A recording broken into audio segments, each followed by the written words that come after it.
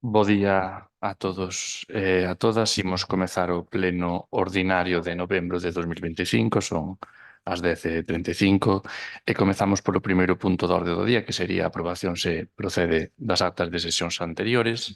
Neste punto, pois, non sei se ten alguén algo que manifestar ao respecto. Señor Pesardiña. Sí, antes de votar, deixo constancia que o expediente está incompleto. A acta remite íntegramente, en moitos casos, o arquivo audiovisual que acompaña a presente acta, en múltiples epígrafes, é dicir, tanto nas aprobacións de actas como mocións, etc. Ese arquivo ao que se fai referencia na acta non foi achegado, ni tampouco podíamos acceder a él na plataforma da convocatoria. Bueno, non podemos aprobar isto nestas condicións, nada máis. Sí, neste sentido, a ver, a aprobación da acta é un mero formalismo, se me permite a expresión, porque a acta non se aproba como tal. A acta corríxese, como xa foi posto de manifesto neste pleno, erros materiais, un erro tipográfico, un nome, calquera cousa, pero non son susceptibles de modificar. Polo tanto, é certo que aquí facemos esta aprobación, pero non é máis que un mero trámite, e tanto se aproba como se non, o procedimento vai ser o mesmo. Tomamos nota en calquera caso da súa anotación. Si, adiante. A redacción da acta, que quero deixar constancia de que a redacción da acta desplaza todas as intervencións ao vídeo. Este resumo, evidentemente, nin extracto, non está obrigado. E ocorre precisamente tamén neste punto 1. Consígnanse, de feito, na acta incidencias. Por exemplo, sendo as 12 e 19 horas, abandona a sesión o concelleiro Eleuterio Martínez. Outras saídas que se produciron despois, o que evidencia que sí se pode e debe recoller por escrito o feito obxectivo e a hora, sen prexuicio do vídeo. Isto son incidencias. Bueno, evidentemente hai cousas que aquí se omitiron e que son erros, que xa manifestamos. Estamos do lado do artigo 91.1 do ROF, do 109.1G do ROF tamén, do Real Decreto 128/2018, artigo 27.1.b, a acta debe recoller as incidencias das deliberacións, artigo 77 da Lei de Bases de Réximen Local, acceso á documentación.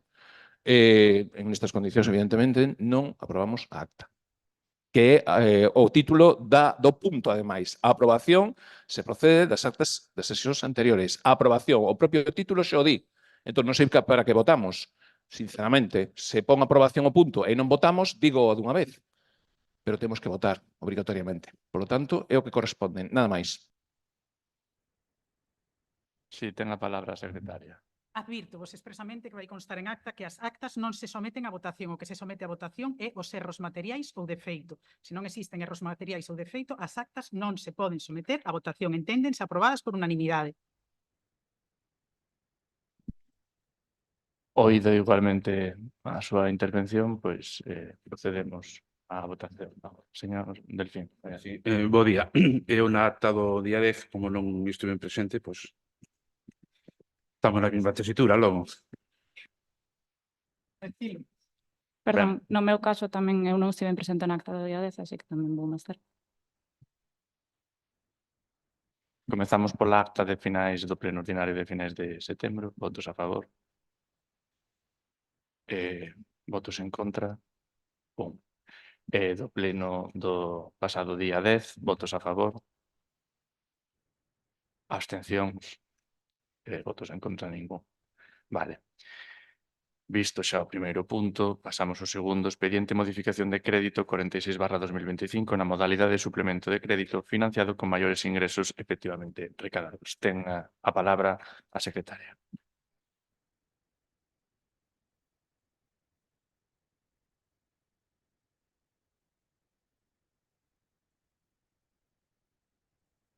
A Comisión Informativa Especial de Contas, en sesión ordinaria celebrado o día 21 de novembro de 2025, no punto da orde do día referente ao expediente 1545-2025, modificación de crédito 46-2025 na modalidade de suplemento de crédito financiado con maiores ingresos efectivamente recadados, ditaminou favorablemente con 3 votos a favor dos representantes do Partido Popular, 2 abstencións dos representantes do PSDG-PSOE, 2 votos en contra dos representantes do BNG e Grupo Mixto, o ditame que se lé literalmente. Visto o expediente relativo á aprobación do expediente de modificación de créditos número 46-2025 do orzamento en vigor na modalidade de suplemento de crédito con cargo a maiores ingresos efectivamente recadados, que consta de Providencia de Alcaldía, Memoria de Alcaldía e Informe de Secretaría de Intervención, consta no expediente ingresos realizados por la Secretaría Xeral de Financiación Autonómica e Local, derivados tanto da liquidación definitiva da participación de tributos do Estado correspondente ao exercicio 2023, así como tamén a acreditación e conseguinte ingreso do aumento correspondente á entrega a conta da participación de tributos do Estado correspondente ao presente exercicio. Consta tamén a acreditación de maiores ingresos recadados relativos ao Fondo de Cooperación Local da Consellería de Facenda e Administracións Públicas correspondentes á liquidación definitiva do exercicio 2023. Por último, queda acreditado tamén no expediente a recadación efectiva obtida a través do IBI relativo ao padrón de bens inmobles con características especiais, un importe total de 214.482,51 euros en detrimento da previsión correspondente ao exercicio 2023. Ditos ingresos efectivamente recadados constituirían, de acordo cos artigos 177 e 182 do texto refundido da Lei Reguladora de Facendas Locais e 34 e seguintes do Real Decreto 500/1990, un recurso para financiar créditos extraordinarios e suplementos de crédito. Visto que as contías consignadas no orzamento de 2025, prorrogado de 2023, resultan insuficientes para atender o gasto relativo a chegas municipais ás diferentes áreas que de seguido se relacionan, gastos da área de urbanismo, saneamento, lixo, alumeado público, praias e xardíns, servizos sociais, centro de saúde, gasto de educación, Administración Xeral de Cultura, promoción cultural, promoción e fomento do deporte e instalacións deportivas. Visto que antecede, considerando que o expediente se llevou a tramitación establecida na legislación aplicable e que procede a súa aprobación inicial polo Pleno, de acordo co disposto no artigo 177.2 do Real Decreto 2/2004 5 de marzo, polo que se aprobou o texto refundido da Lei Reguladora das Facendas Locais, e no artigo 22.2e da Lei 785 de 2 de abril, reguladora das bases de réxime local, propoño o Pleno da Corporación a adopción do seguinte acordo. Primeiro, aprobar o expediente de modificación de créditos número 46/2025 na modalidade de suplemento de crédito por un importe global de 325.571,42 euros que se financia con cargo a maiores ingresos efectivamente recadados que se acreditan no expediente conforme o detalle de partidas que se inclúe. De conformidade co establecido no artigo 177.2 do Real Decreto Legislativo 2/2004 de 5 de marzo, polo que se aproba o texto refundido da Lei de Facendas Locais, en relación co artigo 169 do mesmo texto legal, proceder á exposición pública do apartado 1 do presente acordo por 15 días hábiles mediante inserción de anuncio no BOP. O expediente de modificación orzamentaria entenderase definitivamente aprobado no caso de que durante o referido período de exposición pública non se presenten reclamacións. Ben, pois este xa foi o expediente que trouxemos á Comisión de Contas a semana pasada, xa foi visto e coñecido por todos, e como xa estivemos falando tamén na semana pasada, pois é unha serie de partidas que se financian con maiores ingresos que recaudou o Concello de Cabanas durante o ano. Diversos deles pois veñen a suplementar partidas pois do Concello de Cabanas, como podía ser do día a día, enerxía eléctrica, mantemento dos sensores, equipos informáticos, comunicacións, publicidade, tributos, equipos procesos de información. Evidentemente, cada un deles pois teñen distinta natureza e son todos financiados, pois como digo, con maiores ingresos. Foi o visto xa na comisión, pero entendo que desará intervir. Señor Ladra, ten vostede a palabra. Muchas gracias. Buen día a todos y a todas. Bueno, pues como comentamos ya en la comisión, hoy estamos aquí debatiendo una modificación de crédito por suplemento de créditos de 214.000 euros.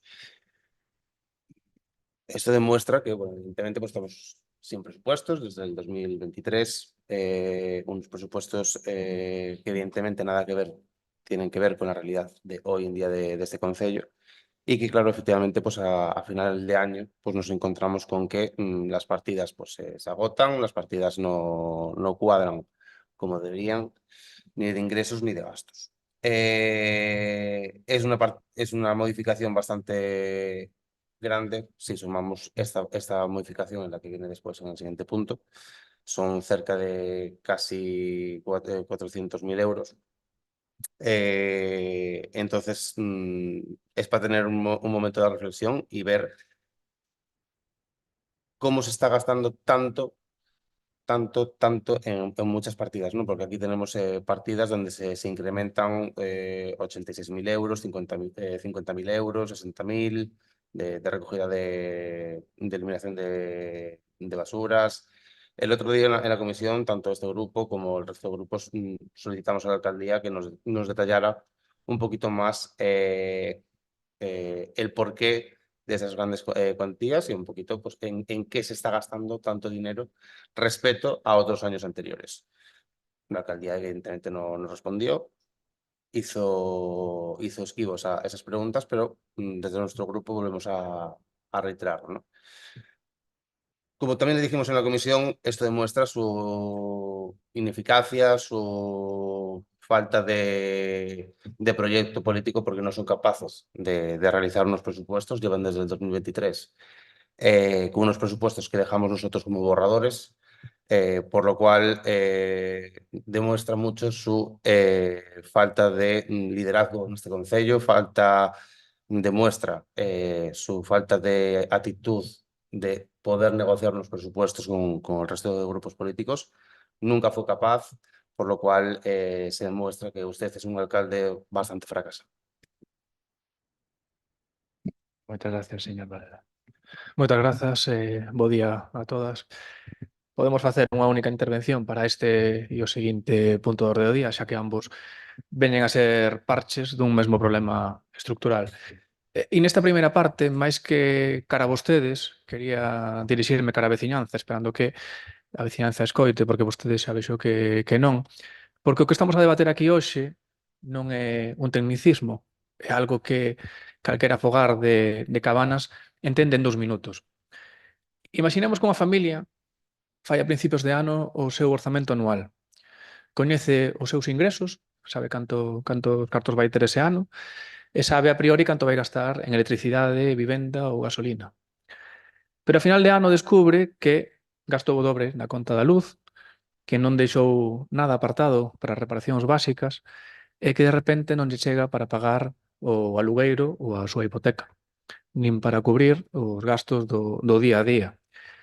E todo iso a pesar de que xa sabía a canto ascendía. Que pasou aí? Pois algo bastante simple, que esa familia non planificou ben, que fixo mal os cálculos, que viviu todo o ano a base de ir apagando lumes, non? Agardando que xa se resolverán máis adiante.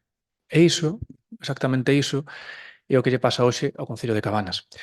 O Goberno de Cabanas esgotou o orzamento antes de chegar a decembro e agora queren que se usen os ingresos que aparecen extra, como xa pasou o ano pasado, e tamén os aforros da xente de Cabanas para pagar gastos básicos e previsibles. A luz, mantementos, salarios de persoal, sustitucións. Creo que a ninguén lle parecería normal facer isto nunha casa. E tampouco é normal facelo nun concello. E aquí é onde temos que dicir as cousas polo seu nome, porque este goberno chega a final de ano sen control do gasto, sen previsión e sen planificación. E agora quere que sexa o pleno quen aprobe 2 suplementos de crédito que suman preto de €500.000 para cubrir gastos que calquera goberno que tuveran un mínimo de seriedade debería ter previstos a día 1 de xaneiro. Pero ademais é que hai 2 cousas especialmente graves. A primeira, que esgotaron as partidas de luz en prácticamente todos os edificios municipais. Non se trata dun imprevisto puntual, porque isto, repito, xa vivimos o ano pasado, xa tivemos un pleno semellante. Estamos falando dunha incapacidade absoluta para prever un gasto recorrente estable. A luz do colexio, a luz do centro de saúde, das instalacións deportivas, o alumiado público non é unha sorpresa. É un gasto dun servizo básico que calquera goberno decente ten que ter previsto. E a segunda, que aínda se cadra aínda máis grave, que van usar o remanente para pagar as nóminas. E isto, para nós, é que xa é inadmisible, porque o remanente está para imprevistos, está para melloras, non para pagar salarios. Cando un goberno chega ao punto de ter que tirar dos aforros para pagar as retribucións básicas, as produtividades, as sustitucións e mesmo a seguridade social, eso non é unha dificultade técnica. Iso é o síntoma máis claro dun colapso dun sistema de xestión. E isto non pasa porque sí. Pasa porque este goberno leva a todo o mandato gobernando sen proxecto, sen planificación, sen unha folla de ruta. Pasa porque non executan, non controlan o gasto e non priorizan. Pasa porque van apagando lumes, van improvisando, facendo o que se les dá moi ben a política da foto, mentre os servicios municipais funcionan cada vez peor. E pasa tamén porque decidiron gobernar como se isto fose o seu cortexo particular, non unha institución pública que é o que é. Por iso, hoxe non estamos debatendo unha modificación técnica, estamos vendo as consecuencias dun goberno nefasto, dun goberno que non funciona. E hoxe toca dicirlle a veciñanza de Cabanas, que é a que nos vota para que estemos aquí representándonos neste pleno, que non merece este nivel de desorde nin este nivel de incapacidade. Nos non imos validar un xeito de gobernar que leva o Concello ao límite ano tras ano e non imos aceptar que se valiren os fondos da veciñanza pola incapacidade de que ten a responsabilidade de gobernar. Moitas gracias, señor Pisardiño. Ben. Bos días outra vez. Señor alcalde, pois evidentemente esta modificación é o mellor exemplo que podemos ter da súa incapacidade para gobernar. Traer ao pleno, pois, prácticamente unha sexta parte dun orzamento que podría ser do orzamento que vostede intentou aprobar en maio por decreto, pois indica que falla algo máis e algo moi importante, que é a previsión e facer as cousas e os deberes cando corresponde. Vostede, como alcalde, o seu equipo de goberno vai cobrar ata final de ano, verdade? Non foi falta unha modificación. Pero resulta que os traballadores e traballadoras municipais neste momento teñen as súas nóminas no aire. E dependen de que se aprobe esta modificación. E dependen de que esta modificación pase os trámites de exposición pública correspondentes, porque isto vai ser a fins de decembro. É dicir, todo o que está traendo aquí hoxe, se chega a fins de decembro, vai ser con sorte. Entendemos? É dicir, vai aos límites legais. Que van ter aprobado esta modificación o 30 de decembro? E aí vai ser cando paguen. Cando vai ser iso? Porque estamos fora de prazos. Normalmente, as ordenanzas, as modificacións, decreto, todo isto, apróbanse na primeira quincena de novembro para que en decembro non entremos en colapso. Iso é o normal. Esta modificación aquí ven tarde. E ven tarde polos prazos. E vai axustada non. O seguinte, que vai ter a xente traballando en Nadal? En Nadal, fin de ano, é dicir, vai traballar todos os días? Esa vai ser a situación. Esa é a situación. Claro, despois, cando vemos que na súa xustificación para tratar sacar adiante esta proposta, atopamos a mesma frase 20 veces. A mesma frase 20 veces. Non se pode demorar o gasto ao exercicio seguinte. Pero non achega nin unha soa factura, nin unha soa obriga vencida, nin un só informe técnico que acredite a urxencia. Nada. Cero. Houve outra modificación, a 28/2025, que aí sí que había xustificantes de todo, había informes de todo, estaba todo completo. Pero que resulta que nesta, pois, pasa olímpicamente do pleno. Ven aquí dicindo que gastos discrecionais non se poden demorar o exercicio seguinte. Copy e paste continuamente. Non cumpre coa lei, nin cos requisitos mínimos de rigor. E isto non é unha opinión, porque é un incumprimento directo do artigo 177 da Lei de Facendas Locais. E tamén do Real Decreto 500.990, que exixen xustificación concreta e non frases copipasteadas. Que quere dicir? Pois que non, ven ao pleno dicíndonos que teño que pagar. Teño que pagar e non se sabe o que. Porque vostede na comisión, como podíamos comprobar, non informou. Nin dixo concretamente de que viña todo isto. Se vostede non pode acreditar a urxencia, o pleno, consecuentemente, non debería aprobar a modificación. Porque este é un defecto formal de fondo. E de fondo. E hai outra cousa máis grave. É dicir, que isto é máis unha manipulación á vista do modificado 28/2025. É unha manipulación. Non quixo facer esas xustificacións. Non quixo darnos explicacións na comisión.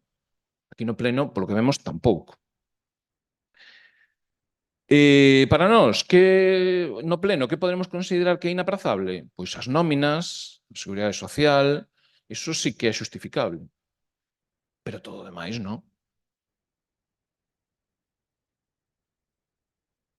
Esos sí que son gastos inaprazables e que están xustificados, aínda que non se diga expresamente, só unha frase de pois non se pode aprazar ao exercicio seguinte. Pois mire, que quere que lle diga? Iso é a consideración que lles ten os traballadores? Unha frase copiada e pegada? Igual que os seus gastos discrecionais están ao mesmo nivel? Cal é a próxima ao que podemos chegar? Que queden sen cobrar por ano que ven, porque ao mellor ano que ven xa se acaba antes todo isto. É que non podemos permitir esa situación. Non podemos permitir que se acaben os cartos e que non haxa con que pagarlles os traballadores. Esa é a situación que temos agora. Esa é a gravidade. Así non se pode seguir. Moitas gracias, señor Pesardiña. Verán, nas alusións que vostedes, como grupos políticos, fixeron, os tres aludiron, indudablemente, a unha falta de previsión. Como comprenderán vostedes, non vou estar senón totalmente en contra desa afirmación, porque a previsión a houbo. E a houbo dende o mesmo momento no que este goberno presentou uns orzamentos aquí este ano, no 2025, onde partidas as que foron facendo referencia como partidas de enerxía eléctrica, partidas de seguridade social, partidas de salarios e demais, viñan correctamente cuantificadas para o que se necesitaba para o exercicio do 2025. Claro, o orzamento 2025 non saiu adiante, lóxicamente, como vostedes saberán. Nese sentido, e como xa falamos na comisión tamén, vostedes falan da incapacidade. Eu xa lles volvo a decir, a incapacidade que podo ter debe de ser a de non multiplicar os peces e o pan, porque se vostedes me indican, e volvo a citar o exemplo, señor Ladra, súballe tanto diñeiro á partida de mantemento da escola laica. Moi ben, lle subimos, lle aceptamos a súa petición ao borrador dos orzamentos do 2025 presentados por este goberno. E eu lle digo, dígame de que partida lle sacamos cartos. E vostede me contesta, ai non, iso xa é cosa súa. Que ia pasar despois? Daba igual a partida de onde eu sacar os cartos. Íbame dicir que desa partida non se podían sacar os cartos, que como lle íbamos reducir a esta, ou aquela outra, ou aquela de máis alá. Claro, eu non lle podo incrementar unha partida se non son vasos comunicantes, vostedes o saben. Para subirlle unha partida de orzamento, teselle que baixar a outra partida de orzamento, porque total, a cuantía final ten que dar o que ten que dar, non hai máis voltas que darlle. Se un pídenlle que lle suba unhas partidas, ou a unha concretamente, como estou poñendo neste exemplo, que ademais foi en comisión, estábamos aquí todos, e non indicamos de onde queremos baixar a partida, e non se autoriza baixar o diñeiro de ningunha outra partida, lóxicamente nunca imos estar de acordo, porque non podemos subirlle unha partida sen baixarlle a outra. E, polo tanto, é complicado sacar adiante uns orzamentos así, é complicado poder aprobar uns orzamentos así. Non é unha petición baladí, eu ben o sei. É unha petición de imposibles para que non se aproben os orzamentos, para logo poder vir aquí a decir que non hai orzamentos. Por que non hai orzamentos? Porque se pedimos imposibles, evidentemente, nunca van a estar aprobados. Significa eso que os orzamentos non foron presentados? nin moito menos. Os orzamentos aquí presentáronse todos os anos. En 2023, como dixo o señor Ladra, que xa estaban os orzamentos listos. En 2024 tamén se presentou o borrador dos orzamentos aquí para o seu debate e votación. E en 2025 tamén se presentaron aquí os orzamentos para o seu debate e votación. Uns orzamentos que levaban todo isto previsto. Porque, como xa saberán vostedes, o Concello de Cabanas a día de hoxe ingresa máis que nunca, en parte por novos ingresos como pode ser o IBI de autopistas e demais, que fan que o Concello de Cabanas a día de hoxe estea ingresando máis que nunca e teña uns orzamentos que en caso de ser aprobados serían os máis altos da historia deste Concello. Lóxicamente non foron aprobados e lóxicamente non temos as partidas habilitadas. Porque nese sentido, ten vostede razón, señor Ladra, estamos coas partidas do 2023 e, polo tanto, cos precios que temos actualmente, as partidas esgótanse antes. E, polo tanto, chegamos a novembro coas partidas esgotadas porque están coas medicións ou as valoracións que fixeron en 2023.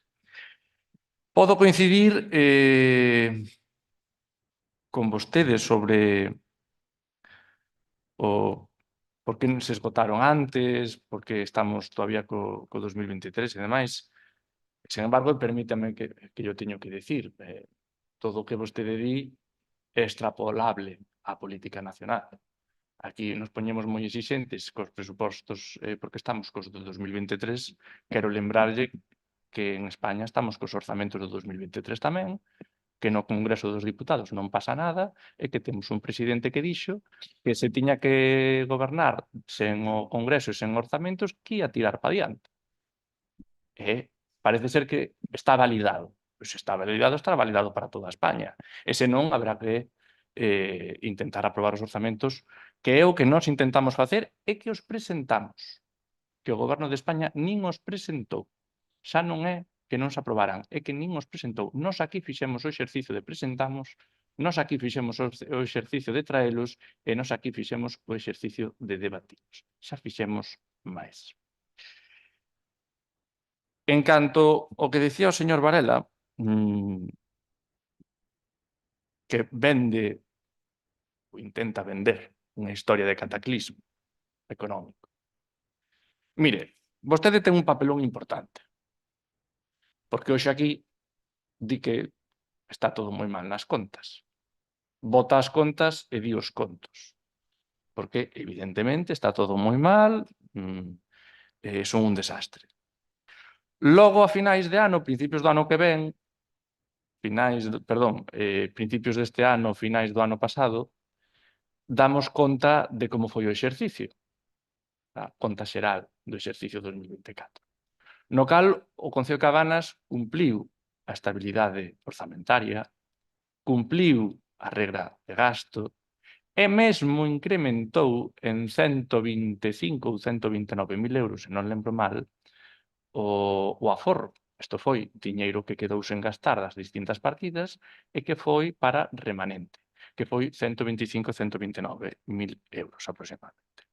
A vostede naquel punto lle pareceu mal, porque claro, un concello non era unha empresa e polo tanto non podía ter beneficios como tal. Claro, decir eso nun comentario en Facebook, se non lembro mal, ou nunha publicación en xaneiro, dicindo que mal está que o concello pois tivera este sobrante de diñeiro e que incrementase os aforros nesta cuantía no exercicio do ano pasado, e logo tamén ter que vir aquí a dicir que estamos gastando o que non hai, o ingastable, todo moi mal, pois é complicado de defender. É complicado defender. Volvo a repetir, o ano pasado o Concello cumpliu a estabilidade orzamentaria, cumpliu a regra de gasto e mesmo foi quen de aforrar 125 ou 129.000 euros que foron a pasar a remanente. A remanente que hoxe estamos usando e que non teña vostede dúbida que a finais deste ano, se todo vai ben, pois volveremos a incorporar tamén outro pouco a remanente, que será das distintas partidas que, polo que fora, pois non achegaron os gastos completos a realizar.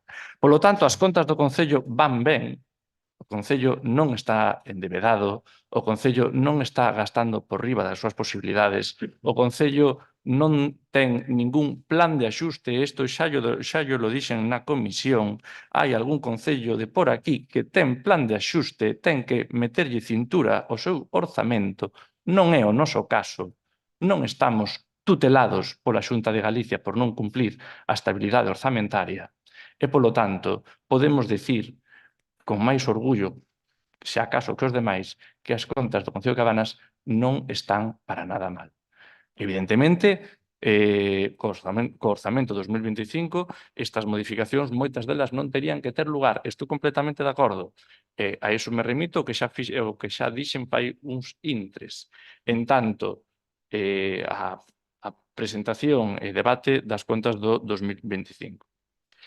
E esa é un pouco o que lle teño que decir, porque logo tamén facía vostede unha alusión á veciñanza. Sí, a veciñanza tampouco é parva en ningún sentido. Sabe perfectamente a cuestión, sabe perfectamente que estamos cun orzamento 2023 e que estamos no 2025, pero tamén sabe ler e tamén sabe ver o que lle estaba dicindo da regra fiscal e demais. E, polo tanto, a valoración completa non é a visión pesimista que vostede ten, nin moito menos. E, por último, para responder ao señor Pérez Sardiña, pois mire,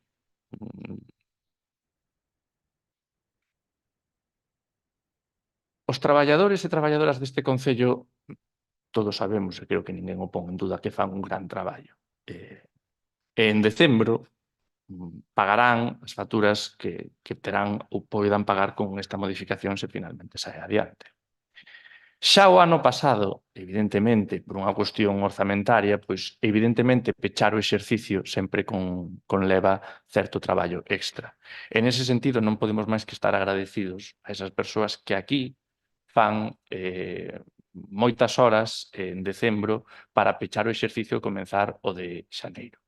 Significa eso, como vostede intenta decir, que se lles ten unha consideración menor polos salarios, que os nosos están asegurados e demais? Non, non intente manipular porque non é así para nada. Os salarios, se todo vai ben, vanse pagar, pagaránse os de todos, co resto de facturas, e non haberá ningún trato ou maltrato neste procedimento contra os salarios dos traballadores que, pola contra, como xa lle digo, fan un bo traballo e merecen o mellor do mellor. En canto ao informe técnico, que o expediente sexa incompleto, tampouco é certo. O expediente ven ao pleno completo. O expediente ven ao pleno completo. Eso non é obxecto de debate. Eso é obxectivo.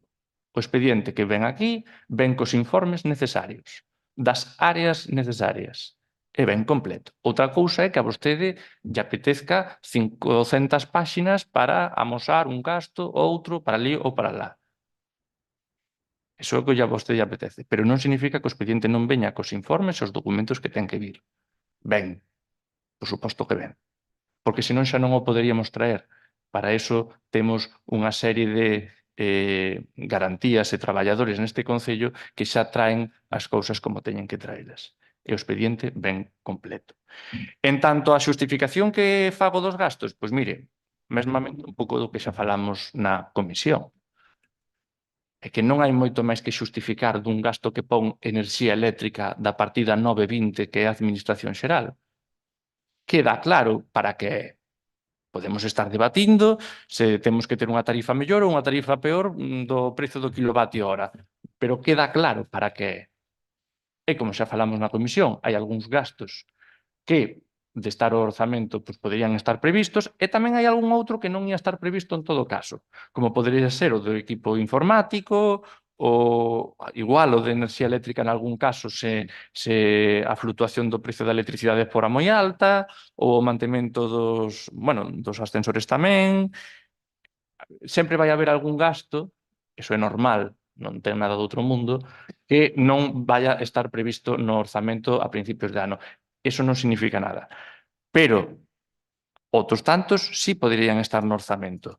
E a xustificación que eu fago, que vostede di que é un copia-pega, non é un copia-pega, é que as razóns son as mesmas. Non ten máis volta de que darlle.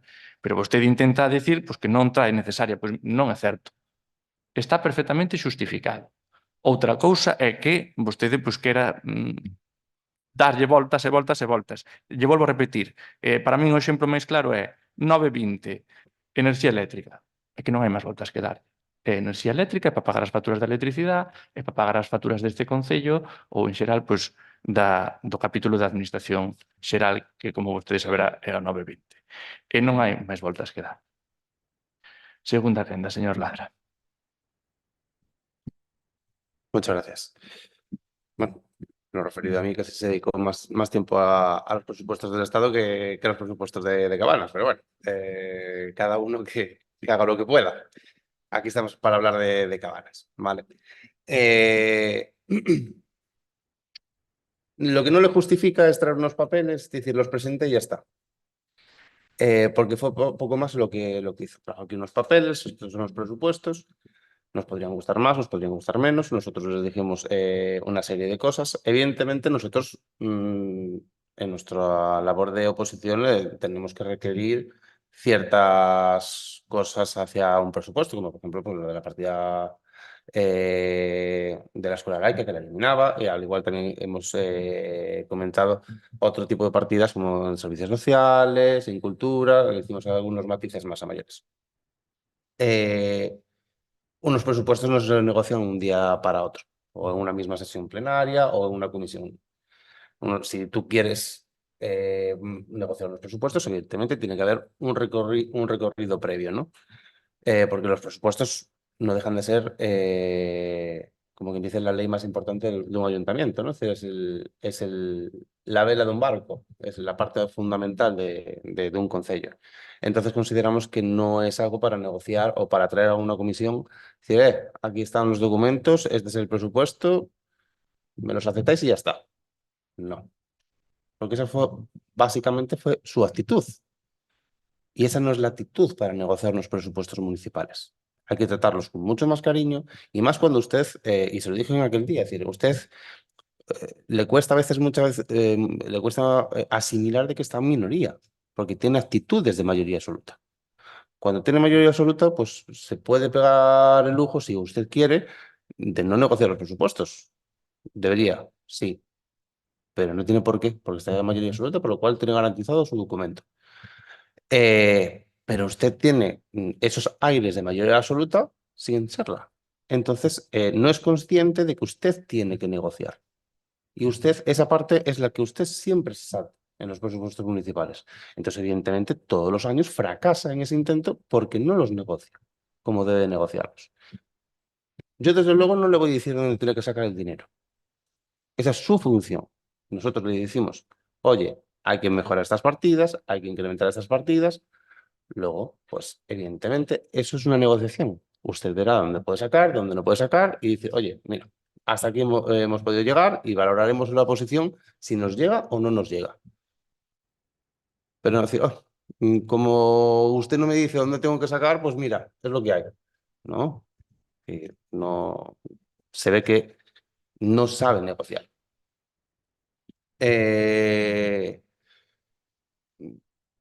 Vuelvo a retirar lo mismo de antes. El que año tras año no sea capaz de negociar esos presupuestos es un fracaso total y absoluto. Siempre se lo digo. Recuerde lo que dijo usted de mí por prorrogar 6 meses los presupuestos. Anchas Castilla todo lo que dijo, aplíquese todo lo que se dijo, porque eran palabras muchas veces muy gordas. Pues si se lo aplica usted no estaría aquí. Y solamente fueron 6 meses. Usted lleva 2 años y medio. Así que igual no debería estar usted ahí ya, según sus propias palabras. Nosotros como partido no vamos a entorpecer el funcionamiento del ayuntamiento, nunca lo hicimos durante que estamos estos concejales aquí presentes. Nos vamos a estar en este punto porque consideramos que las facturas hay que pagarlas, que el ayuntamiento tiene que seguir funcionando, pero sí queremos dejar claro de que esto es el fracaso de sus políticas, de su proyecto, porque no lo tiene, es el fracaso de una persona que no es capaz de negociar los presupuestos municipales, por eso estamos donde estamos. Es el ejemplo claro de un alcalde y un grupo de gobierno que son ineficaces para acabarlas. Moitas grazas, señor Varela. Moitas grazas de novo. Sin ser eu ninguén para dar consellos a ninguén, recomendaríalle que se dese un baño de humildade. Porque vexo que ven aquí un pouco prepotente e chulito demais para vir aquí a un pleno a pedir o apoio para aprobarlle estes 2 suplementos de gastos. E hai que ter cara de formigón armado para vir dicir aquí que o BNG ten un papelón e que todo vai super ben. Que aforran. Papelón o ten vostede. Papelón o ten vostede, porque se o pleno non lle aproba estes suplementos, que ten pensado facer para pagar os salarios? Xa non digo as facturas, os salarios do persoal municipal. Falou vostede cos traballadoras e cos traballadores? Ten un plan B? Que ten pensado facer? Que vai facer para pagar a luz? Vai desear que o colexo funcione a escuras? Vai facer iso? Papelón o ten vostede. Non o BNG. O BNG non está gobernando. Si todo vai tan ben e teñen tantos cartos e aforran, por que extrae estes suplementos? Explíqueo aquí. Intenta vostede sempre aquí fai o gaslighting, non? Falando de Pedro Sánchez, que non tiene orzamentos, moi ben, pareceme moi ben. Aquí estamos falando de Cabanas.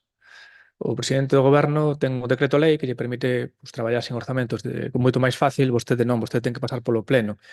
E un orzamento non é un ritual formal, ningún documento que vostede presenta e os demais temos a obriga de aplaudir. Igual está acostumado que todo o mundo lle aplauda. Un orzamento negóciase. Un orzamento contrástase. Un orzamento axústase á realidade dun concello no que vostede non ten maioría absoluta.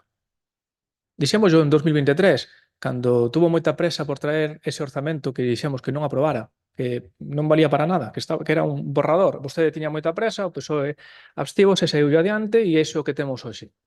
Seguimos traballando con ese orzamento prorrogado que era inaprobable. E dixémoslo daquela, vostede obviou iso e decidiu sacalo adiante. Vostede non ten maioría absoluta e é algo que esquece cada día. Goberna en minoría, pero actúa como se aquí o pleno fose seu.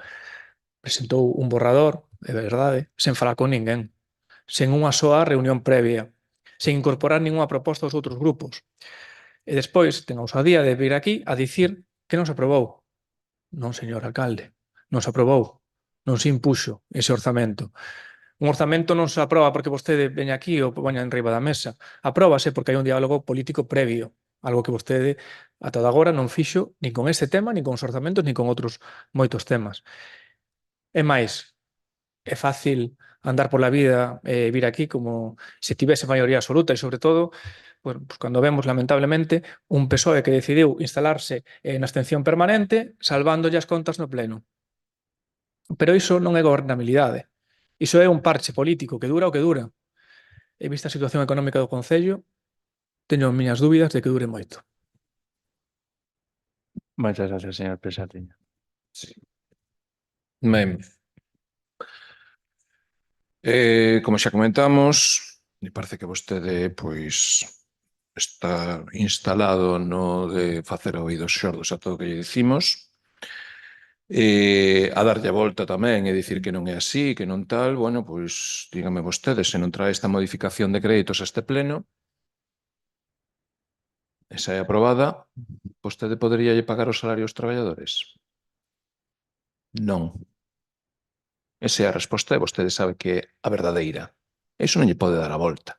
Nin pode manipulalo como nos está manipulando cando presenta o que lle chama a vostede modificación orzamentaria, porque isto non é unha modificación orzamentaria, é un insulto, é unha tomadura de pelo. Traelo a última semana de novembro, cando están pendentes as nóminas do mes de decembro. As pagas extras, dilucións, etc. Todo tipo de cousas que están aí. Que se sí, como xa lle dixen, e creo que lle gusta, a vostede que lle gusta manipular, pero iso de manipular non o pode facer porque copiou 20 veces a mesma frase e deulle igual se era un salario dun traballador ou un gasto que a vostede se lle acordou nese momento. gastos arbitrarios. Vostede está poñendo ao mesmo nivel o salario dos traballadores e de gastos esenciais que os seus caprichitos que ten que pagar. Por que me refería á modificación de 28 de 2025? Pois moi fácil. O sea, aquela modificación, claro, vostede non se opuxo, non se pode demorar o gasto o exercicio seguinte. Porque, evidentemente, nesa modificación estaba algunha das súas compras en plan concesionario na que lle outorgaron unha subvención do 64%, e aí sí que dedicou máis literatura a decir que non se podía adiar o gasto ao exercicio seguinte. Ese é o insulto que vostede non entende nin entenderá. Porque para vostede todo é o mesmo. Sexa, importalle máis unha retropala que o salario dos traballadores no mes de decembro. Porque se vostede tira a dignidade, na modificación 28/2025 incluía xa os salarios dos traballadores en previsión de que se ia esgotar o orzamento. Porque a esas alturas vostede, que tanto presume de que as súas contas van estupendamente, e iso non é así, esperemos o seguinte punto para aclaralo. Vostede está poñendo en riba da mesa, é dicir, sen acreditar a imposibilidade de demorarse o exercicio seguinte as partidas que está suplementando. É o que lle acabo de decir, que é un expediente sen motivación en gran parte desas partidas. Nosotros só temos datos concretos dos salarios do persoal. Do demais non sabemos nada e é todo literatura que está na súa cabeza, porque documentalmente aquí non hai nada. Non lle estou falando de 500 páxinas. O expediente 28/2025 non ten esas páxinas, señor alcalde. Me está contando? Está facendo unha falacia de home de palla? Vostede é absurdo. Ponse na punto máis absurdo que hai nas súas argumentacións. Ninguén lle está falando disso. Estalle dicindo que o expediente 28/2025 para vostede impecable. Por qué? Porque tiña unha retroexcavadora que lle daba un 64% de subvención. Claro, houbo que poñer máis cartos, evidentemente. Vostede parece unha boa xestión iso? E ese gasto para vostede parece unha boa xestión? E agora temos que estar suplementando partidas de persoal? Esa é a xestión impecable que vostede pode presumir dela? Eu creo que as súas prioridades están moi claras. Sacar a foto, montado na retropala, e os traballadores xa lle faceremos a modificación a final de ano. Se lle cadra. Esa é a situación.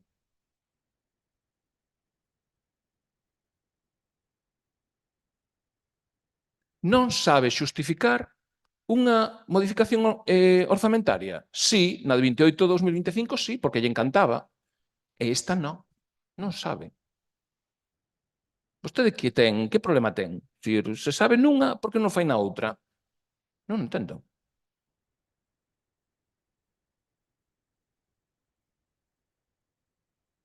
Que pasou entre xuño e novembro? Que deixou de importar? A foto?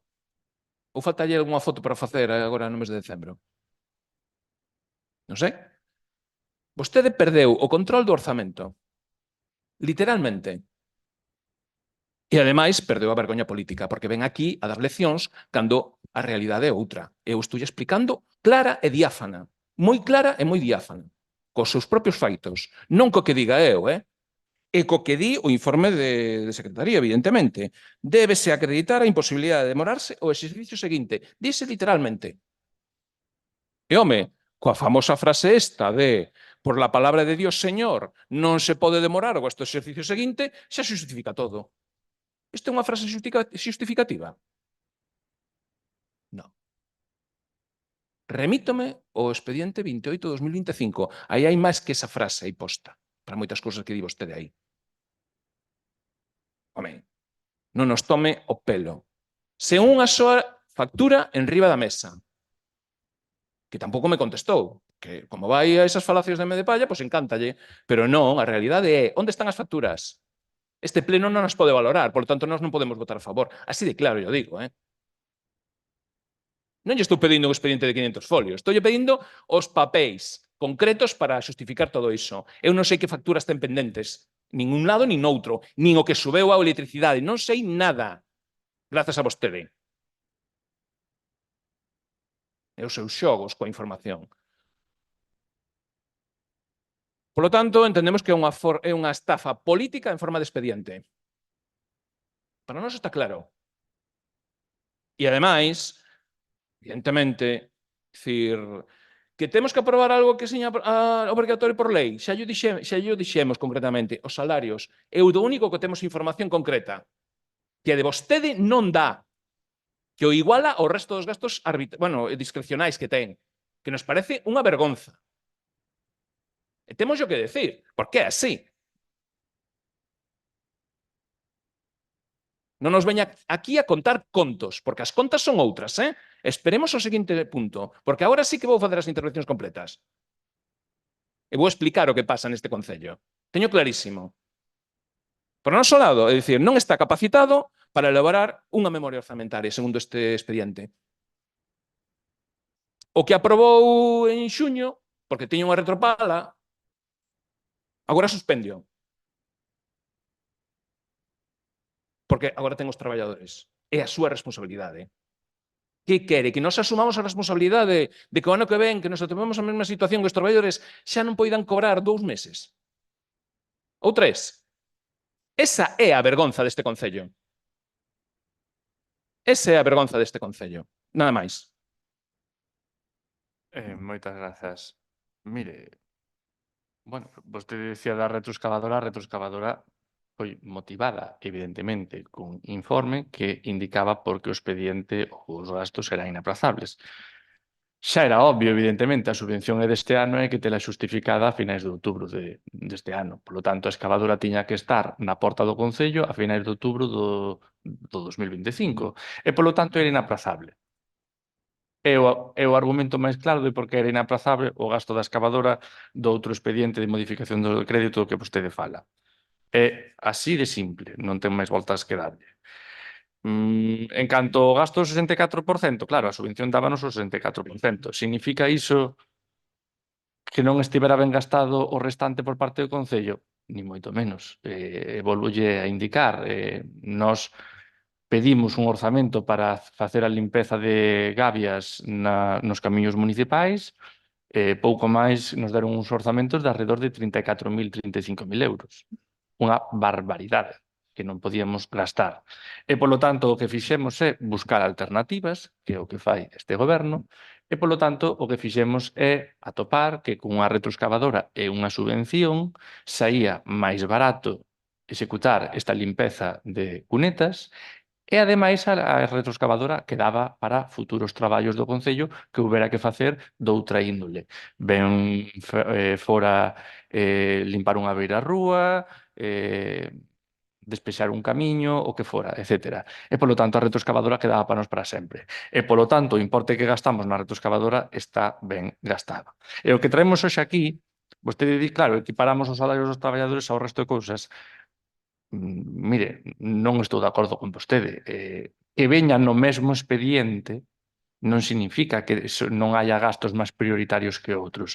Evidentemente, os gastos dos traballadores sempre van a ser máis prioritarios pois que un máis susceptible de poder ser suprimido. Evidentemente, o que ven aquí, para min, ten todo o carácter de básico, pero hai cousas máis esenciais que outras. Vostede o equipara porque ven todo no mesmo expediente, porque ven todo nun mismo informe. Que veña nun mesmo expediente non significa que non haxa distintas importancias, aínda que volvo a repetir que todos os gastos que están aquí, na miña consideración, teñen a consideración de gastos necesarios, urxentes e inaprazables. Porque, por exemplo, volvendo á enerxía eléctrica, corresponde á enerxía eléctrica deste ano, non a do ano que ven, e, polo tanto, é inaprazable. As facturas as emiten este ano. É que explícase só os gastos, como xa lle dixen na anterior intervención. A maioría destes gastos son xa obvios, tan sinxelos que queda claro porque son inaprazables, porque son imputables ao exercicio do 2025 e porque non serían ou se podría pospoñer esta actividade que orixina este gasto para 2026, senón que a actividade pois, orixínase no 2025, por lo tanto os gastos son imputables ao 2025 e en caso de pagalos en 2026, en todo caso, podería resultar nun incremento maior de, bueno, vamos decirlo dun carácter xenérico, gastos de demora ou intereses ou o que fora. E, polo tanto, ten que ser feito agora. E xa por responder conxuntamente ao PSOE e ao BNG, sí, efectivamente,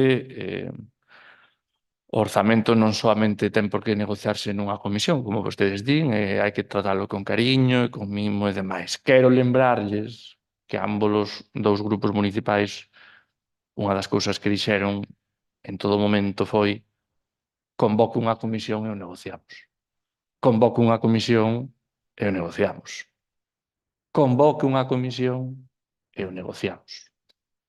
E o señor Pérez Sariña tamén o dixo, se non lembro mal, nalgúnha ocasión. De reunións así un pouco máis en privado, xuntarse os portavoces e demais, nunca a porta moi aberta quedou. Quedou sempre, isto hai que falalo nunha comisión, que é órgano colexiado, que ten a exclusividade e, polo tanto, ali será onde haya que debaterlo. Non de ter máis reunións con máis cariño. Polo tanto, o que eu fixen foi convocar unha comisión, evidentemente. Comisión na que estivemos a debatir e a falar isto. Que vostedes abren a porta ao resto de alternativas, moi ben. Tomo nota. Tomo nota. Haberá que ver logo entón como vai. Pasamos, polo tanto, a votación do primeiro punto, do segundo punto, que é o expediente de modificación de crédito 46/2025, na modalidade de suplemento de crédito financiado con maiores ingresos efectivamente recadados. Votos a favor, votos en contra, abstencións. Ben, pasamos ao terceiro punto da orde do día, o expediente de modificación de crédito 47/2025 na modalidade de suplemento de crédito financiado con remanente líquido de tesourería. Informa a secretaria. Disculpade o meu corte, eu teño que asentarme porque teño unha cita médica, unha proba médica agora ás 12.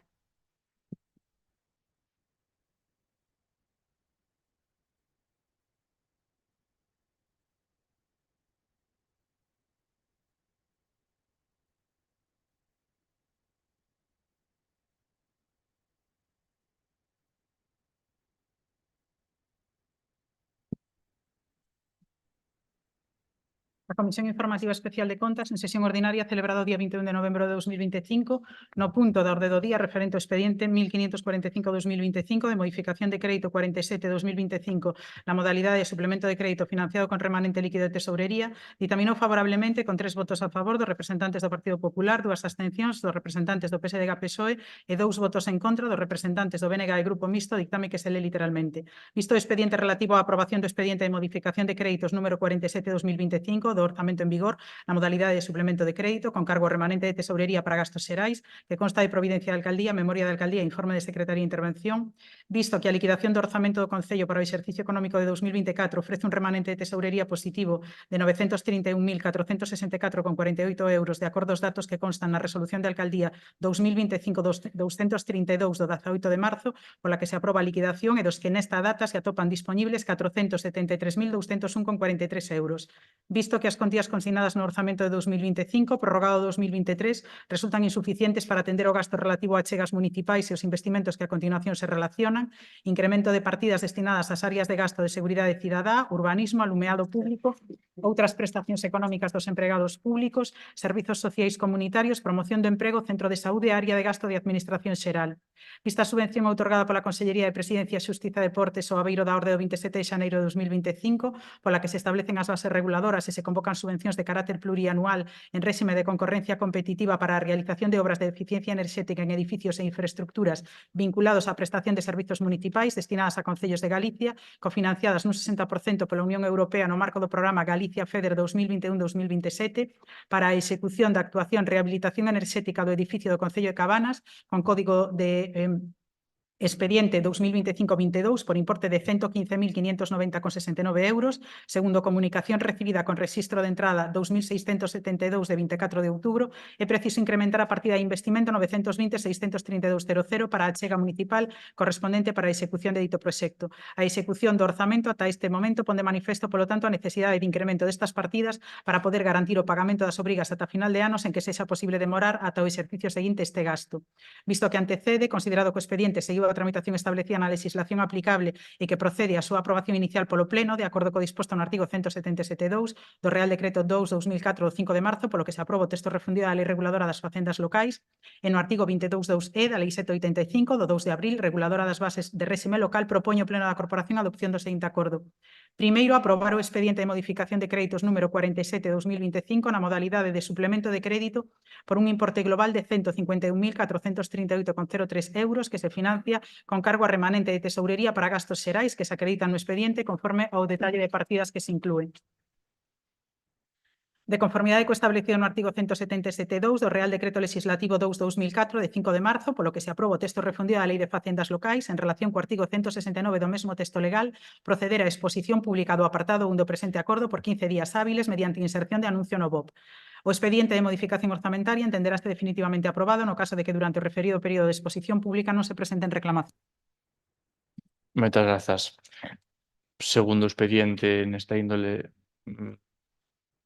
pensei que quería decir algo, señor Varela. Decía que segundo expediente nesta índole, un pouco na liña do que falamos anteriormente, visto tamén na comisión nas partidas aquí, pois que temos novamente a detallar, nesta caso ven co remanente líquido. Novas intervencións, señor Ladra, adiante, por favor. Muchas gracias. Bueno, pues un poco más de lo mismo. En este punto sí me gustaría matizar un poco más los plazos, aunque hizo referencia antes el señor Sardiña en ello. Que no vamos a llegar en muchas partidas de salarios, se podría saber mucho antes que ahora en el mes de noviembre, ¿no? Llegar con esta modificación tan al límite a final de año me parece bastante irresponsable, ¿no? Y ahí demuestra, pues, una vez más, lo que le comenté en mi punto anterior, es decir, su falta de previsión y falta de saber lo que hay que hacer en este concello, ¿no? Porque aquí hay cuantías bastante altas, en la 151, 21.000 euros, hay otra partida por aquí abajo que también es de 7.300, 12.700, hay cuantías que son bastante elevadas para de falta de dinero en esas partidas. Quiero pensar de que esto ya se sabía desde hace más tiempo, por lo cual se pudo haber hecho con mucho más tiempo para hacerlo en septiembre y no ir tan al límite a final de año. Pero bueno, lo que le dije en el punto anterior, su falta de proyectos, su falta de presupuestos, su falta de capacidad de negociación, demuestra una vez más que evidentemente tampoco no tiene la capacidad de adelantarse a los hechos y no llevar un control claro de los presupuestos de este concello, ¿no? Y de la situación actual económica del concello. Nosotros en este punto también nos vamos a abstener porque consideramos que tampoco no debemos entorpecer el funcionamiento del concello. Sería, para nuestro punto de vista, una responsabilidad votar en contra de esta modificación porque se ponen en riesgo por los salarios de los trabajadores. Pero sin ello no queremos dejar de decir que usted no es un alcalde capaz para llevar a este concello. Lo demuestra pleno tras pleno sus actitudes, su falta de proyecto, su falta de capacidad a la hora de realizar unos presupuestos, unas modificaciones en tiempo.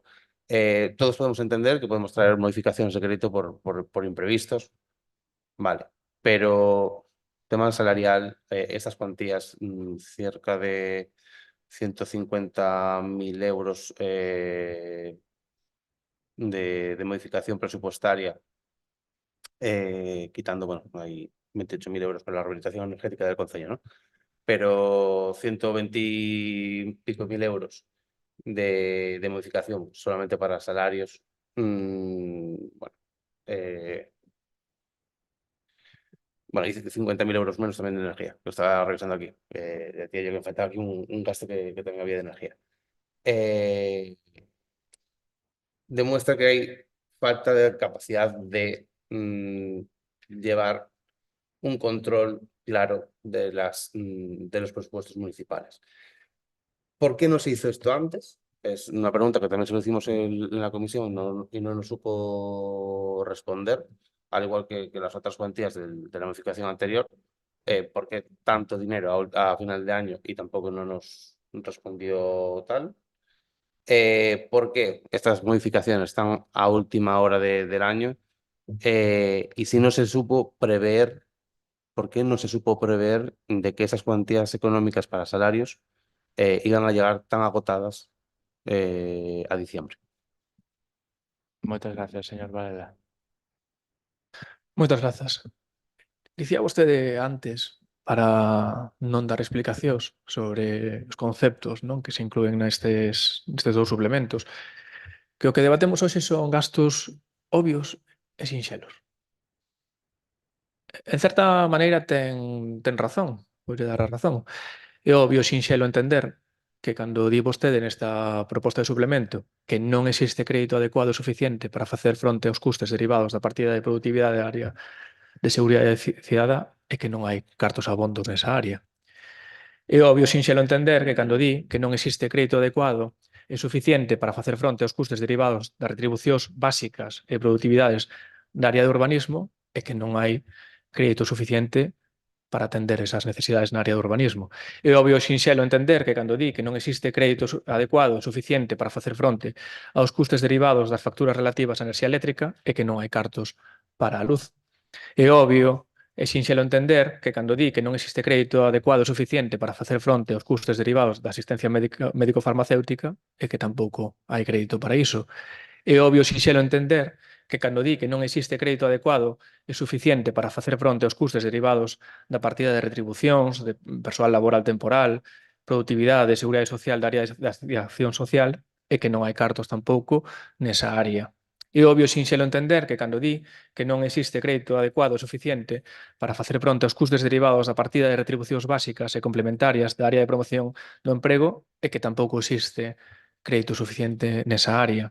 É obvio e sinxelo entender que cando di que non existe crédito adecuado e suficiente para facer fronte aos custes derivados da partida de retribucións persoal temporal e seguridade social da área do centro de saúde e que tampouco hai nese apartado. É obvio e sinxelo entender que cando di que non existe crédito adecuado o suficiente para facer fronte aos custes derivados das partidas de retribucións básicas, retribucións complementarias, produtividades e seguridade social da área de administración xeral, é que non hai crédito suficiente tampouco aí. Digamos, Administración xeral,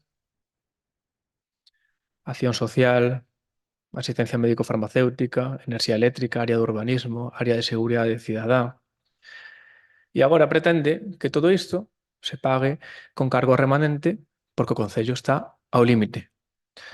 E tamén é obvio sinxelo entender que cando vostede trae aquí, neste suplemento, a aportación municipal da rehabilitación enerxética do edificio do Concello de Cabanas, que vostede xa vendeu, pero dixen na comisión, repito yo hoxe, xa vendeu nos panfletos que entregaron polas casas e tamén no bus indo ao Land Rover. Iso é o mellor exemplo da súa política. Vender as cousas antes de ter os cartos. A foto antes de facer o traballo previo que ten que facer. Eu recomendaríalle que non presumira tanto. O remanente de tesorería en marzo era de 931.464 euros. Quedan 473.000 e agora xa gastaches o 49,19% e propós gastar 151.000 euros máis. O total gastado, o 65% do remanente. É para presumir. E ademais, non o digo eu, digo o informe de intervención, literalmente, Advírtese expresamente que o gasto que se executa derivado da aprobación do presente expediente afecta negativamente a estabilidade orzamentaria, polo que no caso de incumprimento na liquidación do exercicio 25, en función da execución do gasto proposto, daría lugar á aprobación do Plan Económico Financiero previsto no artigo 21 da LOEPS, coas consecuencias derivadas do mesmo. Antes de presumir, lea a propia documentación que vostede trae neste expediente. Señor Besardiña. Sí. Retomando o último que dixo o concelleiro do BNG, evidentemente, o expediente de suplemento de crédito 47/2025 ainda é máis grave que o anterior.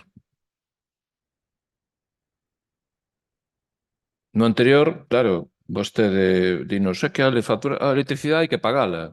Sí, señor alcalde, claro que hai que pagala, pero vostede tennos que demostrar por que hai que pagar, e vostede non está demostrando, que foi o que recriminei no anterior punto, igual que neste, que tamén vai electricidade. Onde están as facturas do ano en curso que xustifiquen o que está suplementando? Non existen neste expediente. Algo tan sinxelo como iso. Vostede está nos pedindo a nós que lle votemos a cegas. E dicímoslle que non, nós, por responsabilidade, non podemos votar a cegas. E mestura eses gastos, supostos gastos, con gastos de persoal que son evidentes que máis... A ver, nós, o orzamento que hai previsto para persoal, coñecémolo, as nóminas, máis ou menos, a ver, vamos vendo, efectivamente, é algo que é totalmente previsible, como xa comentamos na comisión, como agora corroboran outros compañeiros, que efectivamente os gastos de persoal, como xa dixemos tamén antes, no mes de xullo, cando fixo a modificación anterior, 28/2025, poido incluir porque xa sabía onde ian chegar toda esta situación. Pero claro, persoal municipal non é a mini retroexcavadora que merece unha motivación especial tamén neste pleno. É máis importante motivar a mini retroexcavadora que motivar por que non incluiu a modificación das retribucións do persoal cando correspondía que era a mediados de ano. Por qué? Porque estaba coa perrencha de que non aprobou o orzamento? Pode ser. Pode ser que este goberno se goberne por perrenchas. Pode ser. Por pataletas tamén pode ser. Pero vostede no anterior punto argumentou efectivamente que había concellos de aquí do lado, e ademais teño aquí notado, tamén non dixo na comisión, xa sabe que lle contestei na comisión, verdade? Que se tan interesado estaba no goberno de outros concellos, pois que vai ali e que se presente e a ver que tal o fai ali. Que nos deixe aquí tranquilos, porque a verdade é que aquí o que está facendo é peor que o que está pasando noutros concellos. Bastante peor.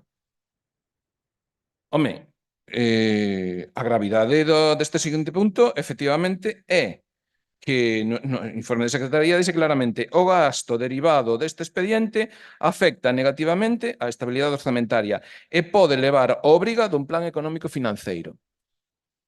O que dixo vostede que estaba mal outros concellos, vostede está aí replicando aquí.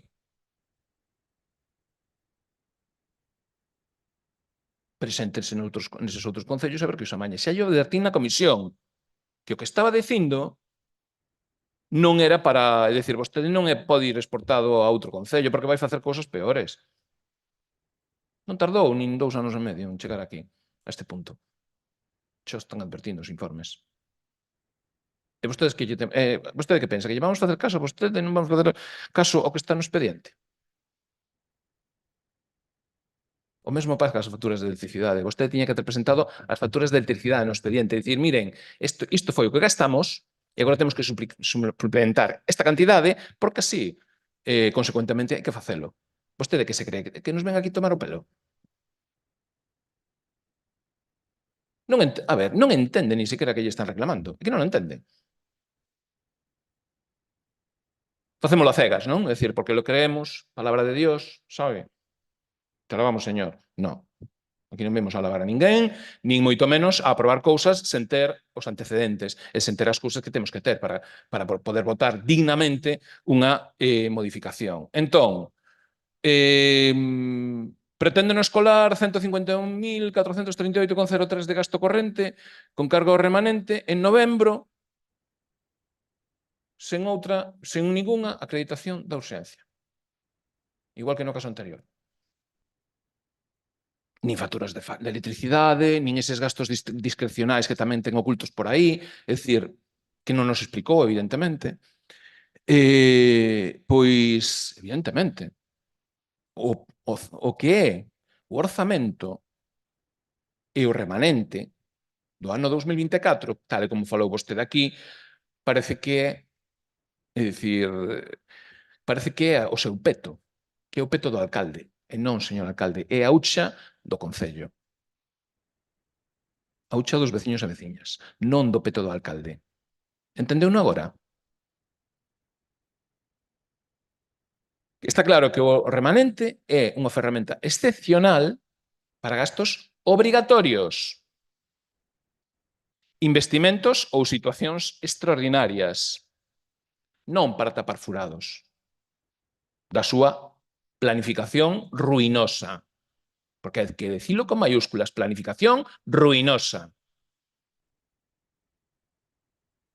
Claro, a diferenza está á vista, acaba nola de explicar fai un momento. No suplemento do 28/2025 xustificou correctamente a subvención, os prazos, convenios, obrigas inmediatas, acabamos de decir agora mesmo, ou seja, vostede xa me fai o meu traballo. E neste, que é o que estamos votando agora, non pasa nada diso. E os salarios dos traballadores e traballadoras están no aire. A estas alturas de ano. A ver se entende a crítica política dunha vez, pero que eu creo que non a entendeu aínda. E aínda lle está dando voltas. A ver como enreda para justificar o que fixo mal. Claro, naquel momento, pues, en principio non se dixo nada, evidentemente. Pero a nosa postura mesturar salarios, que se debemos garantir, iso témolo claro, con mantementos, publicidade, electricidade extraordinaria, sin ver facturas, sin ver nada, actividades e gastos perfectamente demorables en algúns casos, pois isto é un remexido, é unha compota que ten tropezóns. Non é compota, é outra cousa. Entón, nóminas sí, seguridade social sí, o resto, evidentemente, non, porque non temos acreditada cal é a urxencia, nin cal é o que... Bueno, sabemos cal é a improvisación e sabemos cal é a súa incompetencia, neste caso. Vostede, insistimos, perdeu o control do orzamento e perdeu tamén a legitimidade política. Nada máis. Moitas grazas. Miren, nas súas dúas últimas intervencións facían referencia ao informe sobre que estes gastos ou esta modificación pues, tería impacto na estabilidade orzamentaria e, polo tanto, nun posible plan de axuste económico. A ver, dito así soa moi mal, pero que non xa o sabíamos. Evidentemente, calquer ingreso ou calquera gasto ten impacto nas contas do Concello. E se logo as contas non dan, hai que facer un plan económico de axuste. Pero se as contas dan, non hai que facer ningún plan económico de axuste. Significa eso que todos os gastos e todos os ingresos teñen impacto na medición de se é necesario ese plan económico? Por suposto. É o que vostedes acabaron de ler.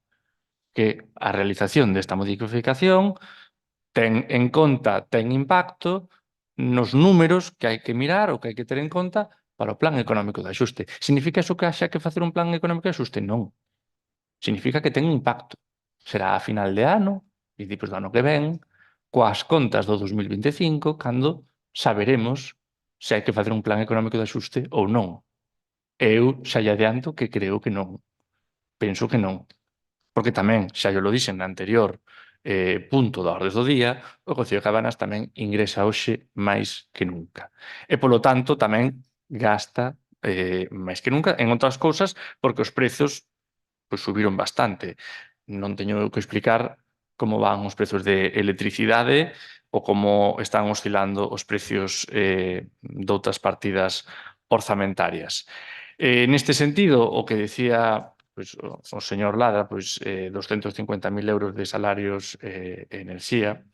Eu quero recordarlles que nesta modificación orzamentaria as dúas partidas máis grandes que temos, evidentemente, son enerxía eléctrica, 50.000 euros, e se miramos por cuantía, a seguinte máis importante é a achega que ten que realizar o Concello de Cabanas para a rehabilitación enerxética do edificio no que estamos agora mesmo, por 28.897 euros, e que corresponden pois, a unha subvención acadada por parte deste Concello, neste caso, otorgada pola Xunta de Galicia, para rehabilitar e mellorar a factura enerxética deste Concello. É unha achega que temos que facer. Esas son as dúas partidas máis importantes desto.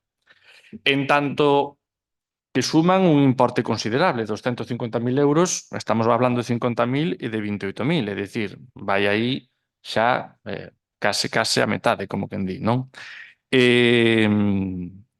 Eran previstas ambas? Ben, a rehabilitación, por exemplo, é unha subvención concedida nas pasadas semanas, co cal non era prevista, non se podía ter prevista con anterioridade, e a enerxía eléctrica podería terse previsto nalgúnha medida, pero tampouco en toda, porque todos sabemos que os precios da electricidade oscilan bastante últimamente, por certo, e iso implica que, aínda que un dispoña dunha partida para enerxía eléctrica que poida condicionar cun maior orzamento, pode darse o caso igualmente de que teña que suplementalas con novas partidas ao longo do ano se a electricidade sigue subindo. Este foi un dos casos nos que foi así. Quero recordar, además, que non só é a enerxía eléctrica dos edificios municipais, é a enerxía eléctrica dos edificios municipais, dos alumeados, pero tamén moitas veces dos bombeos. E, lóxicamente, unha bomba de auga pois, consume bastante en comparación coa iluminación. O resto de partidas, na súa maioría, teñen importes máis ben baixos. Productividade 2.300, retribucións 21.000, productividade 3.000, pero tamén hai asistencia médico-farmacéutica 500 euros, productividade da 231 450 euros, retribucións 622 euros, seguridade social 400 euros, persoal laboral temporal sustitucións 100 euros, funcionarios retribucións básicas 1.000 euros, funcionarios retribucións complementarias 3.000 euros, é dicir, hai moitas partidas tamén pequenas, cun gasto afortunadamente pequeno, que non foi fácil de prever, porque canto máis pequeno o gasto, máis difícil é telo previsto de antes pola cuantía. Evidentemente, ao longo do ano vai axustando, e os descuadres pequenos, evidentemente, levan máis tempo.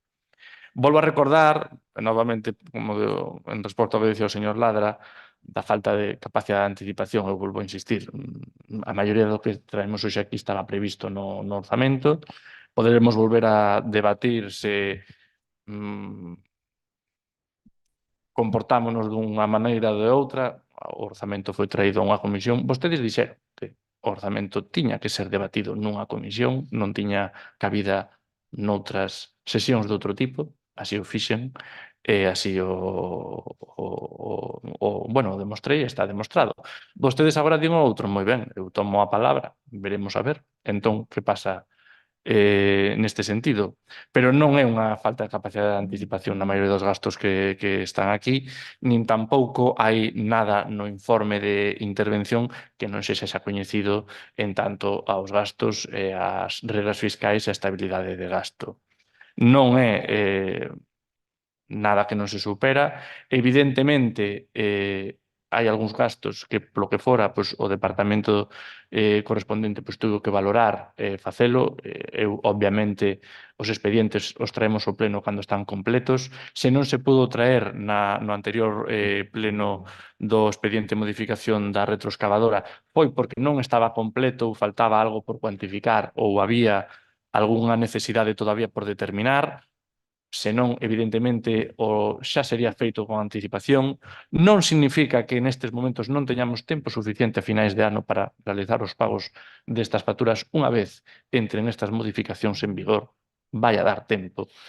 E, lóxicamente, pois, eu estaría tamén encantado de traelo antes, se houvese sido posible, pero xa lle digo, hai gastos que incluso non foron posibles na anterior modificación orzamentaria. E de estar toda a documentación completa e todo disponible, houvesen sido traídos porque eu encantado de facelo canto antes. Segunda agenda, señor Lara. Muchas gracias. Nosotros dijimos comisión, sí, pero que digamos que se negocien los presupuestos en una comisión no quiere decir que se negocie en una única comisión. Es decir, las comisiones, y más para los presupuestos, se puede convocar una, se puede convocar dos, se puede convocar tres. Es decir, las que sean necesarias para poder negociar. Si tiene la voluntad para negociar los presupuestos, puede negociarlo en varias comisiones. No me diga de que ustedes me dijeron una comisión y lo traje a una comisión. Ya está, muy bien. Una. Sí, para siempre se lo decimos en plural, para que no tenga ningún tipo de duda. ¿Vale? Comisiones. ¿Vale? Así ya le queda para siempre, para el resto de cosas.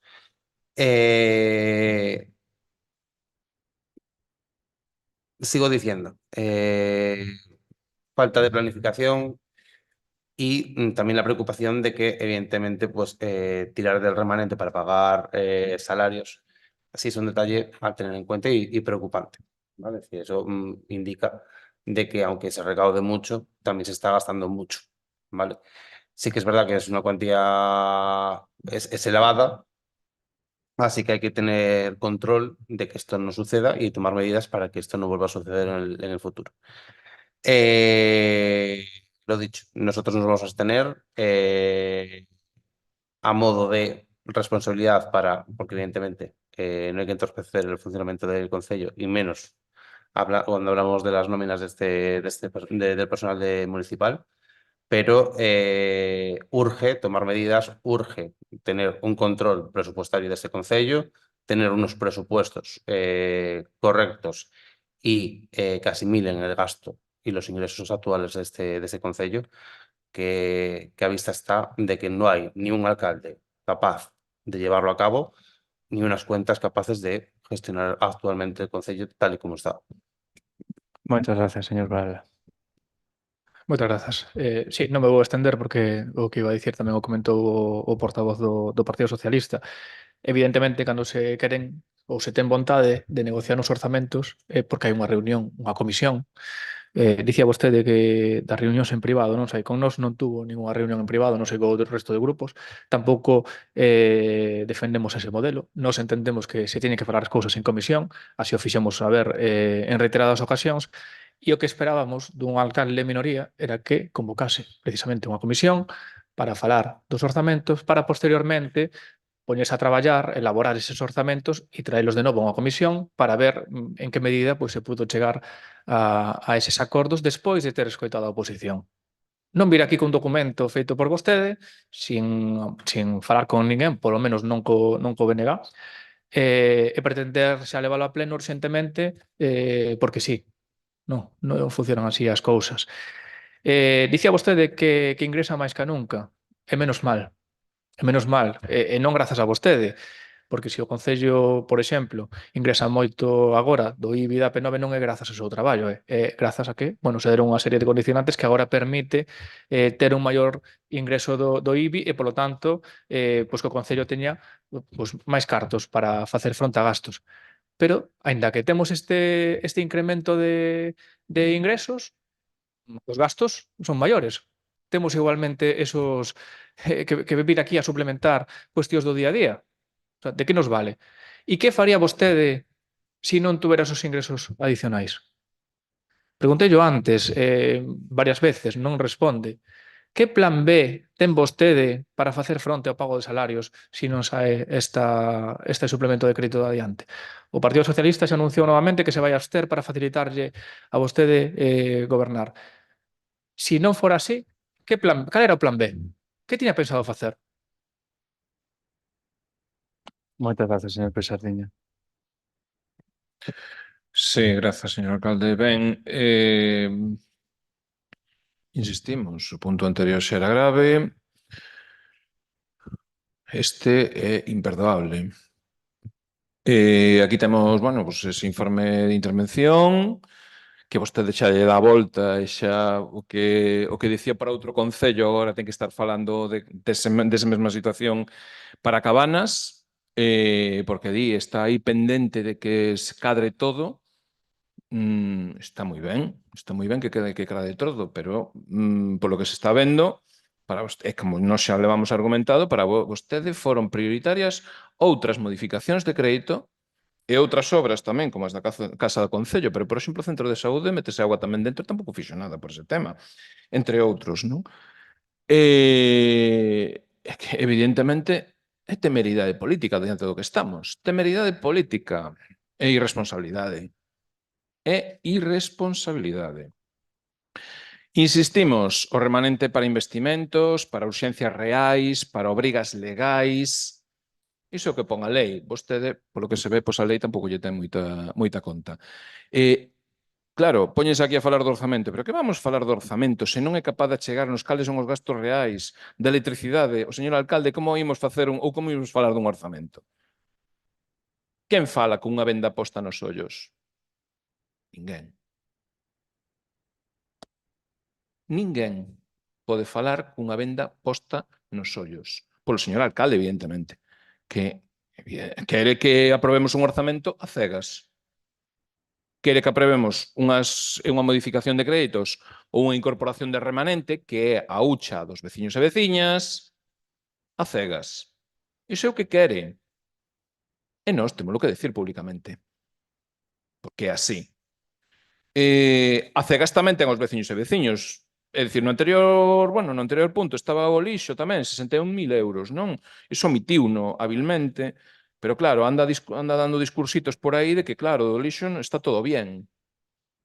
Hai que suplementalo con 61.000 euros, que era algo que non era previsible, señor alcalde. A principio, no mes de xuño, dígame que non, verdade? Como todo o demais. Cónteme contos, non faga contas. E digo máis, porque o teño que decir. Neste momento, segundo unha execución orzamentaria que temos aí, que nos achega vostede mesmo, son os seus datos, señor alcalde, non foi aínda capaz de executar o 45% do orzamento no mes de novembro. Non foi capaz de executar o 45% do orzamento no mes de novembro. Pasaron 10 meses. Está no 45% de execución. A parte de fotos, que fai?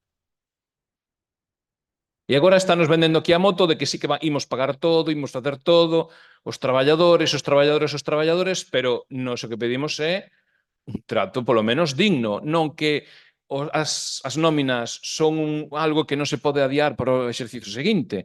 Unha frase tipo copiada e pegada 20 veces, que é o que sabe facer vostede. Pero dígolle máis. Investimentos, porque agora acaba de sacar a colación reparación da Casa do Concello. Investimentos. Execución de investimentos no orzamento que estamos que está agora mesmo funcionando. 9%. Tantas fotos saca no Facebook, eu non sei se xa a política se fai nas fotos e os investimentos xa se executan aí, pero o documento que vostede nos acaba de dar a nosotros aquí é o único que temos que poder facer referencia, non me diga que non é así, porque son os datos que ten aí, só ten un executado menos do 10% do orzamento de investimentos. A quen pretende enganar? A quen lle quere tomar o pelo? A diferenza coa modificación que xa lle ofrece en referencia 28/2025 é sideral. Está fora do cinto de Kuiper. Por fora. Absolutamente. Está xa aí na heliopausa, xa pasando para fora. A distancia. Con respecto a esta. O que lle interesa, mimo. O que non lle interesa é simplemente unha cuestión de converter a este pleno pois nunha especie de, unha estafeta, un sitio onde lle temos que poñer o cuño e xa está. A ver, iso non pode ser. É dicir, nós aquí temos que vir, é dicir, para facer as cousas e revisar as cousas e facer as cousas ben. Se vostede o que nos ven presentando aquí pois é algo que non pasa nin o primeiro curso de administración, pois que quere que lle diga? Esa é a situación real. Non pasa o primeiro curso de administración pública, é o que hai. Xa hai un informe que advirte da posibilidade de poñer en risco a estabilidade económica. Xa hai, non lle levou ni 2 anos e medio.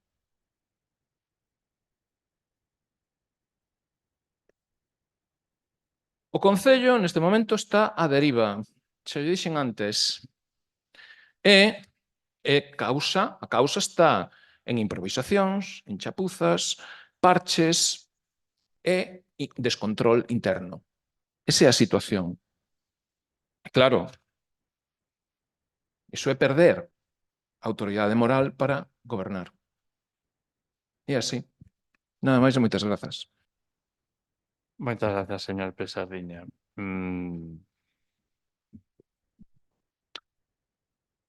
Pois non é certo. Que quere que lle diga? O Concello non está á deriva. O Concello non está naufragando cun iceberg en aguas xeadas por aí adiante. Igual algún quería ter esa visión do Concello. Non digo que non. Non digo que fora vostede, falo en xeral. Pero non é certo. O Concello non está á deriva, ni moito menos. Non sei se para o primeiro curso de administración ou para a matrícula de honor, pero volvo a repetirlle, a ver se desta vez vai. Os expedientes cando chegan aquí chegan completos. E, polo tanto, a administración deste Concello traballa en traer os expedientes completos. Para traer este expediente aquí, pois ten que traballar intervención, tesorería, contabilidade e logo os distintos departamentos, porque vostede, por un lado, indícame que só teño executado o 45% do orzamento e, por outro lado, me di que gasto moito diñeiro. Evidentemente, se gasta é por algo. O que non fai nada, nada gasta. E o que fai algo, algo gasta, evidentemente. Entre as partidas que poderíamos citar, por exemplo, claro, hai algunhas, sí, hai algunhas máis previsibles que outras e hai outras que non son previsibles.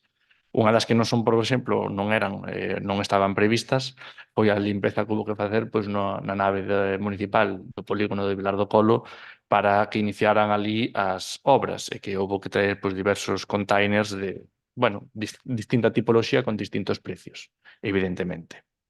Significa eso que vaya sen rumbo? Non, significa que durante o ano saen cuestións durante os meses que son realizadas con gastos co fin de que o Concello saia adiante. E o Concello sae adiante. Vostede indícame o dato e volvo a facer fincapé nel, o 45%. Eu quero recordarlle que o ano todavía non acabou e que hai moitas facturas todavía que poden estar pendentes de entrar de gastos porque se están realizando hoxe, onte, mañá, etcétera, etcétera. Veremos a ver cal é o número final.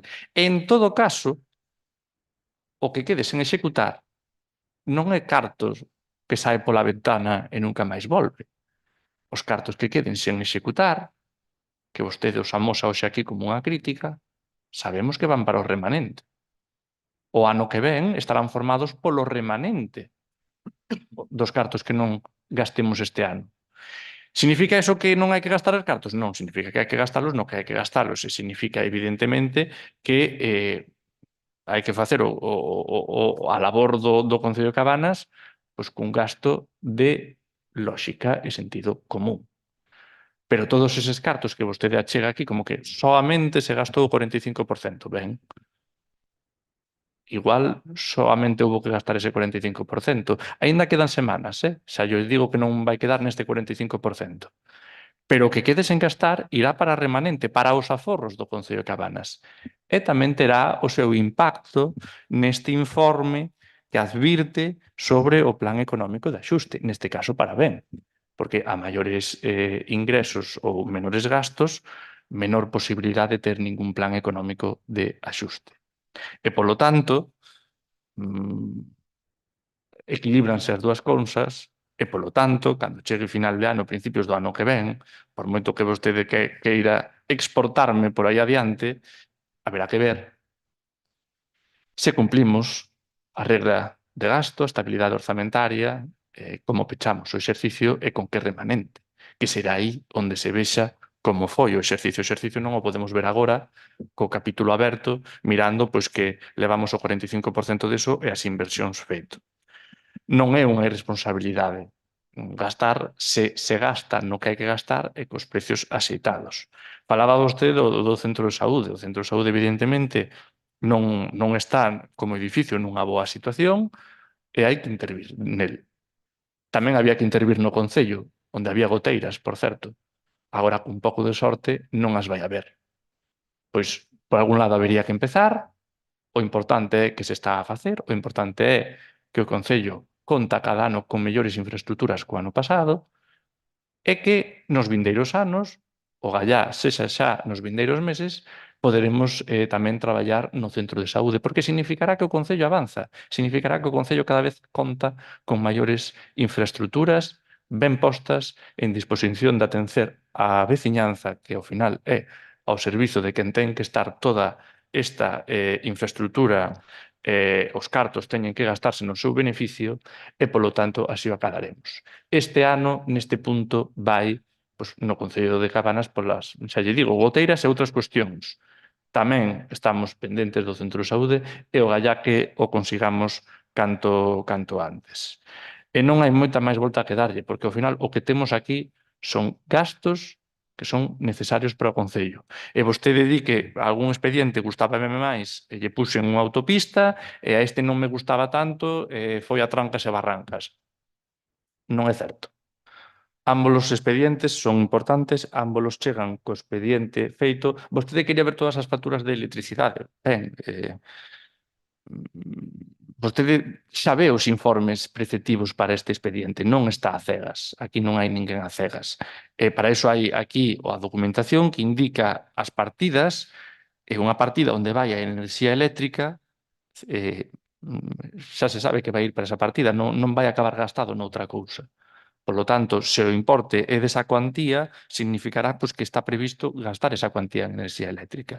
Non significa que vai a ir para outra partida ou demais. E incluso as facturas, pode ser que incluso véndoas todas non achegase todavía esta cantidade porque contase con algunha que poida todavía chegar estea en previsión.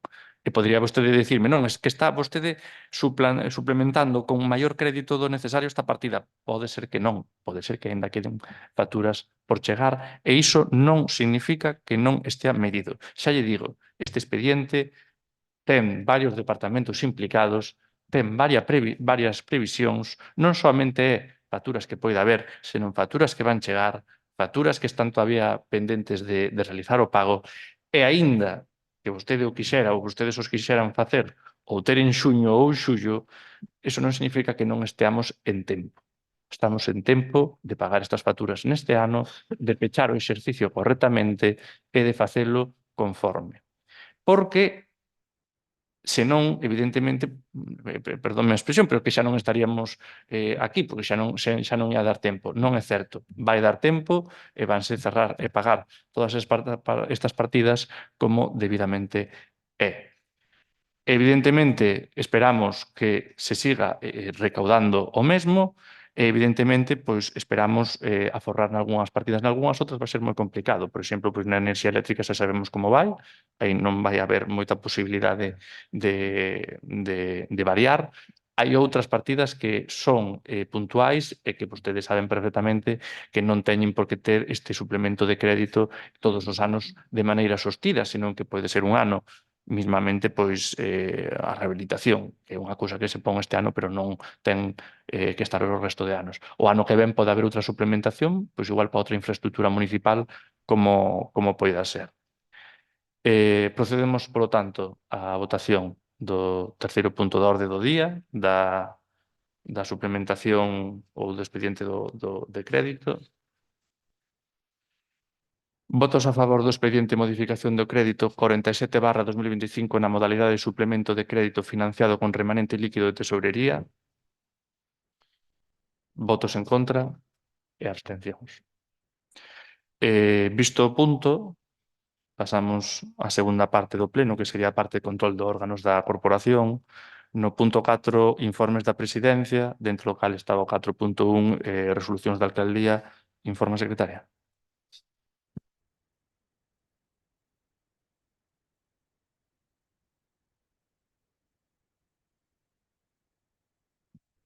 Dase conta das resolucións da alcaldía dende o número 895/2025 de 19 de setembro ata a resolución 1149/2025 de 21 de novembro. Pasamos ao punto 5, as mocións de urxencia. Sí, todos.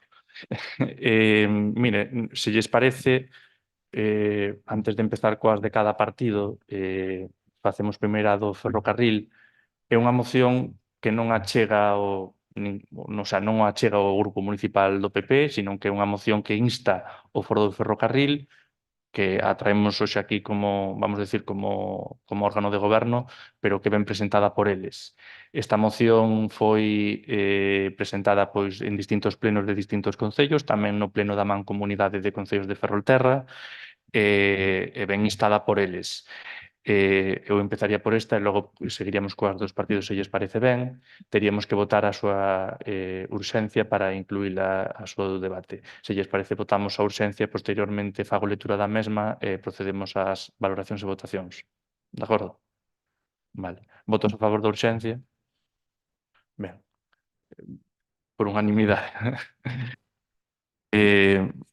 Fago lectura da mesma se lle parece, entón, de acordo?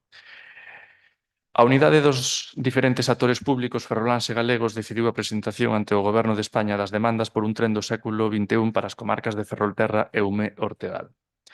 A cidadanía xa se está mobilizando e reclamando o dereito de que esta comarca non sexa permanentemente excluída da modernización do transporte ferroviario, ambiental e socialmente sostible. Non merecemos ni máis ni menos que outras zonas de Galicia. A conectividade dos territorios ás redes de transporte é hoxe en día, máis que nunca, unha necesidade. Vivimos nunha sociedade en continuo movimento, onde a mobilidade de persoas e mercadorías é fundamental para conseguir unha sociedade ben estruturada e permitir o desenvolvemento económico e social e a xeración de riqueza. No actual contexto da crise enerxética e climática, o ferrocarril é o medio de transporte máis idóneo porque non depende exclusivamente de combustibles fósiles. Europa aposta polo tren, tanto para o movimento de persoas como de mercadorías, e tanto os servizos de proximidade de áreas urbanas como nos servizos rexionais de longo percorrido e de alta velocidade. Neste contexto resultan cada vez máis preocupantes e inxustas as grandes carencias que as comarcas de Ferrolterra, Eume e Ortegal padecen en materia ferroviaria. As deficiencias das infraestructuras ferroviarias, a escaseza de servizos e tempos de viaxe non competitivos debuxan un panorama moi negativo para a nosa comarca, o que implica unha dependencia cada vez maior do transporte por estrada para a mobilidade de persoas e mercadorías. O diagnóstico que realizamos da situación actual é o seguinte. Ferrol está excluído do eixo atlántico ferroviario de alta velocidade. A autoestrada atlántico da AP9 que comunica Ferrol coa Coruña, Santiago Compostela, Pontevedra, Vigo e a fronteira con Portugal é sen dúbida a auténtica espiña dorsal da mobilidade interna de Galicia por estrada a pesar de ser de peaxe. Nos últimos anos realizouse unha modernización ferroviaria en algunhas liñas de Galicia, esencialmente nos traxectos a Coruña-Vigo dentro do eixo atlántico e Santiago Compostela-Ourense, coa saída cara a Meseta e Madrid. Ditas actuacións centráronse na súa conversión en liñas de altas prestacións para a chegada da alta velocidade a Galicia. O eixo atlántico ferroviario nos seus primeiros proxectos foi proxectado dende Ferrol a Tui, pero os tramos Vigo-Tui e o que nos interesa de Coruña a Ferrol quedaron excluídos nas actuacións ferroviarias de altas prestacións. É unha cuestión que non podemos admitir. Ferrol está deficientemente conectado ao resto da rede ferroviaria galega.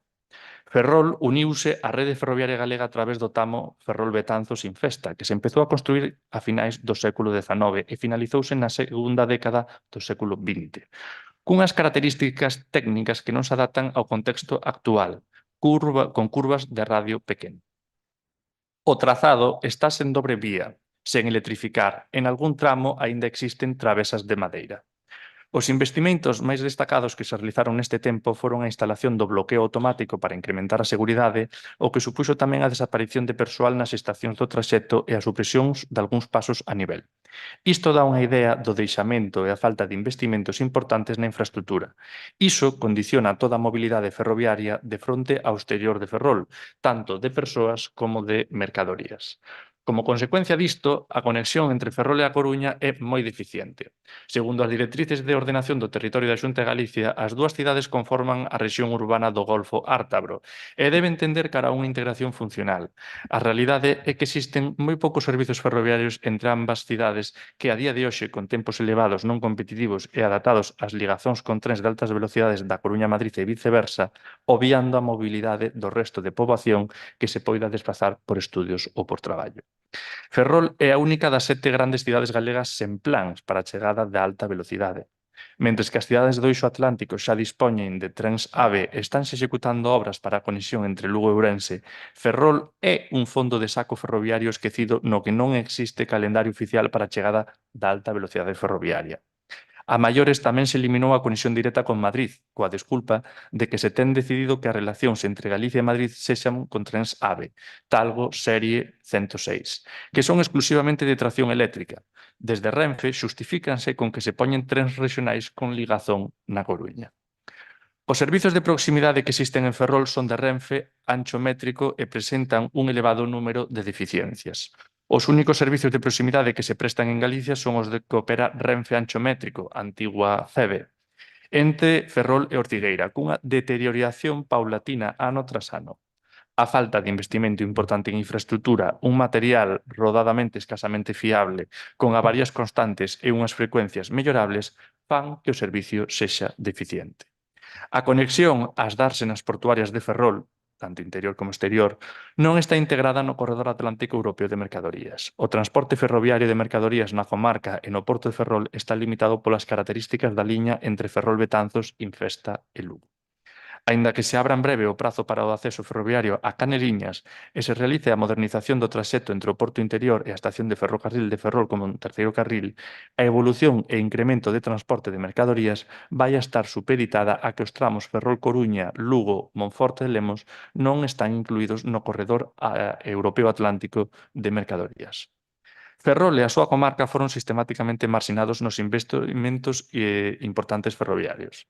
Mentres que nas últimas décadas investíronse enormes cantidades no resto da rede ferroviaria galega, tanto en conexións interiores como coa meseta, na comarca de Ferrol só se realizaron investimentos para a renovación de vía puntuais, instalación de bloqueo automático e as redes de ancho convencional e métrico. Pero non se realizaron investimentos importantes. En algún caso, aínda estaban contempladas nos orzamentos xerais do Estado e no plan director da DIF nin se licitaron, nin se executaron ou se esqueceron nalgún caixón ministerial. Tampouco a compra de material novo para Renfe Ancho Métrico vai supoñer que se adxudique para Ferrol, xa que a maioría dos trens que son de tracción eléctrica e a rede de ancho métrico en Galicia non está electrificada. E os 6 trens híbridos son para sustituir os que realizan os servicios entre Oviedo, Santander e Bilbao. Unha vez exposto o anterior, queremos concretar e exixir o seguinte. 1. Instar ao Goberno do Estado de maneira inmediata a restituir as frecuencias e horarios entre Ferrol e A Coruña que existían ata o 9 de xuño, incluindo a relación directa con Madrid e o incremento das frecuencias entre Ferrol e Coruña para cumprir as necesidades de mobilidade da cidadanía. Isto conleva o aumentar o número de unidades para poder realizar un servicio ferroviario eficaz, eficiente, que non haxa vehículos de Renfe ociosos, que poidan prestar o seu servizo. 2. Instar ao Goberno do Estado a iniciar este ano 2025 o estudio informativo para a modernización da infraestrutura ferroviaria entre Ferrol e Betanzos Infesta a Coruña, para que sexa unha liña do século XXI, que permita a integración da comarca de Ferrol co resto da rede ferroviaria galega e co exterior, onde se contempla rectificación de curvas, renovación de túneles, duplicación de vía, electrificación, puntos de cruzamento para mercadorías de 750 como exixe a Unión Europea e a súa inclusión no corredor atlántico, tanto de viaxeiros como de mercadorías. Dito investimento ten que supoñer reducción considerable dos tempos de viaxe para que sexan competitivos con outros modos de transporte e co vehículo privado. Instar ao Goberno do Estado a resolver este ano 2025 as alegacións ao proxecto de construción do bypass de Betanzos en Festa e iniciar este ano a redacción do proxecto. 4. Instar ao Goberno do Estado a mellora e modernización da infraestrutura e servizos de proximidade entre Ferrol e Ortigueira. O tren de vía estreita non pode continuar cun proceso de degradación progresiva dado que é vital a vertebración de todo o norte de Galicia entre Ferrol e Ribadeo. 5. Instar ao Goberno do Estado a creación dun servizo de proximidade ferroviaria entre Ferrol e A Coruña. Trátase de vertebrar de forma máis eficiente un espazo urbano onde residen máis de 600.000 persoas que permita unha mobilidade sostible creando unha auténtica alternativa de transporte. 6. Instar ao Goberno do Estado a intermodalidade dos diferentes modos de transporte. Crear unha rede de transporte comarcal onde estean incluídos todos os modos de transporte colectivos existentes, trens de proximidade, trens regionais, autobuses urbanos, interurbanos, taxis, con horarios e tarifas integradas. Esta rede supoñería a transformación das actuais estacións de tren e autobús de Ferrol nunha única estación intermodal máis moderna e funcional. Por iso, é necesario a asinatura este ano 2025 do convenio de construción da estación intermodal entre a DIF, Xunta de Galicia, en este caso o Concello de Ferrol, e revisar o número de apeadeiros en toda a liña para que poidan cumprir a función de accesibilidade adecuada, mellorando o acceso e que toda a poboación beneficise dos mesmos. 7. Instar ao Goberno do Estado a integración do porto exterior e interior da rede ferroviaria moderna. Inclusión do porto exterior e interior da rede básica transeuropea de transporte, RTT, de transporte ferroviario de mercadorías xunto cos tramos Ferrol, Betanzos, Infesta, Lugo, Monforte de Lemos para un maior desenvolvemento industrial e económico da comarca. 8. Instar a Xunta de Galicia a solicitar o traspaso dos medios e servizos de viaxeiros por ferrocarril para a xestión ferroviaria dun verdadeiro servizo de proximidade á Comunidade Autónoma de Galicia como existen noutras comunidades autónomas, dado que non hai impedimentos legales para iso. O que suporía unha xestión máis próxima tanto para a Administración como para a cidadanía. A transferencia das competencias debe incluir previa e necesariamente o compromiso do Goberno central de rematar todas as obras pendentes, o traspaso de material e a financiación necesaria. 9. Instar ao Goberno do Estado a impulsar as actuacións necesarias para garantir a chegada efectiva da alta velocidade ferroviaria ás cidades de Ferrol e Lugo, asegurando a súa plena integración no eixo atlántico de alta velocidade. Dada a lectura ao mesmo, como xa lle digo, esta moción foi presentada en distintos concellos da Bisbarra, na Mancomunidade de Concellos de Ferrolterra, tamén en Seitura, por exemplo, foi aprobada por unanimidade en todos os casos que eu coñezo, polo tanto, aquí sometemos ao seu debate e votación por parte do Partido Popular, na liña do resto da comarca, imos votar a favor. Parécenos ben, evidentemente necesitamos un tren ao día, necesitamos poñer ao día todas estas infraestructuras que están longamente atrasadas. Non é o único medio de transporte que neste sentido teria que poñerse as pilas, pero sí que é un dos máis importantes que máis traballo ten que facer en adaptación de infraestructuras. Esperamos que sexa oído agora que este foro polo ferrocarril está tamén realizando estas reclamacións. Quenda de intervencións, Grupo Socialista, señor Vea, adiante. Sí, bo día.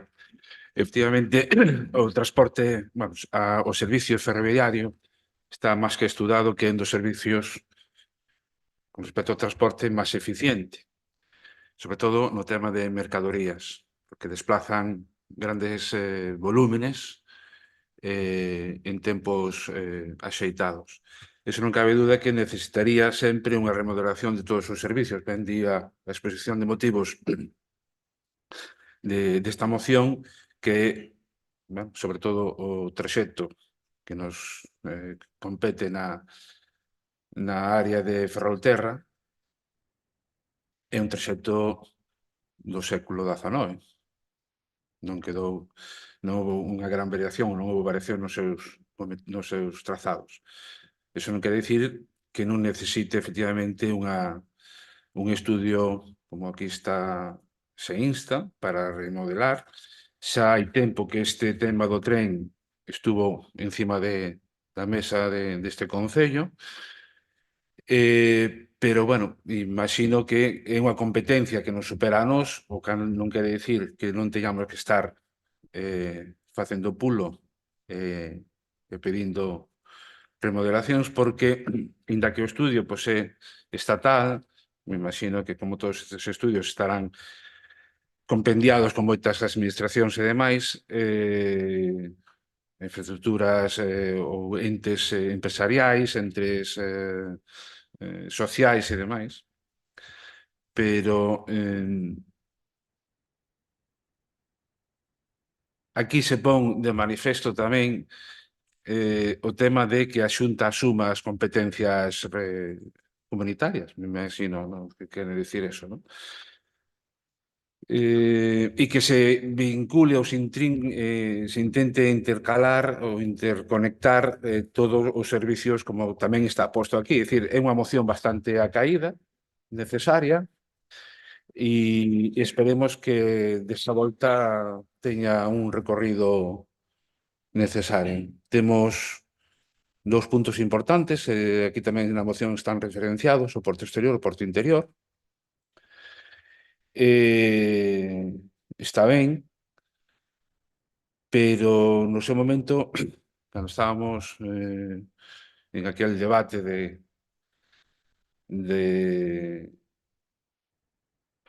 que se pedía como era a mellora da infraestructura do tren en Cabanas, argumentaba eu daquela que tiñamos que ter en conta tamén os polígonos industriais. Espero que en este punto en onde se insta o goberno a estudiar e poñer encima da mesa todo o informe para mellorar o ferrocarril en Ferrolterra, tamén estudiar en conta os polígonos industriais. E temos unha factoría naval que argumentaba naquele momento onde pasa o tren ao pé dela. É dicir, as antigas instalacións da Astana, a vía do tren pasa a pé a vela. É dicir, é unha zona industrial que está ahora mismo infrautilizada e o mellor con este estudio do tren podía revitalizarse. Algo que é importante toda esta zona da terra. Eu creo que por parte do Partido Socialista en Cabanas e en Ferrolterra non nos queda outra que darlle o parabén a esta moción e que nos leve a bon porto, ou a boa estación, en este caso. Señor Vara. Ben, moitas grazas. Nós no BNG, por suposto, estamos de acordo con esta proposta que presenta o Foro Cidadán polo Ferrocarril, cusas reivindicacións non son outras que as que vimos apoiando, demandando no BNG desde hai preto de 30 anos, non? Históricamente, viñemos reclamando a modernización desta infraestructura que quedou, obviamente, obsoleta con respecto a outros territorios. Nos sumámonos, como digo, ao apoio a esta moción, agradecemos tamén e celebramos que os dous partidos que tiveron ou teñen actualmente non a responsabilidade e competencias en materia de transporte polo ferrocarril, como son o Partido Socialista e o Partido Popular, que gobernaron ambos o Goberno do Estado, pois agora se sumen a esta reivindicación e instámolos tamén a que máis aló de apoiar mocións e participar en movilizacións, que está moi ben, se tamén pois presionen as súas cúpulas para que alá onde se deciden as cousas consigan que teñamos os investimentos necesarios para ter un tren do século XXI que podamos disfrutar dun servizo de proximidade que nos permita acudir a Ferrol ou a Coruña nun tren digno nada máis, todo o apoio. Señor Pérez Sardiña. Sí, por nosa parte, imos apoiar a declaración tal e como está. Entendemos que a sociedade civil pois, ten que moverse ante en actividade pois, do que é institucional e dos distintos gobernos que foron pasando tanto polo Estado, que deixaron pois, a infraestructura que temos actualmente nunhas condicións que prácticamente non se modificaron máis que recentemente para empeorar pois dende 1910, que foi cando chegou o tren aquí. Estaba repasando que en 1932 houve unhas modificacións aí que beneficiaron o Concello, que foi a creación de varios pasos a nivel naquel entón. Foron as modificacións máis importantes que se produciron nesa vía. Actualmente, sí que nun momento dado, na década de 10, pois Fixéronse pasos soterrados grazas a eses acordos. Bueno, prácticamente 100 anos despois, pero a infraestructura segue nunhas condicións pois que non serven para, bueno, para o transporte de mercadorías en condicións, nin para uns tempos adecuados de transporte, e máxime cando pasan polo noso concello, pola zona máis poboada, pasan a preto na estación de Franza, onde hai xa un camiño feito para chegar ali, dentro do polígono de do Colo, pois sería doado reimpulsar a estación de Franza, dándolle servizo ao polígono industrial. Bueno, hai moitas cousas aí que habería que facer, e tamén facilitar pois, a chegada vía tren á praia da Canda Madalena, que xa presentamos unha iniciativa nese sentido que non quedou pois, no tinteiro. Bueno, pola nosa banda, pois, de acordo, por potenciar o tren, de acordo con todas as demandas que presenta a plataforma. Nada máis e moitas grazas. Procedemos, polo tanto, á votación da moción. Votos a favor. Por unanimidade. Queda aprobada, polo tanto, e pasamos agora si ás mocións dos partidos. Empeza o Partido Socialista. Señora Rodríguez, adiante. Bo día a todos e a todas. Teño que expoñer a urxencia. Pola miña parte non, se quere, se ninguén ten nada que decir, votamos a urxencia e procedemos xa ao seu debate. Vale, votamos a urxencia, polo tanto, votos a favor da urxencia. Unanimidade, por favor, expoña a moción. Moitas grazas. Esta unha moción do Grupo Socialista con motivo do Día Internacional da Eliminación da Violencia contra a Muller. O 25 de novembro é un día que nos atravesa como sociedade coa conmemoración do Día Internacional da Eliminación da Violencia de Xénero. Unha data de memoria, de denuncia e de compromiso. Unha xornada para lembrar a todas as mulleres asasinadas a mans da violencia machista para acompañar as sobreviventes e as súas familias. É un día de determinación colectiva para renovar o compromiso do noso país cunha vida libre de violencia para todas as mulleres e nenas. A violencia de xénero é unha expresión máis extrema da desigualdade histórica, dunha desigualdade histórica. É unha violación de dereitos humanos, un ataque directo aos valores democráticos e á dignidade das mulleres polo mero feito de selo. Trátase dunha violencia estrutural dirixida cara ás mulleres polo mero feito de selo, repito. Non é un fenómeno illado, é un problema de Estado e combatelo non é só unha responsabilidade política, senón un imperativo ético. O Pacto de Estado contra a Violencia de Xénero supuxo, desde a súa aprobación en 2017, un avance histórico no compromiso das administracións públicas coa erradicación desta lacra social, coa mellora da protección das vítimas e coa coordinación institucional na loita contra todas as formas de violencia machista. Este ano conmemoramos un gran fito, a renovación do Pacto de Estado contra a Violencia de Xénero, aprobado o pasado mes de febreiro no Congreso dos e das Deputadas e Deputados co respaldo maioritario dos grupos parlamentarios. Este novo acordo amplía o número de medidas de 290 a 461, incorporando novas formas de violencia como a violencia económica, a violencia digital ou a violencia vicaria, reforzando a protección das vítimas e dos menores e actualizando os 10 eixes orixinais con 3 novos ámbitos de actuación. O texto renovado tamén pon unha especial atención nas mulleres do medio rural, nas mulleres maiores, nas mulleres migrantes e nas persoas con discapacidade, incorporando tamén as perspectivas de infancia e xuventude como elementos esenciais na prevención e na resposta integral á violencia de xénero. Outro dos avances máis relevantes é o incremento orzamentario cun 50% máis de dotación económica, o que se traduce nun compromiso de 1.500 millóns de euros para os próximos 5 anos, co obxectivo de garantir a aplicación efectiva das medidas e a súa coordinación territorial. Cando aínda non fomos quen de poñer fin ás diferentes formas de violencia machista existentes, aparecen novas ameazas como a violencia digital. Este mes de novembro ven de publicarse a investigación de maior alcance a nivel mundial sobre o impacto da tecnoloxía na infancia e na adolescencia.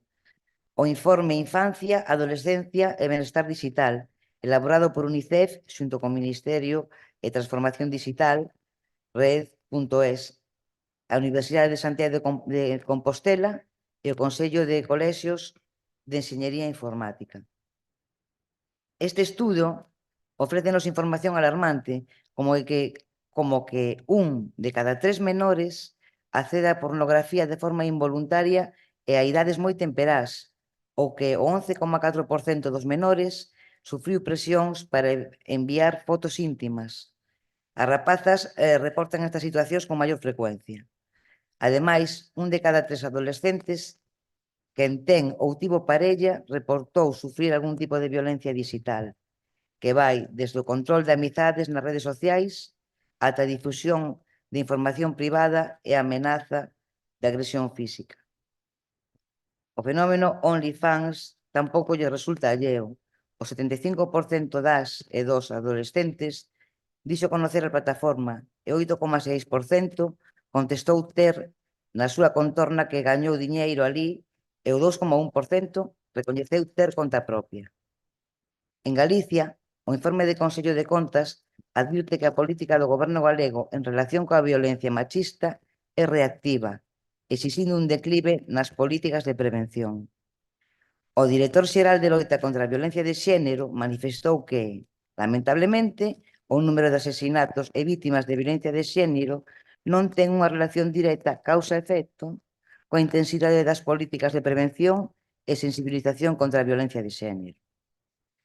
Dende o Grupo Socialista, amosamos a nosa total discrepancia ao contido destas alegacións, entendendo que a prevención, a sensibilización e a educación en igualdade son actuacións claves na loita contra o machismo, do que se deriva a violencia contra as mulleres e, polo tanto, deben de ser liñas estratégicas, políticas fundamentais.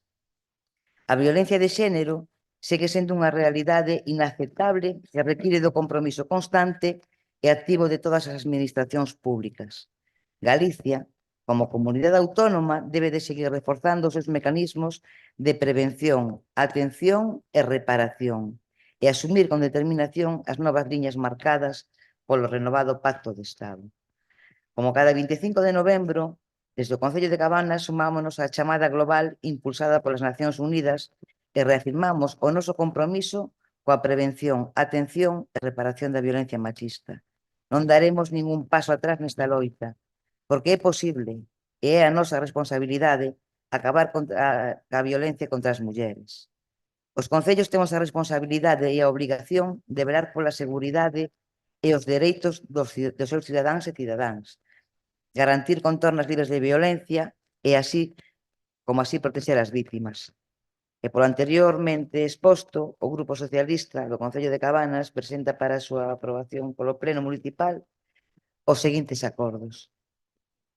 Primeiro, reforzar o compromiso institucional e político do Concello de Cabanas coa loita contra a violencia de xénero, adheríndose de forma expresa aos principios e obxectivos recollidos no novo Pacto de Estado contra a violencia de xénero aprobado polo Congreso, comprometéndonos a implementar dentro das nosas competencias todas as accións contempladas no Pacto de Estado contra a violencia de xénero aprobado este ano 2025. Segundo, poñer en marcha programas de sensibilización e educación en igualdade dirixidos á infancia, adolescencia e á mocidade, incidindo especialmente na violencia digital, co obxectivo de previr e erradicar as condutas machistas e promover unha sociedade libre de violencia machista. Terceiro, ofrecer información á policía local sobre intervención con vítimas de violencia machista, violencia de parella, exparella, violencia sexual, vítimas de prostitución e trata, violencia económica, violencia vicaria e violencia digital. Cuarto, reforzar as nosas colaboracións co tecido asociativo que traballa pola igualdade e a loita contra a violencia machista.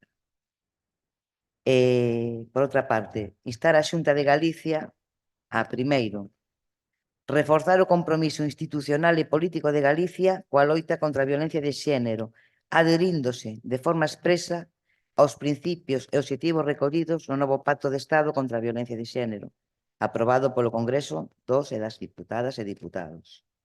Segundo, actualizar e mellorar as políticas autonómicas de igualdade e de loita contra a violencia machista, incorporando de maneira efectiva as novas liñas de actuación do pacto, nomeadamente nas áreas de violencia vicaria, económica e digital, a través de programas específicos de sensibilización, información, asistencia e formación aos e ás profesionais.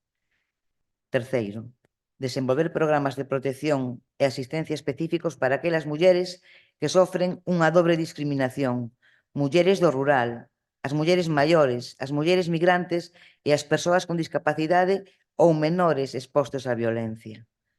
E cuarto, incrementar os recursos económicos e humanos destinados ás políticas de prevención e atención da violencia de xénero en Galicia, garantindo que o incremento do 50% na dotación do novo Pacto de Estado se traduza nun reforzo real dos servicios autonómicos e locais. Quinto, poñer en marcha programas de sensibilización e educación en igualdade dirixidos á infancia e á mocidade.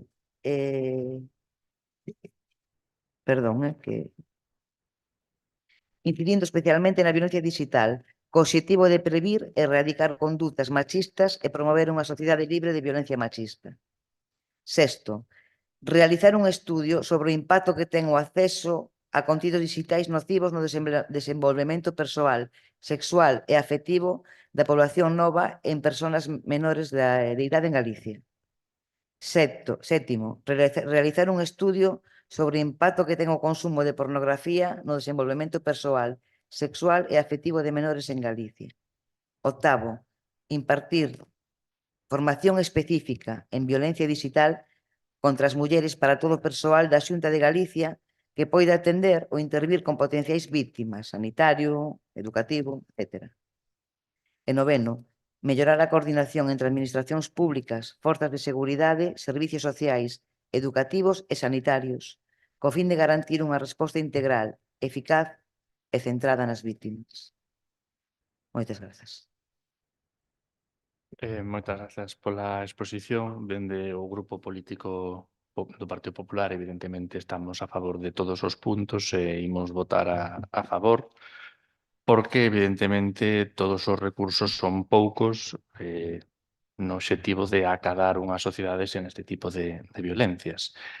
Se poñen de manifesto, ademais, varias cuestións que afectan a distintas idades, problemáticas ou, vamos dicirlo, en estados avanzados. É dicir, pode haber algunha violencia que teñamos xa ou que estea xa nunha fase de corpos e forzas de seguridade e pode haber algunha outra que todavía este pois con menores de idade, persoas pequenas, etcétera, que podan estar introducíndose pois nesas redes sociais que vostede mencionaba e que ao final pois levan un camiño bastante malo. Evidentemente, atallar esta situación, este problema en todas as fases é a mellor forma de facelo. A coordinación de todas as administracións públicas é, dende logo, necesaria, xa sexa o Ministerio pola Igualdade, xa sexa a Xunta de Galicia, tamén o Concello Cabanas, aínda que, evidentemente, é a administración local máis preto da veciñanza, tamén é certo que a que ten menos recursos para facer isto, e por iso a súa importancia nunha boa xestión e nun bo facer co fin de visibilizar e concienciar sobre este problema.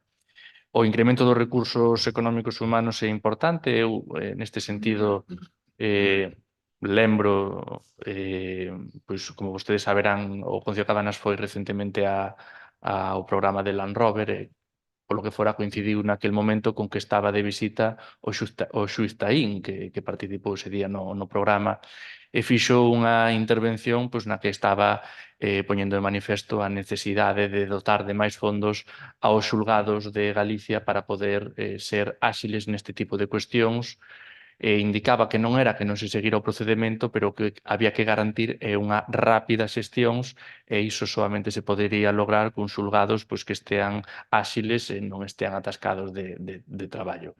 Foi unha intervención pois, que eu escoitei e parecerme moi acertada e acadamos, esperamos que así sexa, que se siga avanzando. Lóxicamente avanzouse, pero non o suficiente ni moito menos, queda moito máis por avanzar. O importante é que sigamos na liña e o galla que algún día pois academos esta sociedade sen violencia, pois que será síntoma de que se tomaron pois boas decisións e de que temos unha sociedade concienciada neste problema que detecta xa calquer atisbo inicial capaz de corrixilo atallado. Ese é o noso obxectivo para intentar xa non ter que acadar nin chegar nunca a unha víctima pois, que este no xulgado, non? Senón que podamos evitalo moito antes e iso implica pois, moitos programas de sensibilización, estudos, formacións e o galla que así sexa porque é necesario. Grupo do BNG, señora González.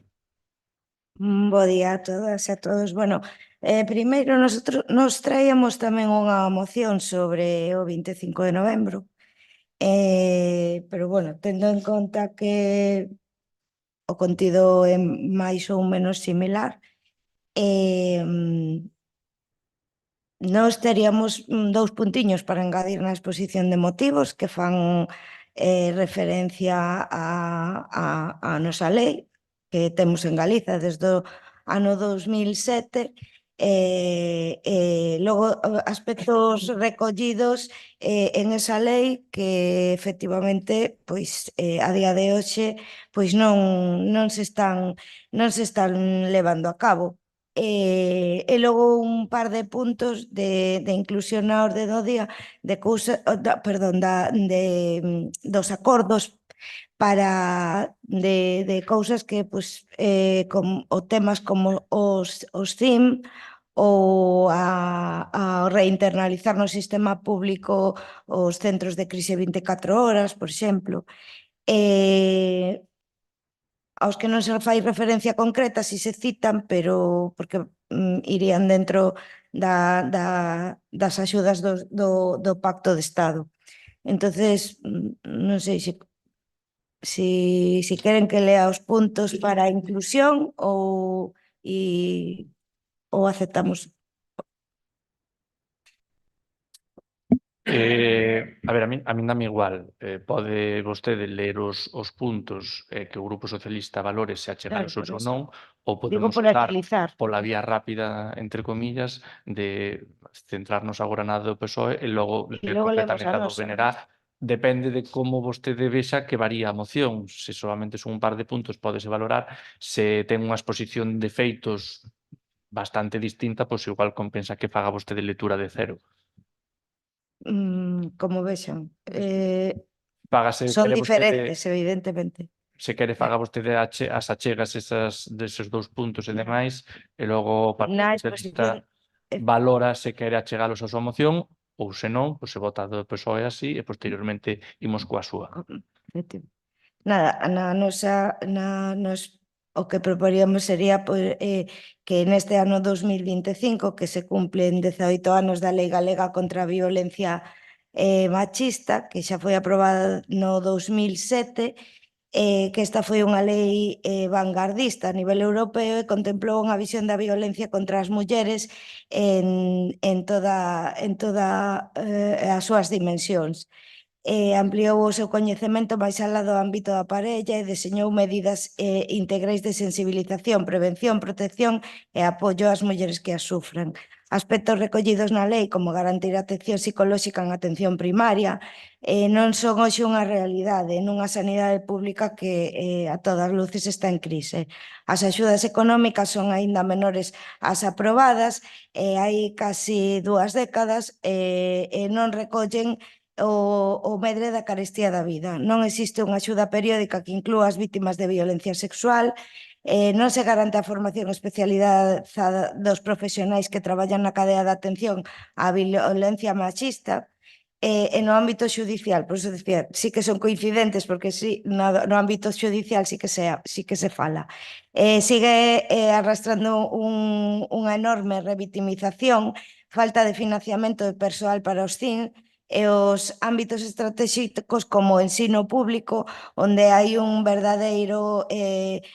hai un verdadeiro plan de educación afectivo-sexual, enimilouse a materia de igualdade.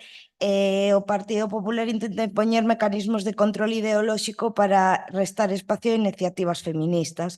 E os puntos para a inclusión sería impulsar un novo marco regulamentario e orzamentario, incrementando a súa contribución para os centros de información á muller, co obxectivo de reforzar e ampliar a rede galega de CIMS, reinternalizar no sistema público os centros de crise 24 horas para a atención de mulleres vítimas de violencia sexual, blindar a prestación deste servicio a cadros de persoal suficientes para garantir a atención presencial, así como aprobar para a súa posta en marcha no ano 2026 unha axuda periódica específica para vítimas de violencia sexual.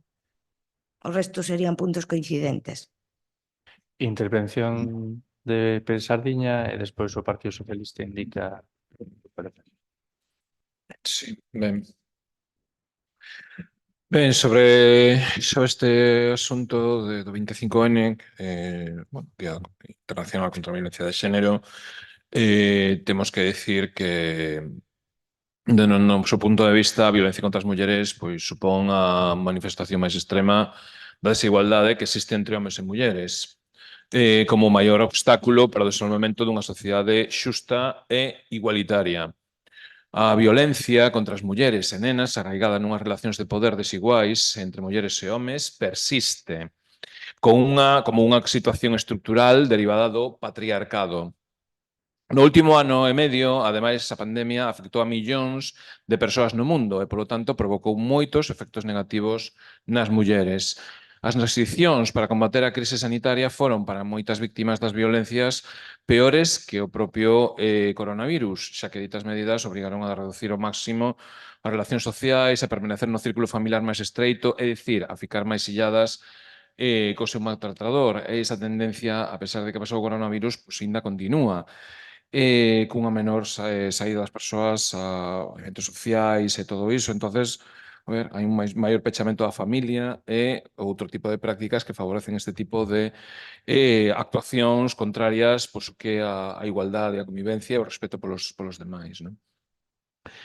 As cifras oficiais deste ano, un ano máis, evidencian a gravidade do problema, con 544 denuncias diarias por violencia de xénero, 39 mulleres asesinadas en 2025, segundo os datos oficiais, polas súas parellas ou exparellas, 17 menores orfos e 3 menores asesinados, ademais de 14 denuncias diarias por violación.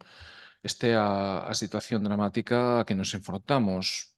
É evidente que aquí é necesario que dende todas as administracións públicas, en particular dende a administración local, se acheguen todos os medios para combater e erradicar as violencias machistas. O asasinato é a manifestación máis extrema destas violencias machistas, a punta do iceberg, pero son moitas máis e moi diferentes formas as violencias que sofren as mulleres. Para afrontar todas estas violencias é preciso recoñecer e identificar as graves fendas de xénero existentes no ámbito familiar, social, educativo, económico, cultural, etc. É imprescindible erradicar as causas estructurais e sociais que sustentan estas desigualdades a través de políticas públicas efectivas na prevención das violencias machistas e na promoción da igualdade. Porque a loita contra as violencias machistas exixe un traballo constante e decidido. Por iso, o Concello debe seguir a ter como prioridade poñer no centro de actividade municipal a erradicación de todo tipo de expresións de violencia machista e destinar recursos suficientes para traballar na súa eliminación. Esta é a nosa opinión que deixamos aí e estamos de acordo con todas as demais propostas que están enriba da mesa. Nada máis e moitas grazas. Grupo Socialista, adiante, señora Rodríguez. Gracias. Dende o Grupo Socialista non temos ningún inconvinte en engadir aos puntos do BNG, porque se complementa con a nosa moción e o noso parte quedaría, sí. Están de acordo todos? Vale, pois, polo tanto, procedemos, xa quedan engadidos, polo tanto, procedemos á votación da moción do Grupo Socialista cos das propostas achegadas do grupo do BNG. De acordo? Votos a favor, por unanimidade, sen votos en contra nin abstencións. Non sei se o Grupo Socialista tiña algunha moción máis. Grupo BNG? Sí, adiante, señor Valga. Sí, nada, antes, para motivar a urxencia, sería unha moción para a inclusión dos bens municipais no catálogo de bens de valor cultural do litoral de Galiza. Procedemos á votación, se lle parece. De acordo. Votos a favor da urxencia. Por unanimidade, por favor, expoña a moción. Ben, o pasado 28 de outubro, a Xunta de Galiza anunciou a apertura no período de información pública do novo catálogo de bens de valor cultural do litoral, un documento elaborado ao abeiro da Lei de Ordenación e Xestión Integrada do Litoral de Galiza, LOXILGA. Segundo a propia información oficial, o catálogo incorpora 1.582 bens patrimoniais identificados ao longo da costa galega, resultado dun inventario renovado e ampliado mediante un traballo de campo realizado no verán deste ano en 86 concellos litoralizados. Este catálogo recolle elementos arquitectónicos, industriais, arqueolóxicos, etnolóxicos e artísticos e preséntase como unha ferramenta clave para promover a conservación, protección e, en algúns casos, a recuperación e novos usos do patrimonio costeiro galego. A Xunta mesmo afirma que se trata dun avance cualitativo na xestión do patrimonio cultural vencellado ao mar. Porén, male a esta ambición declarada, o catálogo presenta incomprensibles valeiros e ausencias de rigor, especialmente no caso do noso concello, onde non inclúe bens claramente significativos, documentados e de evidente valor cultural e histórico, como son a Casa de Xangares, no Areal, un edificio de finais do século XIX, pioneiro da urbanización do Areal e asentado históricamente xunto á liña costeira, e que conserva o muro de peche sobre o que existía un embarcadoiro tradicional. A tradición oral sitúa como escenario dun dos primeiros mítins agraristas de Galiza, dotando dun especial valor histórico e simbólico. Ademais, o Camiño Inglés pasa fronte á súa fachada, reforzando o seu valor cultural dentro dun itinerario declarado BIC. A estrutura está xa catalogada no Plan Básico Autonómico, polo que resulta incongruente que o novo catálogo do litoral non inclúa. E, por outra parte, o muiño de Maré, en Río Castro, situado nunha contorna natural de grande interese, trátase dun antigo muiño de tipo mixto, de maré e fluvial, activo polo menos desde finais do século XIX. Funcionou como muiño fariñeiro e posteriormente como instalación para moer carbón vegetal empregado na fabricación de pólvora. Conserva a presa que atravesa o regato e parte da construción de 2 andares en cachotería de xisto, incluindo fiestras e acceso orixinal. É un elemento senlleiro da arqueoloxía industrial e etnográfica do noso litoral e, malia isto, non figura no catálogo sometido á información pública. A exclusión destes bens evidencia unha falta de rigor e un tratamento desigual con respecto a outros concellos, ao tempo que pode comprometer a súa conservación futura e impedir o acceso a posibles liñas de axuda vinculadas á súa recuperación. Cabanas posúe un patrimonio litoral valioso que merece ser recoñecido, protegido e posto en valor. É responsabilidade da Xunta realizar un catálogo exhaustivo e é responsabilidade do Concello presentar alegacións cando se detecta un erro ou unha omisión gravísima como a presente.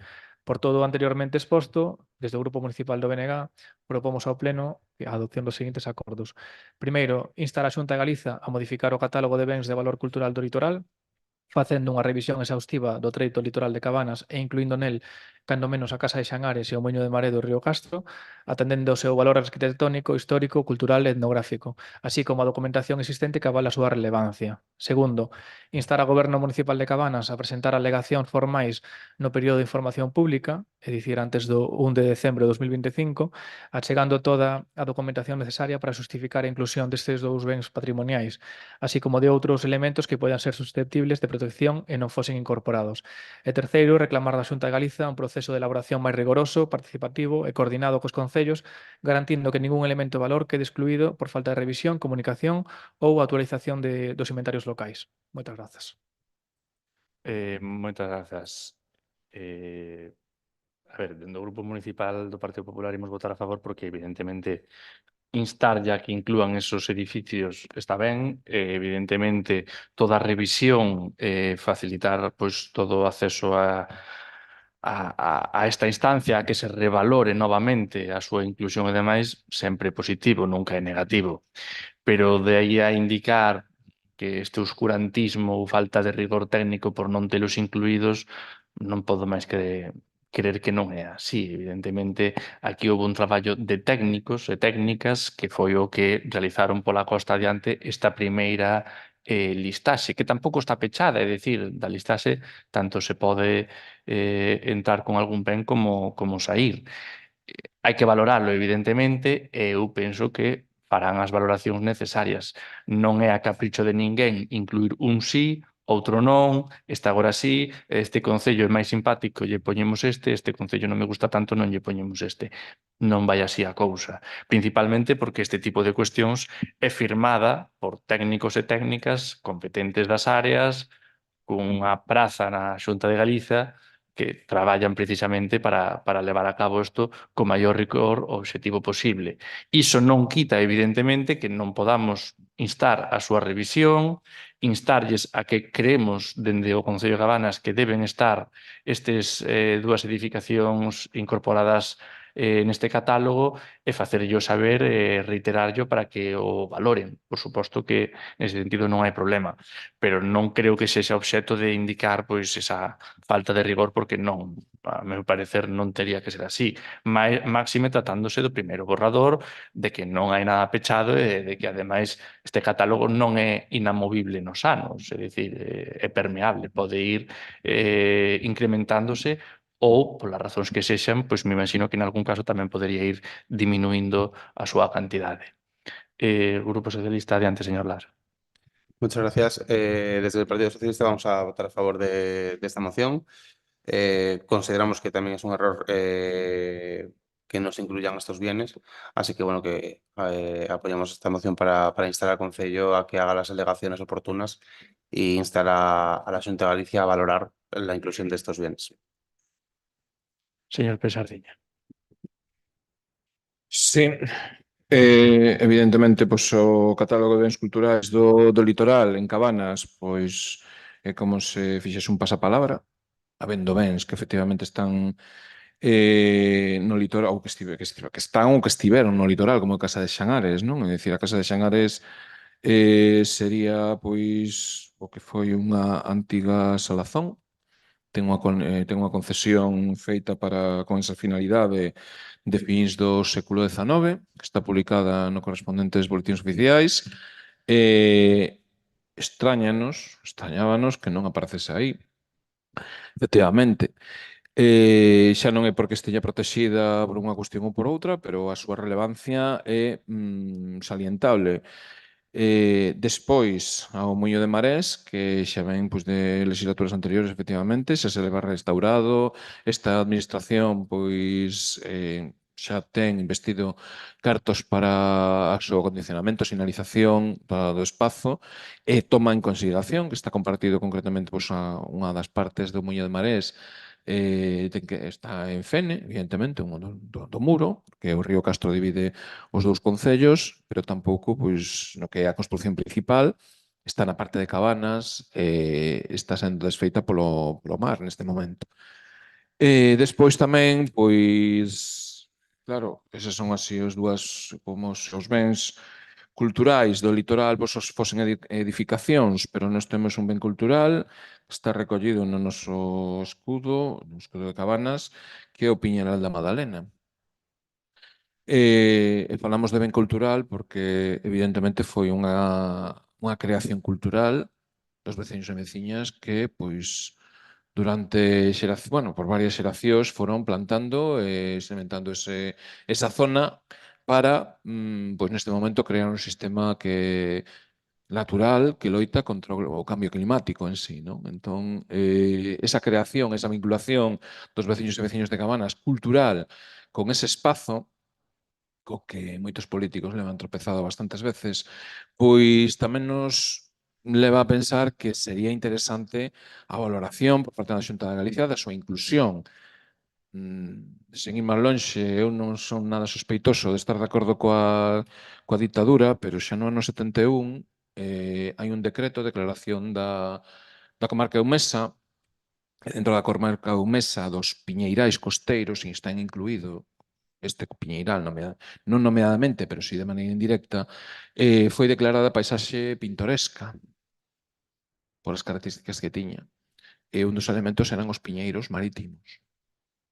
Entón, é algo que xa ven sendo recoñecido ao longo do tempo e, bueno, tamén entendemos que ten a súa valoración cultural que a parte da cuestión ambiental tamén debe ser tida en conta. En ese sentido, pois, é unha realidade que non está aínda protexida, porque debería ser redactado un plan de especial protección, que a día de hoxe segue sen redactarse, e entendemos tamén, se lle procede unha maneira, que se debería incluir, polo menos, a proposta. Nada máis e moitas grazas. Ten que vostede manifestar se acepta a súa inclusión. Sí, por suposto, o sea, non hai dúbida, estamos totalmente de acordo, así que pola nosa parte adiante. Sí, lembrarlle, como dixen ao Goberno, que o prazo de delegación remata o día 1º, entón, pois quedan 2 días hábiles para que pois non pase como outras veces, non, que se aproban cousas en pleno e despois quedan nun caixón e pasa o tempo. Entón, bueno, que se fan as alegacións, que nos esperamos que sí, que se teña en conta iso.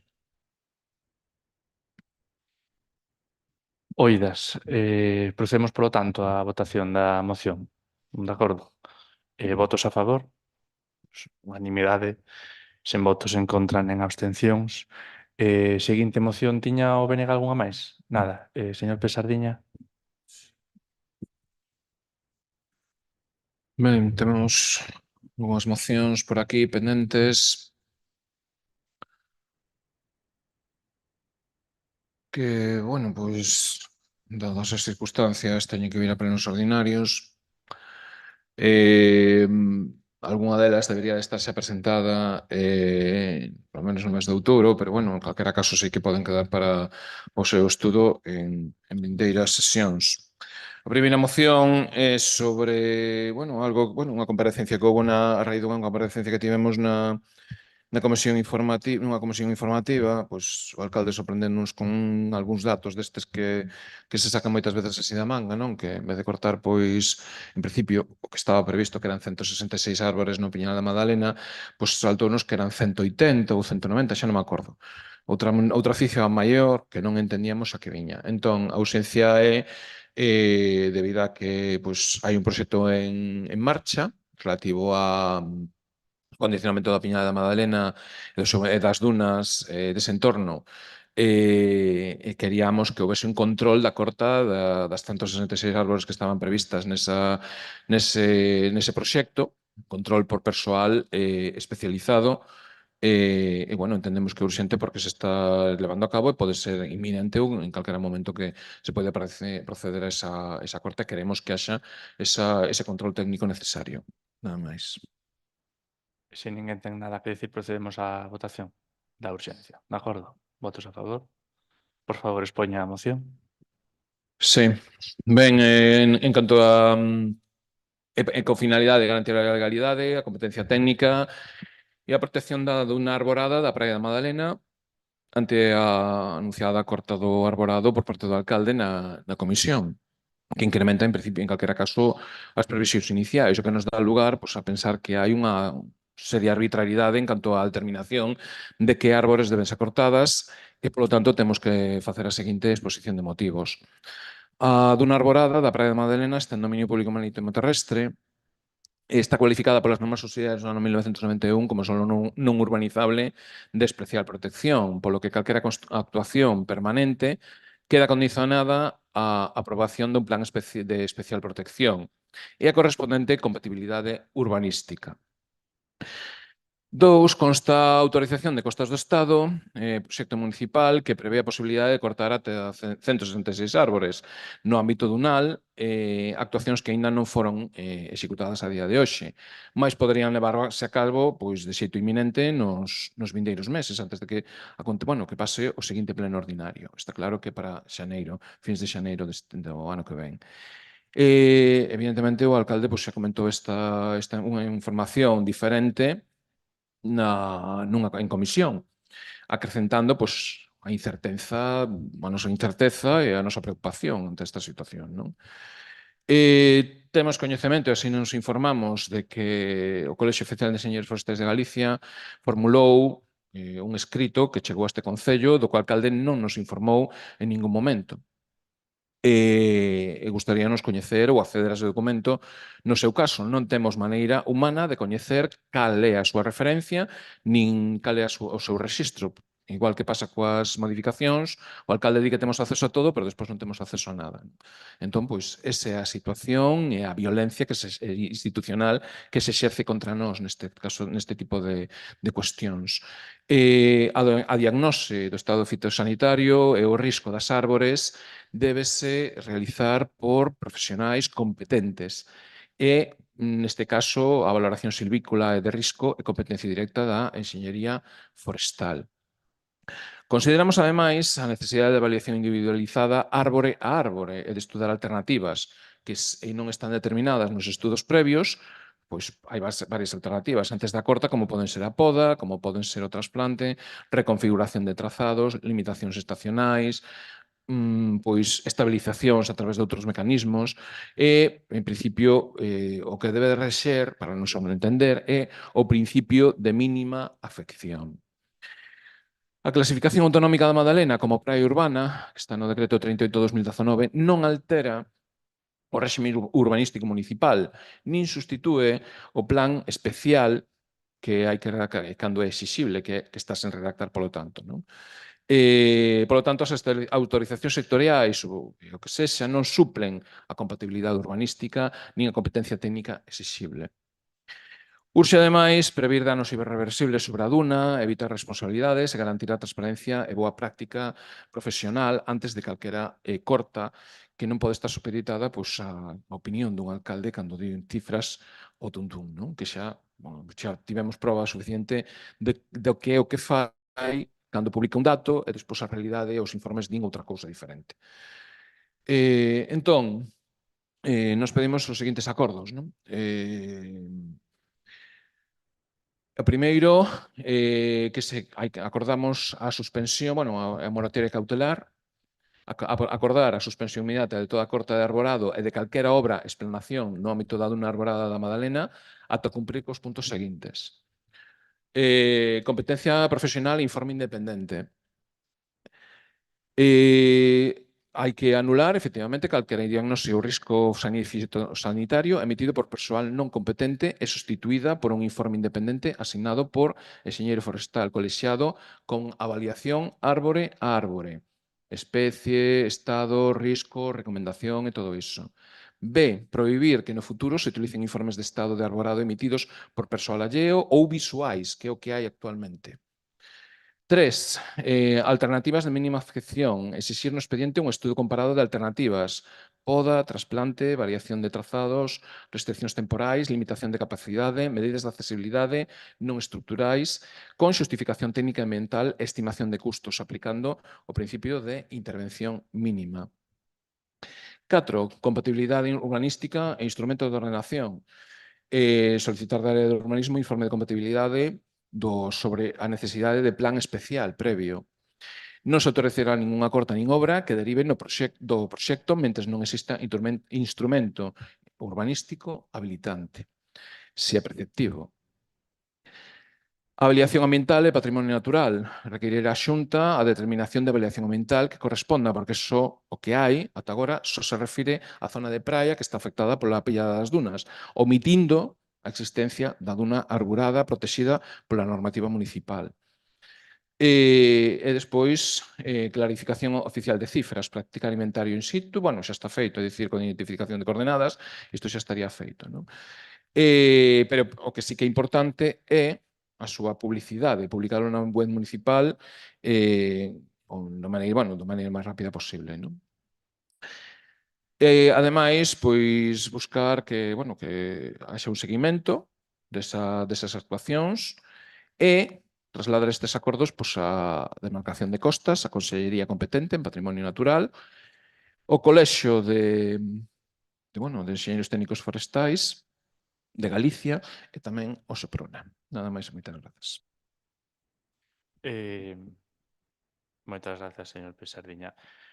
A ver, parte da moción, permítame que lle diga que xa está un pouco caducada en tanto que non vai haber ningunha corta ata que, ademais, dígolle concretamente, unha enxeñeira forestal colexiada, como vostede ben dixo, no Colexio Oficial de Enxeñeiros Forestais, co cal nos puxemos en contacto, realice o estudo de que árboles van a ser cortados e cales van a ser talados. Será esta enxeñeira que realice o traballo, xa pasou por aquí, de feito, en algunha ocasión, pois, para entrevistarse, para coñecernos e para facer unha valoración do que lle iba a supoñer este traballo. E, polo tanto, ata que teñamos o seu informe en riba da mesa, pois non imos facer ningunha tala, evidentemente, pero, por outro lado, o resto de puntos como pois, non facer ningunha tala, que teñamos o plan ese que vostede dicía, ademais, directamente poñer en risco a subvención que temos no Piñeiral da Madalena, é dicir, resulta en tempo bastante axustado cumprir con todas estes preceptos que vostede pon en riba da mesa e a súa vez ter a obra finalizada en tempo e forma, tendo en conta que son fondos europeos. Non é posible, así de sinxelo. Si é certo, e volvo a dicir, que haberá unha enxeneira forestal, que ademais estivo xa aquí, que será a que garanta que a actuación que se faga sexa o mínimo indispensable, sexa afectando a aqueles árboles que son imprescindibles de realizarlle algunha actuación, ben sexa unha tala completa ou ben sexa unha poda, pero sempre buscando minimizar o impacto no entorno. Ese é o encargo que ten. Con ese encargo contactamos co Colexio Oficial de Enxeñeiros Forestais, neste caso de Santiago de Compostela, e remitiunos na Delegación de Coruña, e, polo tanto, iso é o que se vai facer. Do resto de cuestións non é posible aprobar eses documentos e ter feita a obra finalizada antes de que acabe o prazo. É así de sinxelo. Polo tanto, o noso voto en contra, primeiro, porque hai unha parte da exposición que vostede di que xa está feito pola nosa parte, e segundo, porque vemos irrealizable algunhas das outras demandas que vostede di. Non hai moito máis. Grupo Socialista, señor Ladra. Muchas gracias. Bueno, esta moción, ahí, y que nos sirva mucho de precedente, estoy un poco de acuerdo con el alcalde. Es poner en riesgo los fondos europeos y la subvención en sí, una subvención y un proyecto que costó mucho trabajo conseguirlo. Ponernos ahora a rizar más el rizo cuando tenemos un plazo de ejecución muy tasado, es poner en riesgo todo el proyecto y la pérdida de los fondos que sería un gran problema para nuestro concello, ¿no? Este proyecto se realizó, se pidieron autorizaciones, se tienen todas las autorizaciones pertinentes para poder ejecutar esta obra. Ejecutémosla y después tomemos las otras medidas a mayores que se puedan hacer en el futuro. Evidentemente, en contra completamente de hacer más cosas de lo que pone el proyecto que se aprobó y que se tiene que ejecutar actualmente, ¿no? Si hay un proyecto establecido con las autorizaciones establecidas para ese proyecto, ejecutamos exclusivamente ese proyecto y no hagamos más cosas mayores. En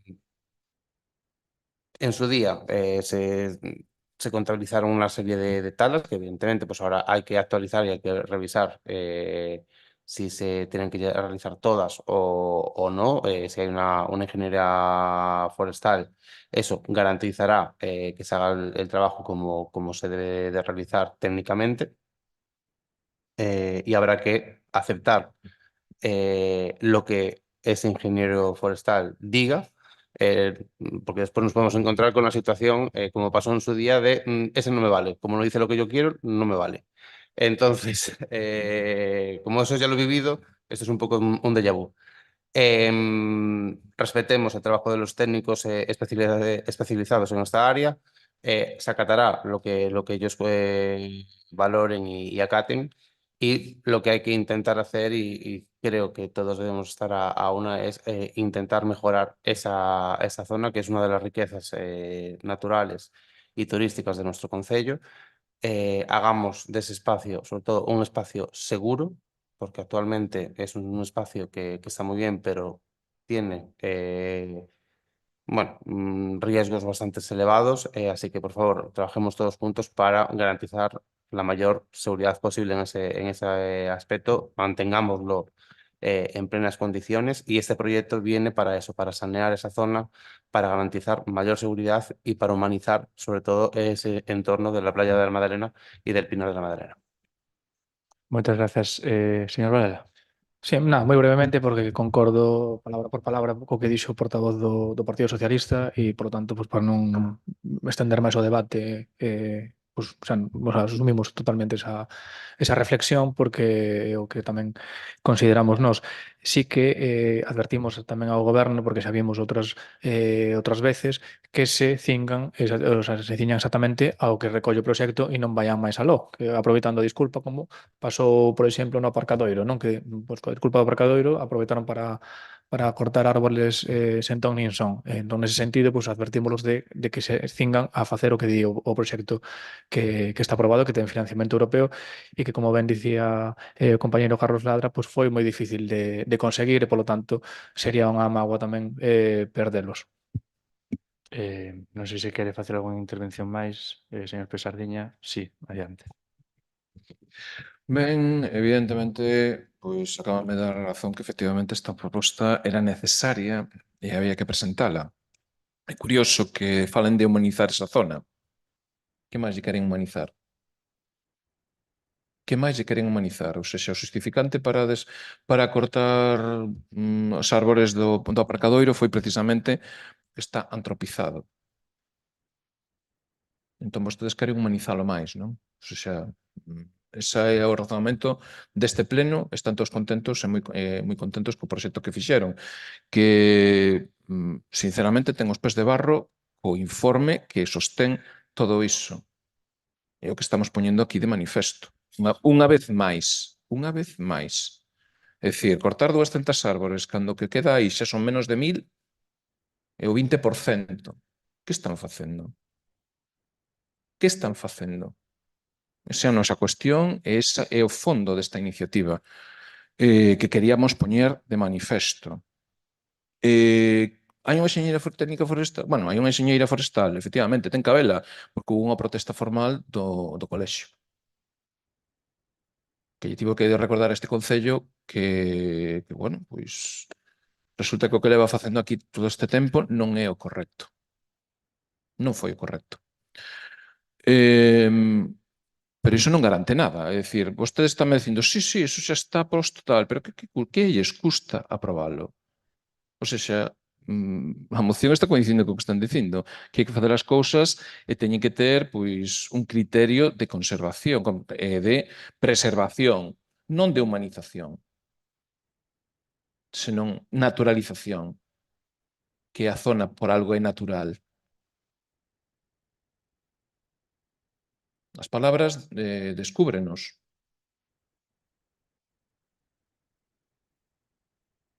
As palabras descúbrenos. Entón, neste caso, a evidencia é que van na dirección contraria a esta proposta. E a mí ese proxecto preocúpame. Preocúpame severamente, porque está nas mans equivocadas. Os grupos aquí teñían que facer unha reflexión sobre o que están razoando. Non están poñendo en risco unha subvención. Para nada. Estamos pedindo que haxa un control básico. Ese control básico en paralelo á execución, evidentemente. En ningún momento se está paralizando esa obra. Estáse intentando facilitar que se fagan nas mellores condicións e que esa obra non vaya a crear un dano que despois sexa irreversible. Irreversible. Esa é a cuestión.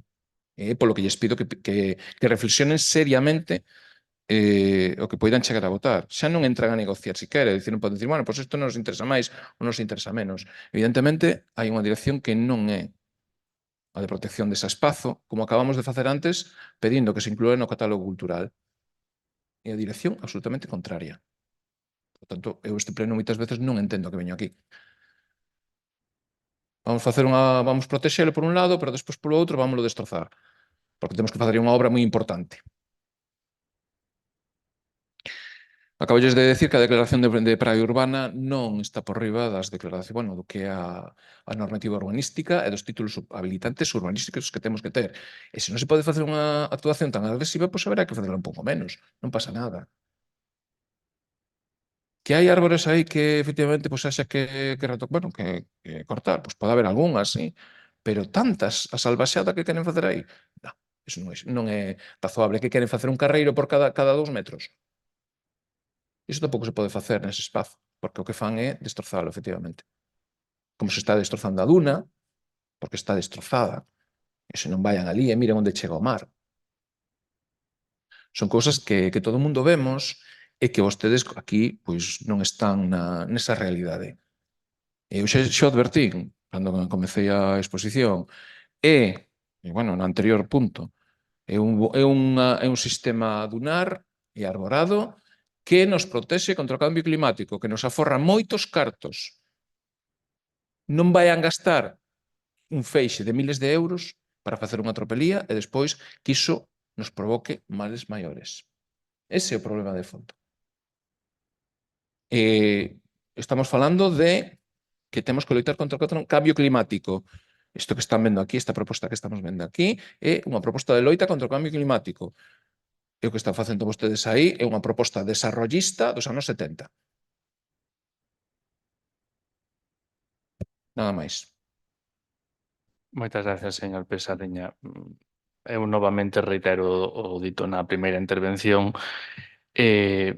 Parte da súa moción xa está traballada, é dicir, a actuación vai a estar garantida por unha persoa que é enxeñeira forestal, que é do Colexio Oficial de Enxeñeiros Forestais, que está precisamente habilitada para indicar que árbol ten que ser cortado, que árbol ten que ser podado, e ten, por suposto, a instrucción de facer que o seu traballo, ou o traballo de poda ou de tala, sexa a intervención mínima necesaria e indispensable para facelo. Evidentemente, non que se poida a facer o restante.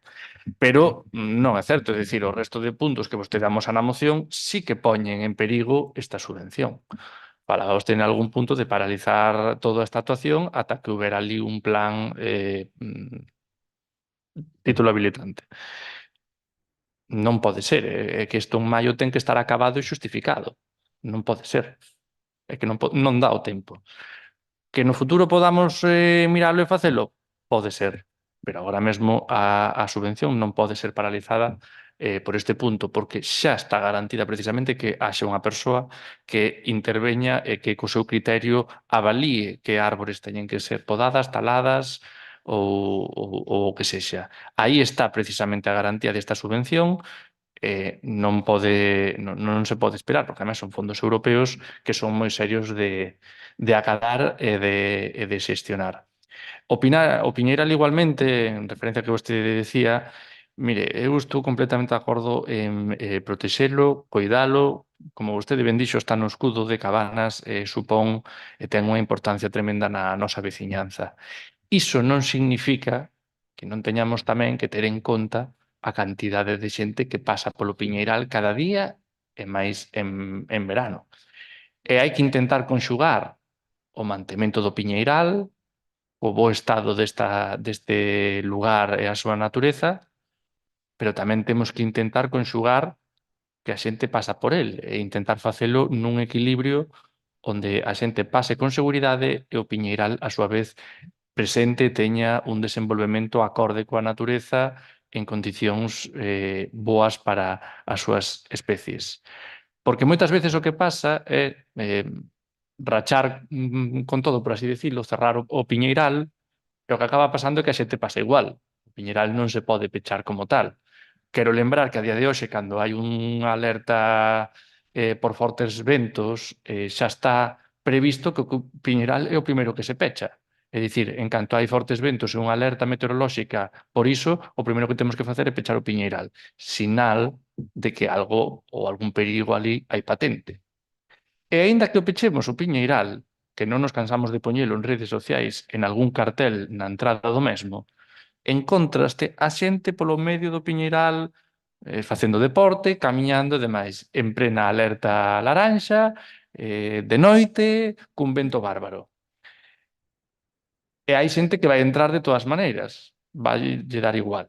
E, polo tanto, sabendo isto, temos que intentar preservar a natureza, é indispensable eso, pero temos que intentarlo conxugar tamén cun mínimo de seguridade para as persoas, moitas veces que están no Piñeiral, pero tamén moitas veces que están no paseo marítimo.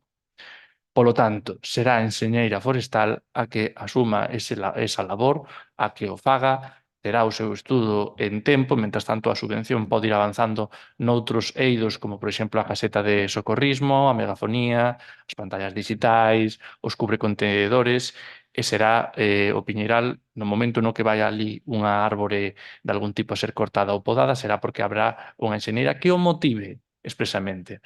En ese sentido, coincido, o que diga o informe da enxeñeira será o que diga. Nos pode gustar máis, nos pode gustar menos. Se o informe di que ali hai que facer X cousas intentando minimizar o impacto, pois será o que teñamos que facer.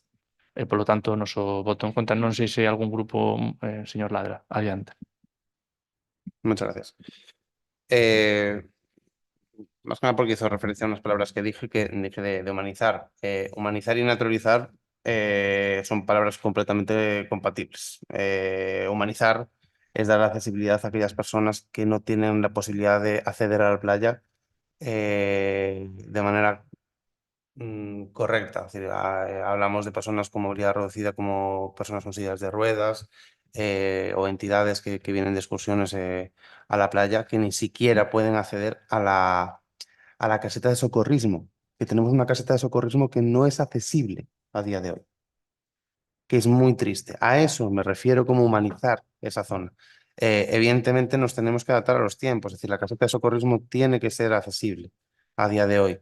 No lo es tener una malla correcta hasta el agua para que los bañistas con movilidad reducida puedan acceder. Mejorar la seguridad, que este proyecto también lo contempla, para poner paneles para facilitar la información de cuando se tenga que cerrar el pinar.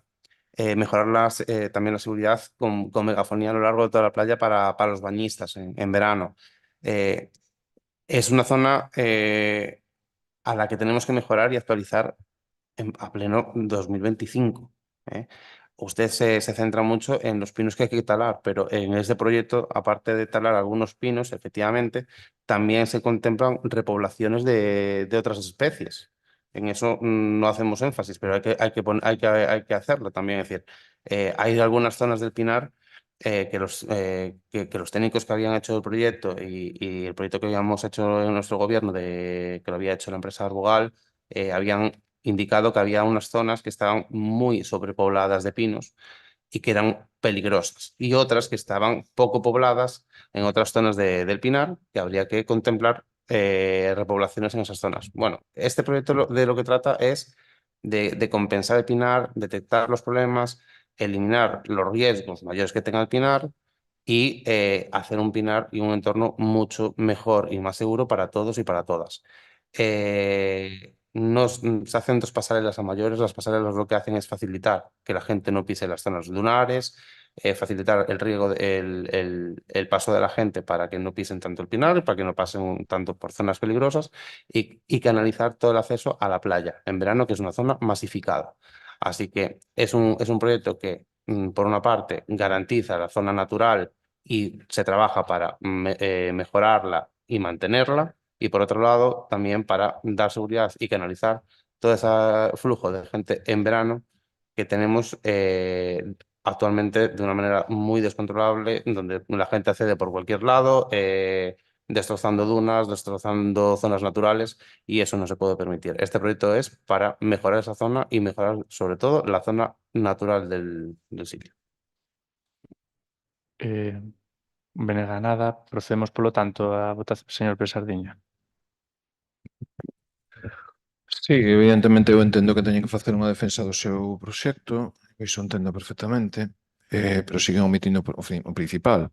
Falo de cortar algunhas árbores, pero o 20% da masa arbórea non son algunhas árbores, é o 20%. non deixa de ser o 20%, que é unha quinta parte do que xa hai. Repoboacións, pois xa máis do mesmo. É dicir, as repoboacións xa vimos o resultado que dieron, o que están dando, árbores secas, pois, con todas as posibilidades, con todas as complicacións que hai aí. Consideracións técnicas que non se corresponden coas de persoas que saben perfectamente como hai que traballar nas dunas arboradas, que xa expliquei unha vez en que consistía todo iso. Vostedes traen técnicos aquí que saben moito dun parque de cidade, pero despois traballar nun espazo deste tipo, aparte do técnico forestal, ou, do enxeñeiro forestal correspondente, tamén hai que ter un técnico ambiental, hai que ter un licenciado en Ciencias Ambientais, alguén que saiba un pouco cales son as dinámicas destes espazos e como se pode actuar neles, que diso non hai nada en todo o expediente, que vostedes me están argumentando. Humanizar que é accesibilidade, non me confunda facer algo accesible con humanizalo. Iso non é o mesmo. Non me confunda. Eu, cando falo da palabra humanizar, sei porque a utilizaron para facer a fosa séptica do final da praia. Sei que é a mesma palabra. Vostede está utilizando esa palabra co sentido que utilizou, evidentemente. Antropizada, zona antropizada, todo iso. Sí, efectivamente, a ver, a zona está sendo moi usada, está moi masificada, precisamente pola falta de planificación dos usos. Para iso, había que redactar un plan de especial protección, que é o que mencionamos aquí. É que seguen sen entender, ou seja, construen as cousas polo tellado, non pola base. Ese é o fallo de todo isto. Se non temos plan de especial protección, pois todo o demais faise no aire, sen título habilitante. Iso é así. Que non está ben feito, recoñézano dunha vez, non está ben feito así. Non pasa nada. Non pasa nada. Pero realmente teñan un informe por aquí por unha esquina, outro informe son retais. Unha administración pública pode traballar con retais? Aquí temos o exemplo. Traballase con retais e despois os resultados son que aparece un alcalde que empeza a cortar o que lle dá gana, cando lle dá gana e como lle dá gana. Porque foi o que veu antes tamén.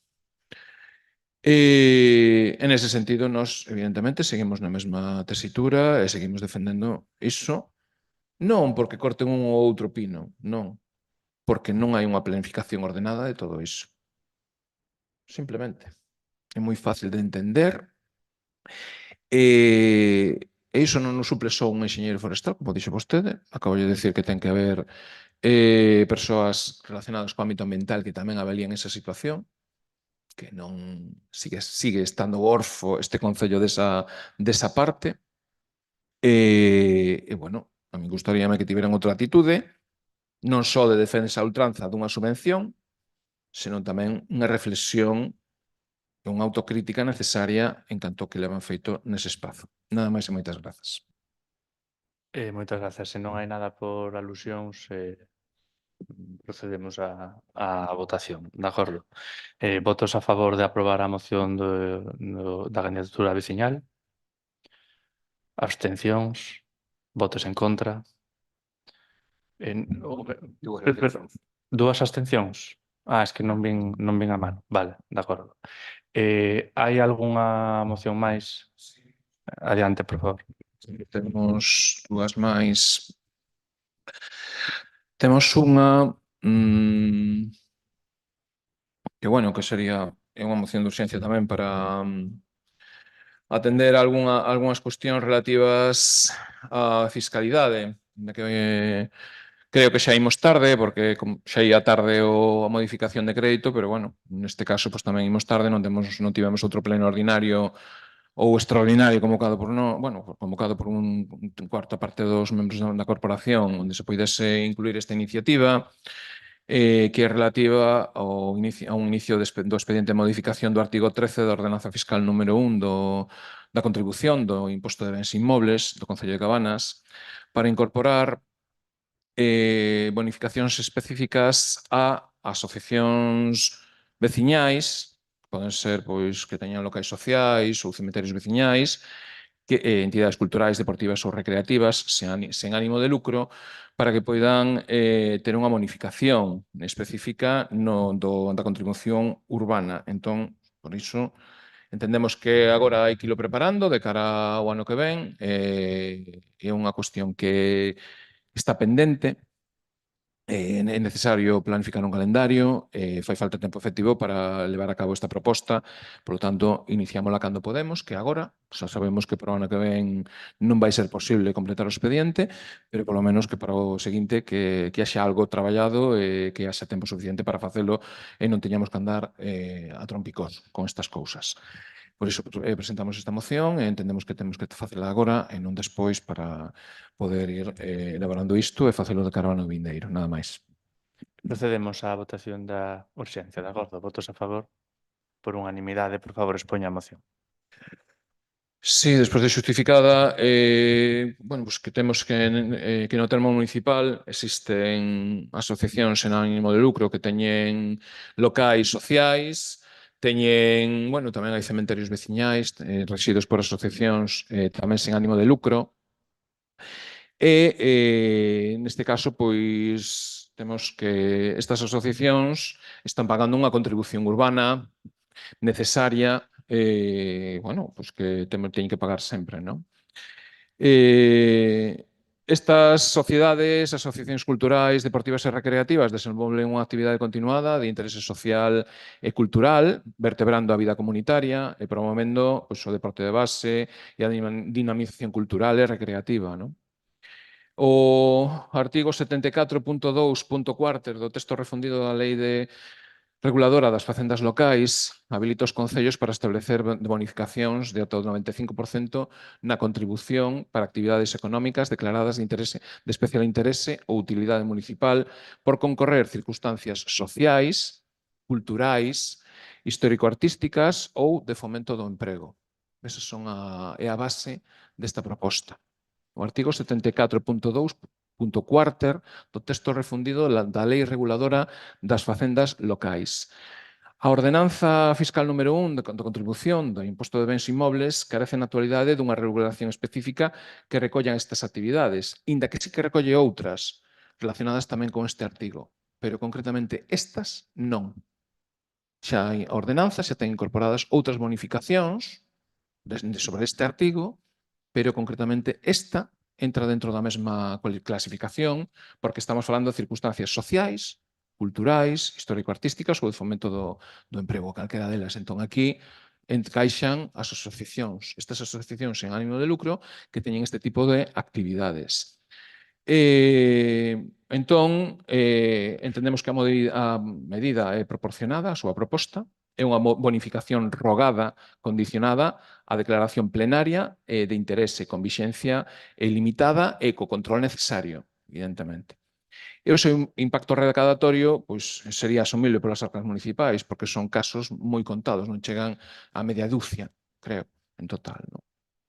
Evidentemente, o que estamos facendo aquí é atender ese retorno social que están proporcionando as asociacións e esas asociacións que están xestionando os cemiterios, que son 3 en total, non hai unha soa, son varias. Entón, a fundamentación xurídica está no artigo 74.2.4 que hai bonificacións potestativas da contribución e 17 o procedimento de aprobación de ordenanzas fiscais. A Lei de Bases de Réxime Local, o artigo 25.2, bueno, apartado iota, que é competencia municipal, tamén hai unha competencia en cemiterios e servicios funerarios. O ROF, que nos artigos 82 e seguintes, de funcionamento do pleno, e 91.4 da urxencia. Non? A proposta de acordo é, en principio, iniciar o expediente de modificación desa ordenanza fiscal número 1, para a revisión do artigo 13, que tamén é necesario, porque está neste momento ten unha redacción moi complexa e tamén é unha oportunidade para aclarala esa redacción e completala. Non? Entón van as dúas cousas nunha. E a eventual incorporación dun novo artigo, 13º ter, relativo a esas bonificacións para eses locais ou terreos, espazos desas entidades veciñais. Non? A segunda cuestión sería encomendar á Secretaría de Intervención a redacción dun borrador de modificación normativa e correspondente ás elaboracións de memorias correspondentes e informes de impacto recadatorio, tendo en conta estas liñas básicas. Tamén se pode, bueno, isto sería, deixámolo aí, pero en calquera caso, pois, a ver, sería necesario solicitar informes aos servicios de cultura, deportes e servicios sociais sobre o interese social e cultural das actividades obxecto da modificación, así que tamén como o informe dos servicios tributarios da Deputación da Coruña sobre a operatividade da administrativa desas posibles bonificacións. E polo momento, pois nada máis, esas serían as propostas. Ben, o sea, pola parte do Grupo Municipal do Partido Popular, a priori non estamos en contra, é unha boa proposta. Habería que ver o seu encaixe, a súa posibilidade, porque, entre outras cousas, pois, afecta a facenda local do Concello de Cabanas, delimitar exactamente ben en que supostos poden ser feitos estas exencións e en que medida. Pode haber graos, pode haber tipoloxías, pode haber distintas cuestións. Ten a súa tramitación, como vostede ben dixo, non é que vai a estar para o mes que ven, pero bueno, podría iniciarse. En todo caso, volvo a reiterar que habría que ver pois a súa posibilidade aí a partir de aí pois negociar e ver canto é posible, pero pola nosa parte a idea en sí non é mala, non é unha mala idea e logo faltará por ver, evidentemente, como di, o diablo está pois nos detalles, pois haberá que ver os detalles para ver ata que punto é executable, realizable e facelo. Grupo Socialista, adiante, señor Ladra. Muchas gracias. Nada, por parte del Partido Socialista vamos a votar a favor de esta propuesta. La vemos que sería muy positiva sobre todo para las entidades sociales sin ánimo de lucro que están desarrollando un trabajo muy importante en nuestro municipio. Así que nada, por nuestra parte un voto favorable. Beneda? Sí, máis do mesmo, nós tamén estamos de acordo coa proposta, parecenos moi interesante. Toda canta axuda se lle pode dar a todas as entidades que son as que están facendo que o Concello pues, teña actividades e dando servicios á veciñanza. Por lo tanto, estamos a favor tamén.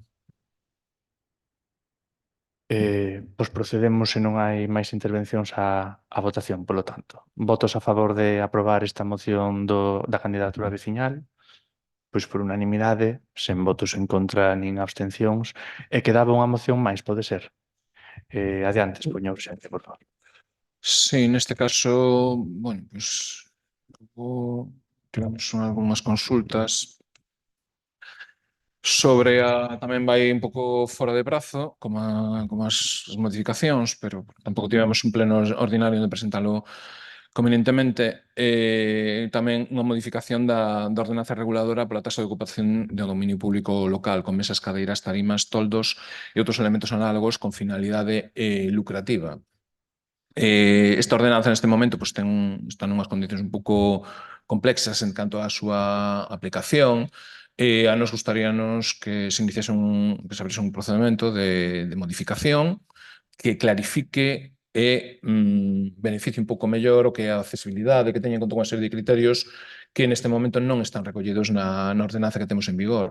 Tamén a estacionalidade, é dicir, empezar a, bueno, se é posible, pois intentar establecer aí unha serie de cuestións que favorezan pois, bueno, que a seguridade xurídica, establecer un régimen sancionador, unha zonificación, sustentabilidade ambiental, por exemplo, dicir, unha serie de criterios que a accesibilidade, que neste momento pues, tamén pues, a estacionalidade, é dicir, pues, os comercios pues, bueno, que son os locais pues, teñen ingresos no verán determinados, son maiores, e no inverno teñen menos ingresos. Entón, un pouco adaptarse tamén a esa situación, non? Que a nosa ordenanza pues, non está adaptada a esta realidade. É moi plana, bueno, é importante garantir tamén bonificar se se deixa accesibilidade no que son as beirarrúas, bonificar algunha cantidade para facilitar esa situación, que non se compongan as beirarrúas completamente, non? Non só ir pola recadación, senón tamén ir buscando unha adaptación e, neste caso, pues, unha adaptabilidade á situación real, non? Esa é a nosa posición e entendemos a súa urxencia porque tamén hai que ir traballando este tipo de propostas de cara ao ano que ven, ainda que neste ano pois, non van poder ser realizadas, pero por iso pois, propoñemos esta iniciativa. Se non hai máis intervencións, votamos a urxencia, de acordo? Votos a favor da urxencia. Por unanimidade, por favor, expoña a moción. Sí, a actual ordenanza fiscal reguladora da tasa pola ocupación do dominio público contra razas e elementos análogos foi aprobada definitivamente pois, no ano 2020 e dende entón producironse cambios significativos nas condicións de uso do espazo público. Bueno, aquela foi ademais tamén coa pandemia, bueno, houve cousas aí polo medio que tamén afectaron, non? Bueno, nas zonas turísticas, bueno, pues temos a Avenida do Real, que comercial, a Praia de Madalena, que é turística, é dicir, hai unha serie de espazos que requiren regulación, non? Entón, bueno, que a experiencia que vimos vendo tamén un pouco de como se está levando a cabo pues, a aplicación da ordenanza que está en vigor, revela determinadas limitacións, lagoas normativas que sería interesante cubrir, porque, bueno, pues, aí falta unha definición detallada de tarifas e coeficientes que implique unha aplicación homoxénea e transparente da tasa, que todo o mundo pague por igual, regular os aspectos técnicos e ambientais, por exemplo, accesibilidade, paso libre, materiais sostibles, ruído, horarios, é dicir, bonificar en función de cada un destes criterios, que tamén sería posible, a conveniencia de introducir un réxime sancionador, adaptado á legislación vixente, porque a actual non está, e a posibilidade de permitir ocupacións modulables no tempo, é dicir, facilitando a adaptación ás tempadas de maior actividade sen obrigar a pagar polo período anual completo, que neste momento pues, está moi ríxido non? No tipo de ordenanza. Entón, establecer dos períodos, non? Un de maior actividade e un de menor actividade e adaptarse un pouco a esa situación. Non? Nos entendemos que hai motivacións suficientes para mellorar a ordenanza fiscal que temos redactada e incorporar melloras con estes criterios que pues podense debater despois nunha comisión e tamén elaborar un estudo económico e financiero actualizado que garanta pues, a suficiencia e a proporcionalidade da taxa. Non? Nese sentido, pues, simplemente propoñemos a iniciar o expediente de modificación da ordenanza fiscal, reguladora da tasa pola ocupación do dominio público con mesas, cadeiras, toldos e outros elementos análogos, incorporando pois estas cuestións que mencionei, encargar os servicios técnicos de Secretaría de Intervención a redacción definitiva da modificación conforme a estes criterios nada máis polo momento. Moitas grazas. Sí, nós tamén dende o Grupo Municipal do Partido Popular estaremos de acordo en actualizar esa ordenanza.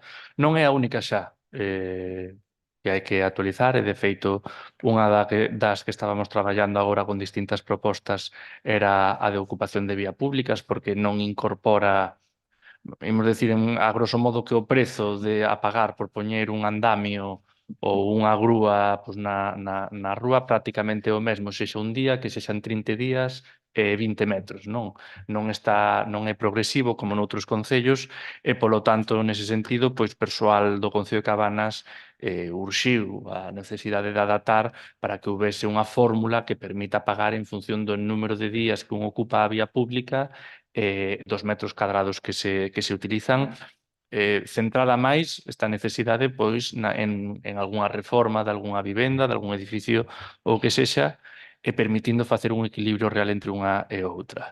Outra das ordenanzas que agora mesmo están xa co borrador rematado está o departamento correspondente facendo o informe vamos a decir, da avaliación do mesmo, a de emerxencia social, como vostedes saberán, pois a redacción desta ordenanza hai parte que quedou un pouco obsoleta por legislación que saiu adiante e logo tamén ten uns precios pois, do ano 2020 que foi cando foi aprobada. Hoxe en día unha emerxencia social coas cantidades dos prezos de 2020 a día de hoxe pois non son suficientes e, polo tanto, incorporase unha modificación desta ordenanza que, como digo, xa está redactada e pendente de que o departamento correspondente emita o seu informe para ser traído a unha comisión a debater a mesma. De acordo? Serían esas. A que vostede menciona hoxe agora mesmo tamén é certo que lle fai falta. Volvo a dicir que o diablo está nos detalles, evidentemente. Hai algunha cuestión que é moi positiva, como, por exemplo, os 2 períodos de tempo no ano, pero terían que quedar ben delimitados. E, por exemplo, eu quero lembrar que hai algún establecemento que ten algunha instalación, vamos a decir, fixa na beira rúa, que non vai replegar a metade do ano e volver a instalar a metade do outro. Pode haber algún outro que sí, pode haber algún outro que sí, pero tamén hai algún establecemento que invertiu unha serie de cartos nunha infraestructura que ten na beira da rúa, que está pagando por eses metros cuadrados e que non vai facer o cambio. En todo caso, a posibilidade non está mal por dala, pero non significa eso. E logo facía vostede referencia a algún tipo de adaptación, pois, por exemplo, o límite que ten que deixar a beira a rúa, eu creo que estaba 1,5 metro e xa estaba recollido na ordenanza. Estou falando de memoria, co cal 1,70, sí, 1,70, perdón, que estaba xa recollido na ordenanza, pódese actualizar, mirar, facer excepcións, pero xa está recollido actualmente. En tanto a calquera legislación sobre accesibilidade, nós encantados de recollelo na ordenanza municipal, pero tamén temos que lembrar que xa existe unha ordenanza normalmente nomeadamente autonómica que vai xa a poñer todos os requisitos para que o bar ou establecemento abra. Estaremos encantados de telo. Afortunadamente, pois bueno, moitas das terrazas serían facilmente adaptables. Como digo, estamos a favor, habría que ver os puntos como estos que lle estou dicindo agora para ver exactamente como se concreta, como se escribe e como se deixa posta a cuestión, pero a priori a súa valoración é positiva e votaremos a favor. Grupo Socialista, adiante, señor Ladra. Muchas gracias. Por nuestra parte, también vamos a votar a favor de esta medida. Consideramos que efectivamente hay que regular y hay que utilizar las ordenanzas a estos tiempos de hoy en día. Y lo de la modificación así por temporada también es algo positivo que a las personas y a las empresas que ponen negocios ahí, la verdad que les vendría muy bien porque hay épocas del año donde la recaudación se reduce notablemente. Señor Varela. Sí, moitas grazas. Nós tamén estamos de acordo. As ordenanzas deben de ser documentos vivos, non? Que hai que revisar de vez en cando para ver como cambia a situación. En este caso, pois, é evidente que na que aquí vai neste punto, pois, é necesario retocar. Vemos moi positivo tamén, como tamén apuntaba o Grupo Socialista, que se engada esa parte por tempadas, porque realmente hai moita diferencia da xente que ven e, polo tanto, pois, o noso voto tamén vai ser favorable. Se non, adiante, señor Pesardiña. Sí, ben, entendo que, bueno, moitas gracias polos apoios, pola consideración, é dicir, claro, a ver, aí, se temos pois unha modificación por tempadas, xa é relevante. Tamén é relevante que, bueno, pois que hai o mellor, pois, aínda que sexan accesorios fixos, pois que sí que hai unha accesibilidade, tamén se lle pode dar esa opción, porque tamén se pode buscar a maneira de encaixar a accesibilidade como algo positivo, en positivo, ou os materiais, pois materiais con cero pegada de carbono ou materiais que sexan reciclados ou non plástico, por exemplo, é dicir, iso tamén se pode traballar. É dicir, hai moitos aspectos que en canto a hostelería, pois hai que dialogar con ela e hai que buscar alternativas que non só sexan cobrar o mesmo todo o ano e así en plano que a ordenanza actual. Nos entendemos que outras cuestións que sí que se poden incorporar e que temos que traballar por elas, nada máis. Moitas grazas. Moitas grazas. Procedemos, polo tanto, á votación da moción da candidatura veciñal. De acordo? Votos a favor? Por unanimidade, pois queda aprobada, sen votos en contra nin abstencións. Non había máis mocións, non? Pasamos, polo tanto, ao seguinte punto da orde do día, o punto número 6, que sería a dación de conta da renuncia a acta de concelleiro de don Carlos Ladra Braje. Ten a palabra a secretaria.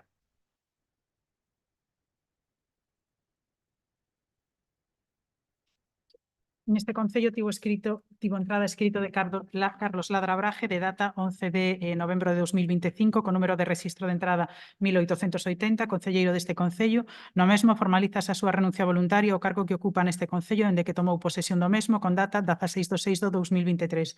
En cumprimento dos artigos 9 e 4 do Real Decreto 2568/1986 do 26 de novembro, por o que se aproba o Regulamento de Organización, Funcionamento e Réxime Xurídico das Entidades Locais e o artigo 182 da Lei Orgánica 5/2023 25/1985 do 19 de xuño de réxime electoral xeral, así como da instrucción da Xunta Electoral Central dase conta da renuncia ao cargo do concelleiro Carlos Ladra Braje, procedendo a comunicar dita toma de coñecemento á Xunta Electoral Central para que remita a credencial do seguinte na lista.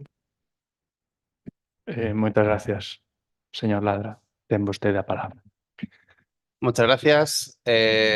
Bueno, quiero aprovechar este momento para expresar mi agradecimiento más sincero a toda la corporación.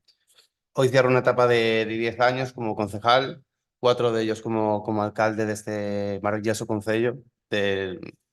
Estoy orgulloso de ser alcalde de mi propio pueblo y poder dejar parte de una huella en él, ¿no? Quiero agradecer a mis compañeros y compañeras del partido por la confianza que depositaron en mí durante todos estos años. Y hoy, que también se despide Delfín, quiero dedicarle unas palabras a él. Él fue parte de mi mentor en política. Todo lo que sé en política, o parte de lo que sé en política, se lo debo a él. Ha sido un referente y un compañero ejemplar. Gracias, Delfín, y sobre todo un gran amigo. También quiero agradecer de manera muy especial a Conchi todo ese trabajo, ese esfuerzo, ese gran compañerismo que tiene ella. Para mí es una persona muy importante y sabe que siempre estaré a su lado. Es una gran amiga, una gran persona, y desde luego el Concello de Cabanas tiene que estar orgulloso de tener entre sus concejales a una persona como ella. Gracias. Hoy no está aquí, pero también quiero agradecer a Eva García, que también compartí camino con ella. Hace más de un año que abandonó este concello, pero se sigue notando su falta de sensatez, la falta de sensatez que tiene ella, su equilibrio y su manera responsable de hacer política. Y también agradecer al BNG por esos 4 años de gobierno que tuvimos, que aunque tuviésemos algunas diferencias, que siempre las tenemos, y eso es bueno, supimos priorizar los puntos en común que tenemos para trabajar por este concello y dar estabilidad a un gobierno serio y progresista en este concello. Muchas gracias, tanto Yago como Paula. Desde luego, esa capacidad de colaboración es algo que me llevo muy positivo de vosotros. Quiero agradecer también de manera muy especial a todos los trabajadores y trabajadoras de este concello, que durante mis años de alcalde tuve el privilegio de conocerlos y trabajar muchas horas con ellos. Siempre me encontré con profesionales, encargados y responsables y muy comprometidos por este concello. Ha sido un verdadero placer trabajar con todos ellos y ellas. Y antes de marcharme, quiero dejar pues, un pequeño recado para los próximos concejales y concejalas que entren, que están y que vendrán en futuras legislaturas. Creo profundamente en la política. Es un proyecto a futuro, un proyecto de que tenemos que visualizar Cabanas a largo plazo, pues la Cabanas que queremos ver dentro de 10 y 20 años. Y que dejemos de lado un poco las políticas cortoplacistas que, aunque sean muy populares, hacen que al final pues, este concello no tenga un proyecto a largo plazo y fracase. Así que, por favor, trabajemos todos juntos, encontremos puntos de encuentro, seamos leales, serios y, sobre todo, tengamos mucha palabra.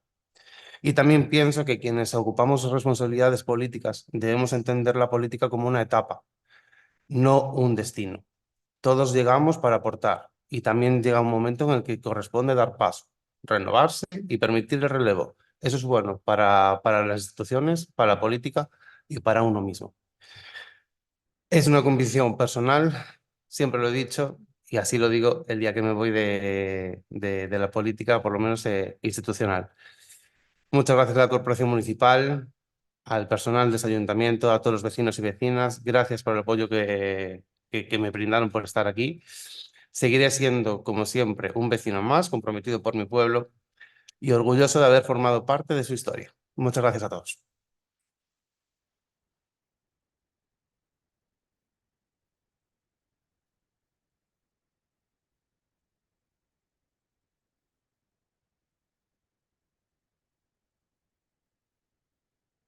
Toma a palabra o portavoz do BNG, señor Val. Ben, moitas grazas. É difícil falar, non? Despois destas palabras emocionantes de Carlos.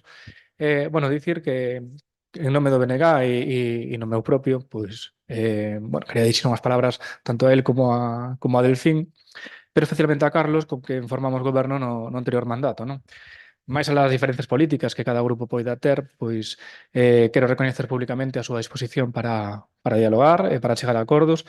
E gracias a iso, pois, como dicía tamén Carlos, fomos capaces de chegar a un acordo de goberno que permitiu que Cabanas tivese durante 4 anos un equipo de traballo que traballou moito con visión de futuro, desenvolvendo proxectos importantes para Cabanas que fixeron, pois tamén hai que dicilo, a goberno actual que tivese máis fácil as cousas, non? E facelo ademais nunhas condicións que ás veces foron moi complicadas, sorteamos unha pandemia, sorteamos unha guerra, bueno, iso supuxo pois tamén uns esforzos ao Concello que non se ven desde fora, non? Os acordos son sempre froito da vontade política e ese espazo de cooperación existiu no anterior mandato e debe ser recoñecido. Desexo vos tanto a Carlos como a Delfín todo o mellor nesta etapa nova que se vos abre, non? Persoal e profesionalmente. Agradezo vos o traballo realizado ao longo destes anos como membros da corporación, porque a política local é probablemente a máis exixente e tamén a menos agradecida. E por iso toda a dedicación ao servizo público pois merece o respeto e o recoñecemento. Así que moitas grazas a ambos. Señor Pérez Sardeña. Sí, moitas grazas. Palabras sentidas, palabras pois, en relación a as súas conviccións, que bueno, desexamos o mellor na súa nova etapa. Agradecemos os seus acertos tamén, bueno, pues, moitas veces as súas equivocacións, non? Tamén as temos que agradecer. En este caso, pois, nada, que teñan pois, nos novos proxectos que emprendan, que teñan sorte, que lles vaya ben, nada máis. Moitas grazas. Pechando o punto eu, como portavoz do Grupo Municipal, pero tamén membro desta corporación, non me queda máis remedio, fago con moito gusto que agradecerlle pois, todo o traballo que prestou nestes 10 anos de traballo ao Concello, como vostede ben dixo, pois en distintos papéis ao longo destes anos, pero sen dúbida co esforzo e coas gañas de traballar. Cabanas é un concello rico por moitas cousas, pero unha delas é por ter veciños e veciñas que están dispostos a dar un paso adiante e colaborar co seu tempo, co seu esforzo e cos súas gañas en sacar adiante este lugar que é maravilloso, que é privilexiado e que cada vez que saio por aí adiante máis claro teño da sorte que temos de vivir aquí. Vostede sabe mellor que nunca o que implica estar sentado nesta silla, as horas e esforzos que moitas veces un ten que pasar sen que ninguén o vexa. Non lle vou contar nada que non sabe.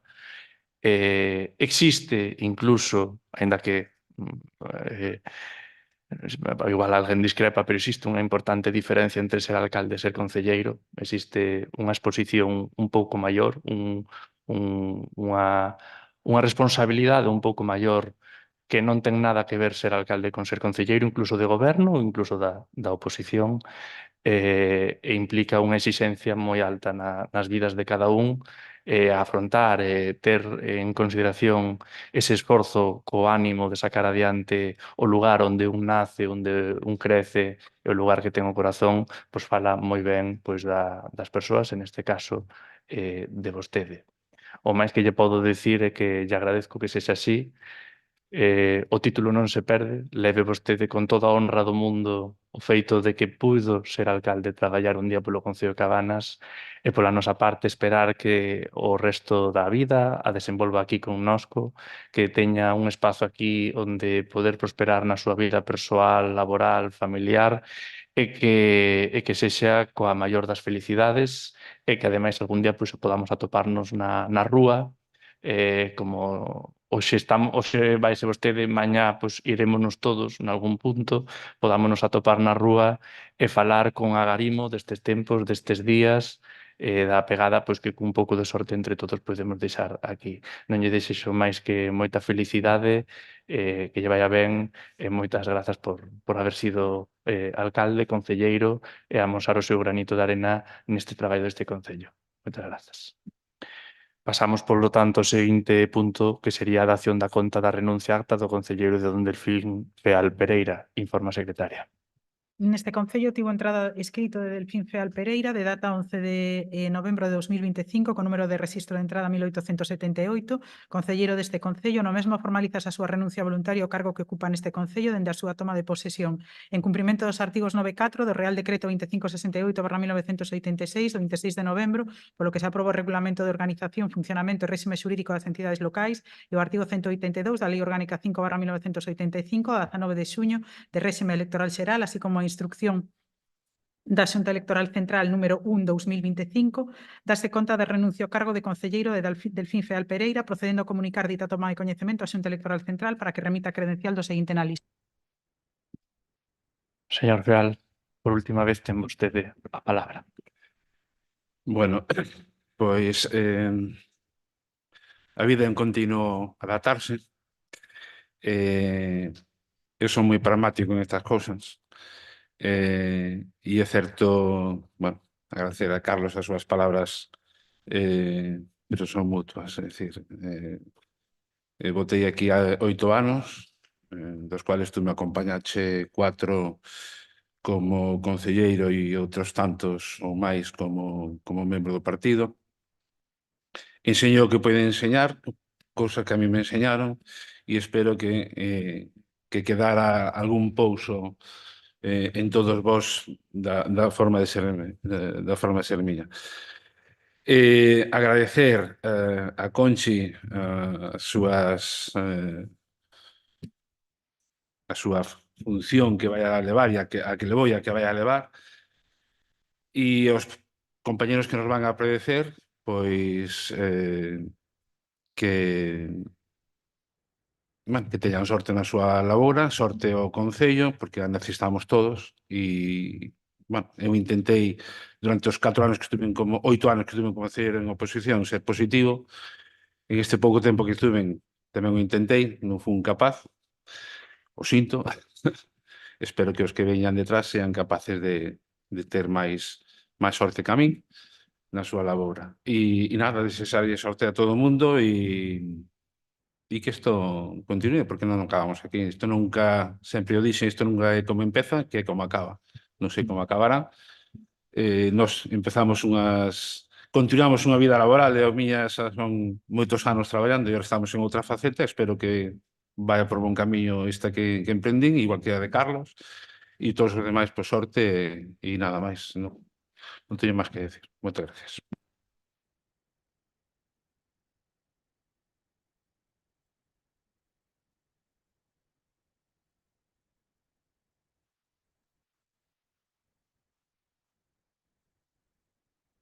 Señor Varela.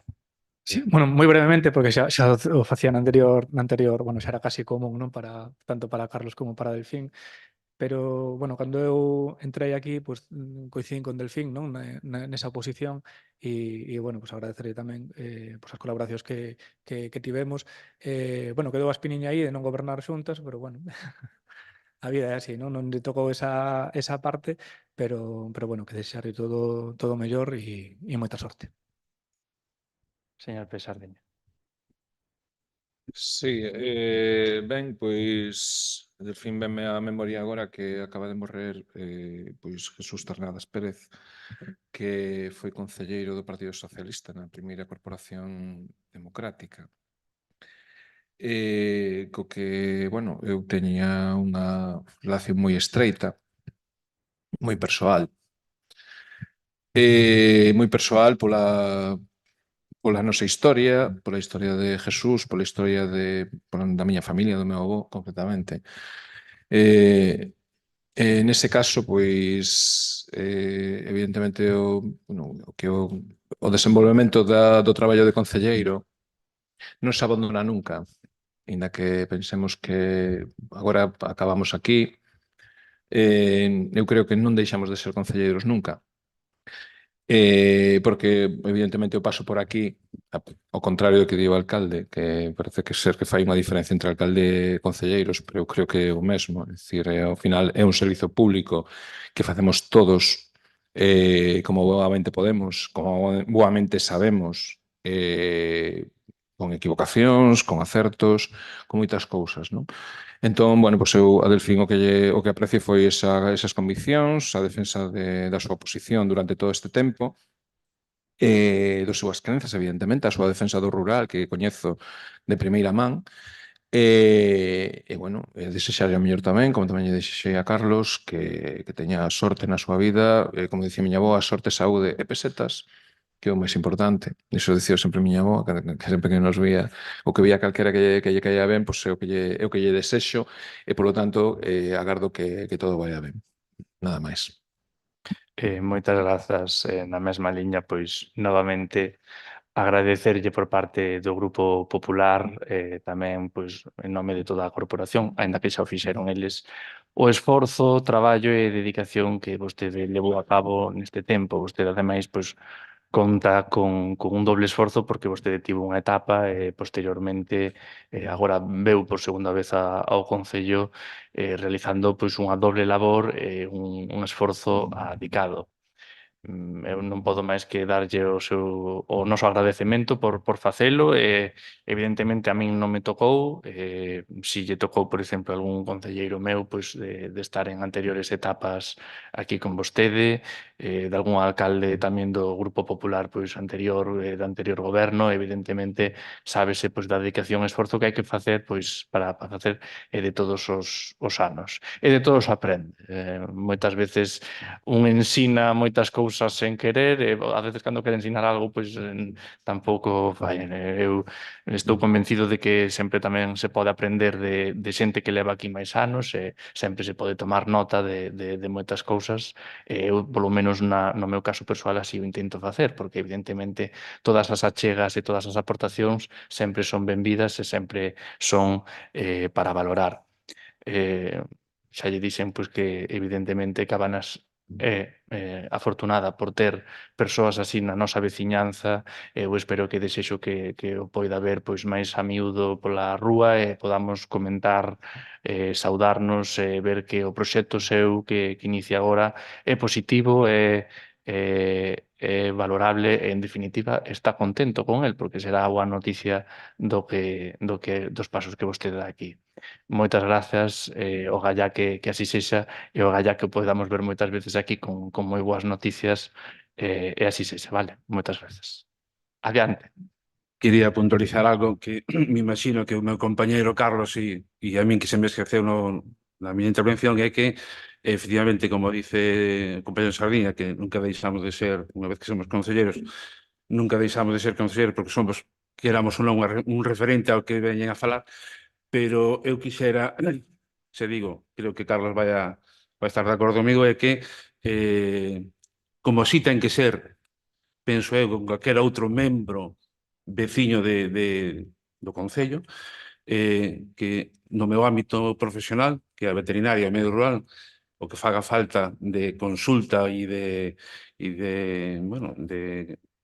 consulta, non teña ninguén ningún reparo en chamarme, e así como imagino que con Carlos no seu ámbito profesional que poida ter, estaríamos satisfeitos de que así preguntaran certas cousas, porque saben máis dúas persoas que nunha sola, non? É dicir, no ámbito que un coñecedor, pois sempre é interesante ter a súa visión.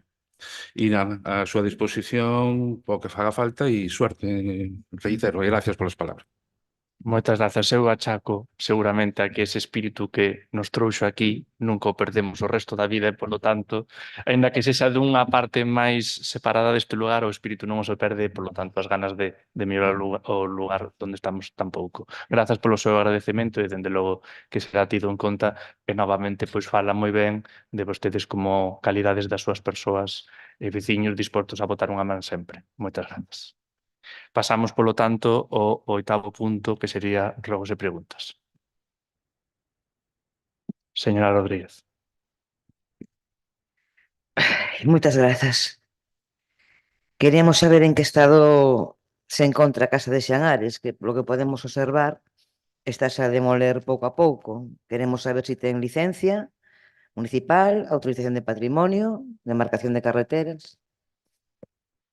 Ten autorización de estradas para demolición e de patrimonio tamén. En canto á licencia municipal, xa encontrase o título habilitante e o de a orden de execución de ter que facer esos traballos que había xa, e que ademais foi xa na anterior legislatura onde se iniciou un expediente. Polo tanto, esta orde de execución están as autorizacións de ambos os dous. Entendo que están demolendo a edificación, entón. A orde de execución facía referencia a este muro que tiña risco de caída sobre a estrada.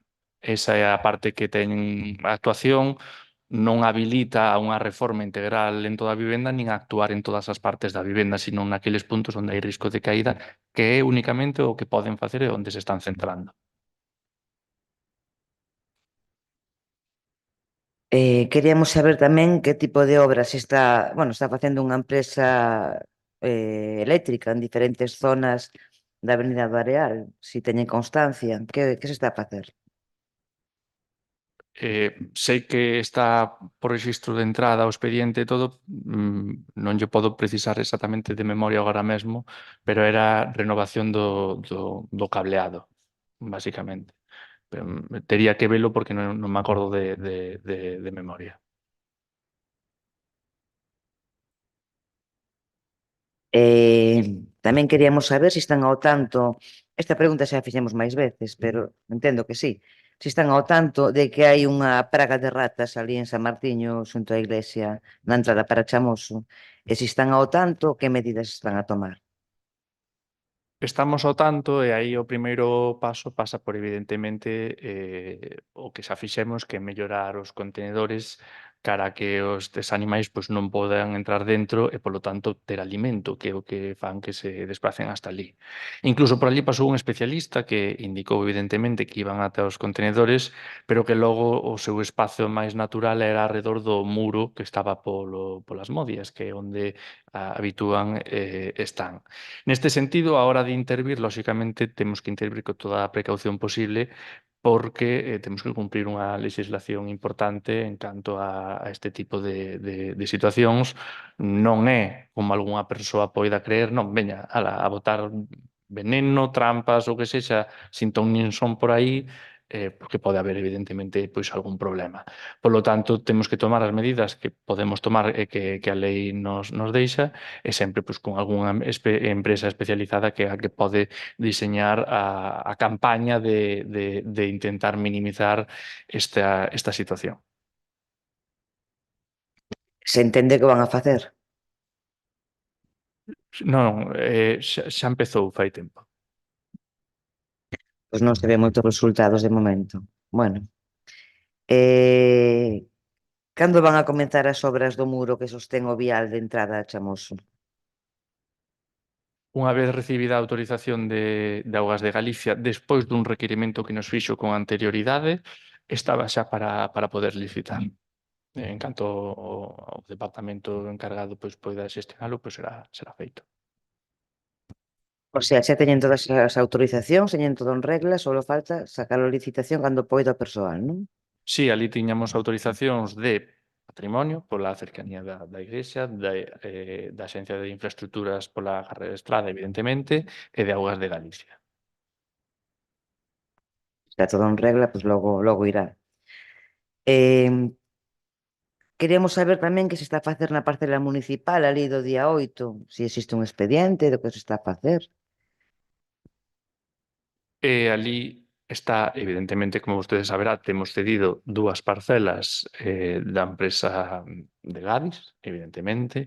Unha foi acondicionada o ano pasado para habilitar un espazo onde a veciñanza poidera deixar o vehículo mentras iba a facer pois, os recados ou os seus quefaceres diarios. E nesta parte estamos coa segunda parte da parcela, que foi unha que non se tocou o ano pasado.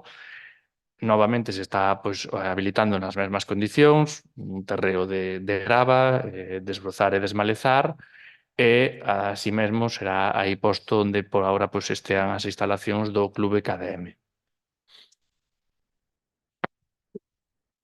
A ver se entendo ben a parcela que se está a habilitar é a parcela cedida por Gadis. dixe vostede. E a parcela municipal que existe ali, están a facer algo? Concréteme exactamente de que parcela municipal me está falando. A única actuación que hai ali naquel punto é a de Gadis que a que estamos facendo.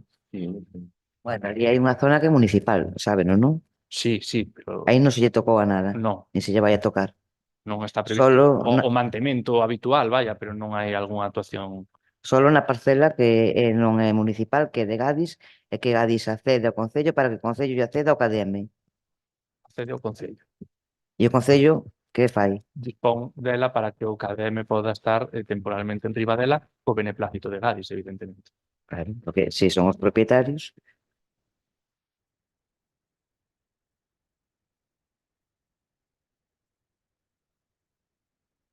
Sabemos algo das obras da Diputación da Coruña na carretera na DP 1502, cando van a empezar, se aquelas alegacións das que falaba no último pleno están solucionadas, que noticias ten?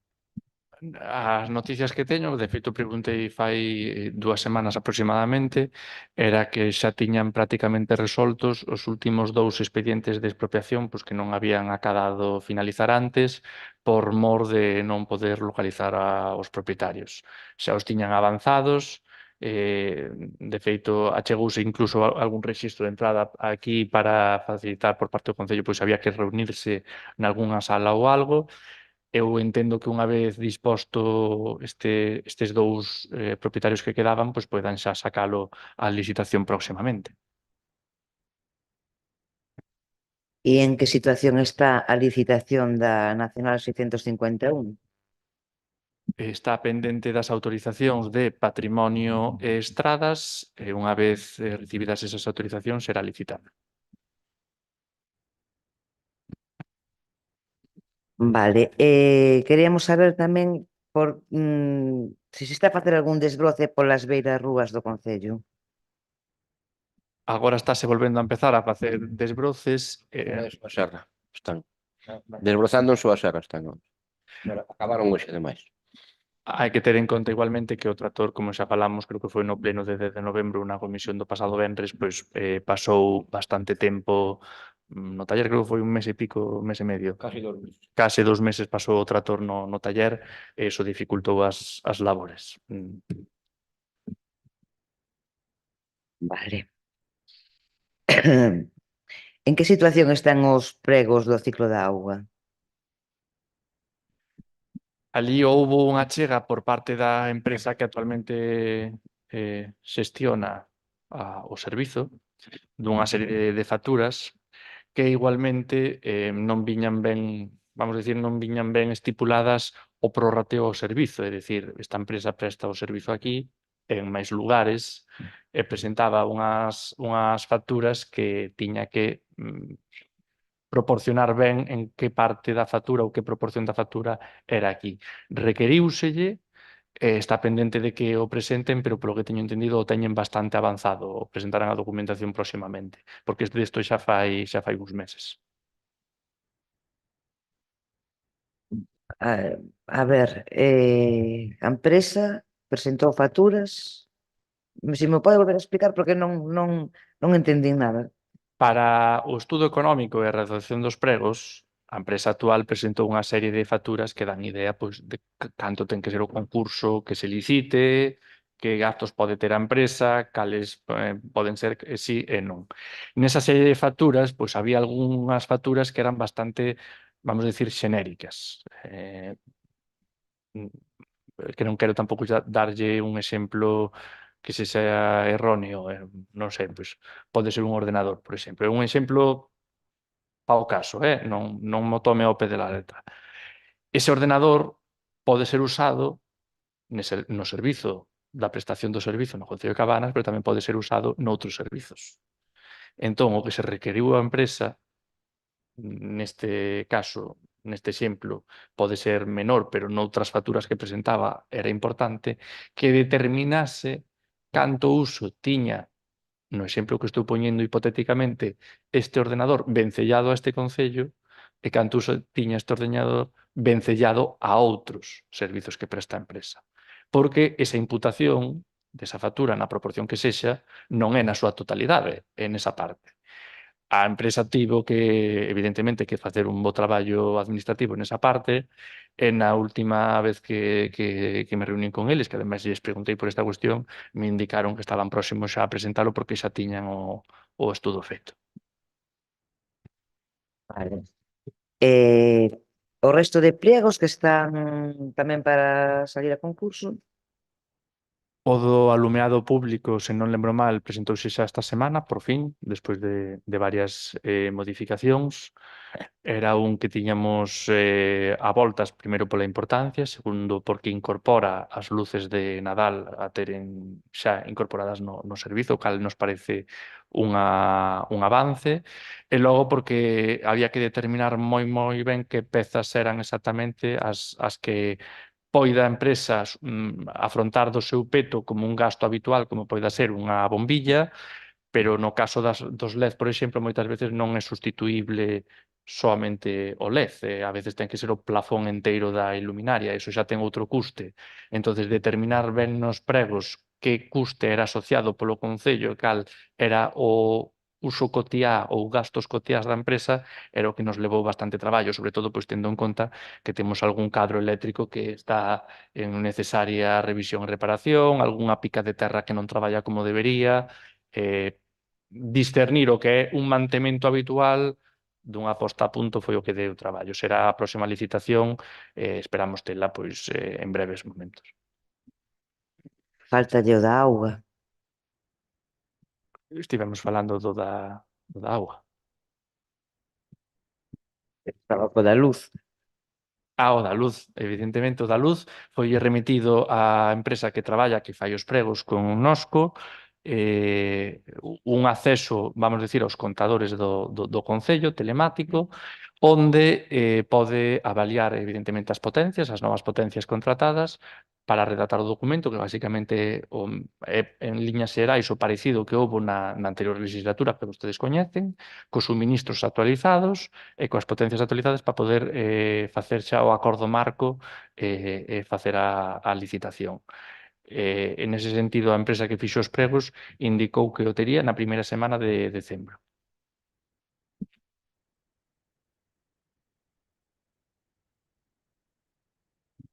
Bueno, me queda unha última pregunta. Que sabemos en relación a obra da cubrición do pabellón de Lavandeira? Que sabemos do litixio que había ca empresa? Do litixio que había ca empresa, que non... Do litixio que había ca empresa. Non houbo novedades no registro de entrada, non teño ningunha nova que dalle ahora mesmo. Podemos preguntar igualmente a parte legal e así intentar pois, ver como quedou a cousa, non houbo novedades. Señor Baradas. Facemos un receso de 5 minutos.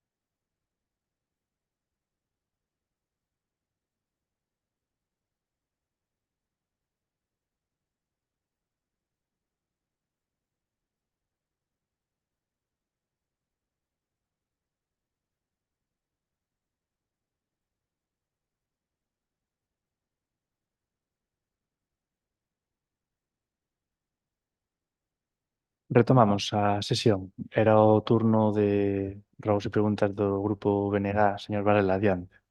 Moitas grazas. Ben, hoxe estamos de parabéns. Celebramos un aniversario aquí no Pleno. Fanse 2 anos da aprobación por este Pleno da proposta da creación dunha comisión de transición xusta. 2 anos nos que non fixeron nada e 2 anos que levamos reclamando desde este Pleno que veña precisamente ao Pleno a creación desta comisión. A única referencia foi dicirnos extraoficialmente a todos os grupos que nos iba a convocar o pasado mércores, 19 de novembro, pero novamente moitas palabras e ningún feito. Así que volvemos a preguntar, cando imos traer a Pleno a creación desa comisión de transición xusta?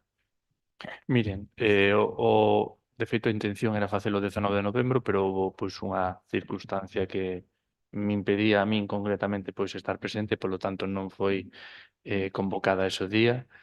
Igualmente foi por un motivo excepcional, senón estaría xa feita do 19 de novembro como era a miña intención.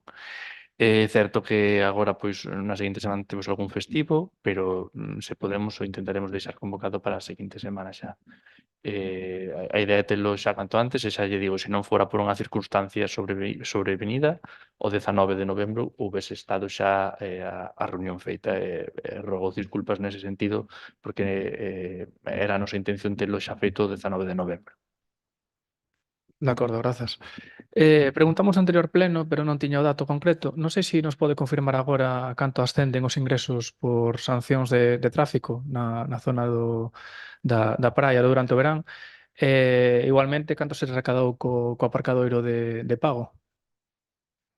Pois a verdade é que non teño o dato porque non llo podo facilitar, pero de todas formas no caso de sancións o dato todavía non está pechado porque aínda pois, hai notificacións, recursos, algún pois en marcha, pois algunha persoa que paga no período de pronto pago, algunha outra persoa pois que non está de acordo e formula alegacións, co cal aínda non está pechado e as datas todavía aínda permiten pois facer trámites daquelas datas.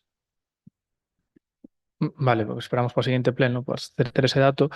Queríamos preguntarlle se cumpre coas expectativas o aparcadoiro de pago. Bueno, se quere deixámoslo tamén para o seguinte pleno. Ben, sobre a Casa de Xangares xa preguntou a portavoz socialista sobre a auga de Laraxe, bueno, tras aquela foto comentada, non? Que salía vostede nunha arqueta. Avanzaron algo nos traballos para que sexa efectivo que unha realidade, non? Que Laraxe teña auga. Sí, está o suministro de electricidade está dado xa, está a maioría da tubaxe xa completamente lista e sen fugas, polo tanto, o único evidentemente, pois pasar as revisións oportunas, facer as comprobacións existentes, algunha instalación de seguridade que ten que facer pois a empresa que suministra o abastecemento de agua no municipio, e continuar traballando para levar a cabo esa instalación e poderla ter. Evidentemente, hoxe estamos máis cerca que nunca de poder ter esa instalación funcionando e mañá estaremos máis cerca que hoxe de poderlo ter. O noso desexo de que fora xa fai moito tempo, pero bueno, intentamos chegar o antes posible. En todo caso, o importante é que está na liña e que poderase ter pronto. E máis aló de promesas no aire que poden ser ou non, xa temos moitos exemplos, non? Algunha data concreta ou aproximada para que sexa unha realidade e que os veciños de Laraxe pois se podan sumar a ter auga? Non lle podo dar todavía unha data. Ben, sobre o punto limpo móvil, que tal resultado está a dar? Usa o a xente? Bueno, se nos pode comentar. Non, penso que sí, usado bastante. Realmente, en primeiros recorridos, bastante máis que agora. Agora sí que parece que foron retirando todo o que tiñan que lle sobraba. Algo menos, pero sí. E reiteramos a solicitude de que haxa algunha forma de saber onde está, porque sí que nos lo comentan moitas veces que, claro, non hai forma de saber onde está. Entón, a mellor, velo uns días nun sitio e cando vas coas cousas, pois xa non está ali. Entón, non sei se poden avisar de cando vai estar ou... Si, é verdad que non temos o percorrido completamente todavía cerrado, pero en breves teremos o recorrido xa sería isto, porque de feito nos están dando máis opcións veciños para poñelo noutros sitios, estamos estudando. Espero que pronto. De acordo. Bueno, tiñamos un acordo plenario, sabemos que hai un contrato para facer un estudo sobre as vivendas de uso turístico. Non sei se xa temos algún dato, xa temos ese estudo, aínda non. Foi urxida a empresa no mes de novembro a que lembrase que lle acaba o prazo de presentación do estudo para que o fixera efectivo e demais. A ver, a empresa evidentemente pois xa indicou que sí, que xa o tiña preto de rematar e xa estaba. Eso non quita que non lles apurásemos no sentido de que, por favor, que fora canto antes para poder finalizar a documentación do contrato. Isto é recibir o arquivo e proceder coa dación de finalización do contrato menor. Esperamos que sexa así. Foi urxida en novembro, indicaron pois, que sí, que estaría a tempo e en condicións. Ben, de acordo. Sobre o lixo, bueno, estamos vendo que son moitos os concellos os que teñen que actualizar as súas taxas. Vai haber suba da taxa do lixo en Cabanas? Por agora non. Ben. E última pregunta, foi moita xente a actividade que se fixo onte polo 25 de novembro? É que non lle podo decir porque é un criterio subxectivo. Canto é moita xente? Se nun día convencemos a unha soa persoa da importancia de ter consideración nestes asuntos, é importante, porque xa é aquí cada persoa conta e todos son importantes. Que estaba o auditorio cheo? Tampouco é certo. Non estaba cheo. Houbo xente? Sí, houbo xente. Podería haber máis? Pois seguramente tamén. Houbo tamén menos xente tamén nalgúnas outras cousas. Reformulo a pregunta, cantas persoas acudiron ao evento de onte, do 25 de novembro? Home, non lle podo decir porque non as contei, pero ali había algo de xente había, evidentemente, sí. Había varias xente, ademais de distintos ámbitos, distintas parroquias, incluso algunha persoa pois, que participa noutras actividades municipais pois achegouse ata aquí. É que o importante non é só a xente que estivera ali, o importante é visibilizar ese día, falar dese día e logo que cada unha das persoas que este ali poida falar no seu entorno de traballo, familiar, social e poida tomar en consideración o resto, multiplicando así o efecto do mesmo. Sí, iso está claro, pero tamén, bueno, nos gustaría facer que fixeran unha reflexión sobre a anticipación coa que aquí se anuncian certas cousas. A primeira noticia que houbo deste evento foi unha notificación que recibimos as nais e pais do colexio a través dunha Avalar, a aplicación que temos para comunicarnos co centro educativo, pues ás 2:10 da tarde de onte, cun enlace á páxina web do colexio, onde se publicou antes que na web do Concello, na que se anunciaba este evento e se dicía que había un servizo de conciliación e que aquelas persoas eso foi o luns, aquelas persoas que estuveran interesadas en acudir e que necesitasen ese servizo de conciliación que se puxeran en contacto con servizos sociais do Concello de Cabanas antes das 2 da tarde do propio luns. Reitero que a mensaxe foi recibida ás 2:10 da tarde, publicado bueno, na páxina web do colexio, que entendo que esa información ao colexio lle tivo que chegar desde o Concello.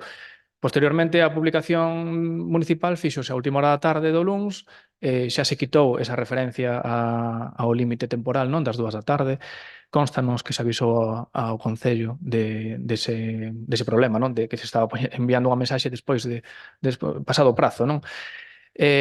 O cal dificulta, con menos de 24 horas, dificulta que unha persoa que pode estar interesada en acudir a iso se poida organizar. Entón, rogámoslle que xa que vamos a destinar cartos públicos a facer actividades, que polo menos pues, teñamos a previsión bueno, de anuncialo con tempo suficiente para que a xente poida ir, porque senón meramente cubrir expediente. O 25 de novembro poñemos todo en Lila, queda moi bonita a rotonda en Lila e facemos un evento para dicir que fixemos algo. Si queremos que as cousas teñan éxito, hai que avisar a xente con certa previsión, nada máis. Era unha simple reflexión. Señora González, nada. E señor Pérez Sardiña, adiante.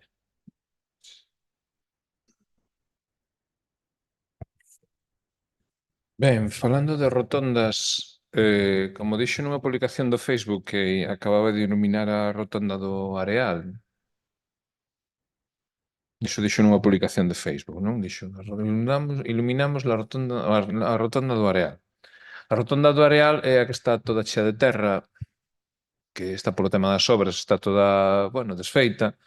En principio, ninguén veu iluminación ali. Sobreentendeuse logo que sería a da Madalena, ou seja, as do Paseo. Son as rotondas do Paseo que vostede reformou recentemente, non?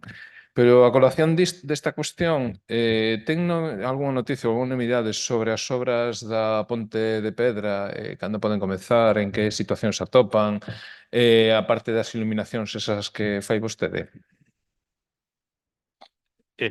Moitas grazas pola súa pregunta. Sí, entendíase evidentemente que era a rotonda que estaba coas luces de cores. Do Paseo. Do Paseo. Vale. Da Estrada da Praia, que é o cartel que pon ali que ten ese nome, Do Paseo. que logo é a estrada autonómica non, provincial DP 1501, Sí. evidentemente. En relación ás obras da Ponte da Pedra, non temos noticias, pero non só iso, sino que dende o Concello puxémonos en contacto coa demarcación de estradas tanto nesta semana como na semana pasada, en sucesivas ocasións, demandando pois, algún tipo de actualización de información precisamente porque xa sabíamos que iba a ser asunto a tratar neste pleno. E o que nos dixeron parte do persoal que leva tal, era que non tiñan ningunha novidade, que non nos podían achegar ningunha información nova que non dispuxéramos xa e que non había unha data prevista para iniciar as obras.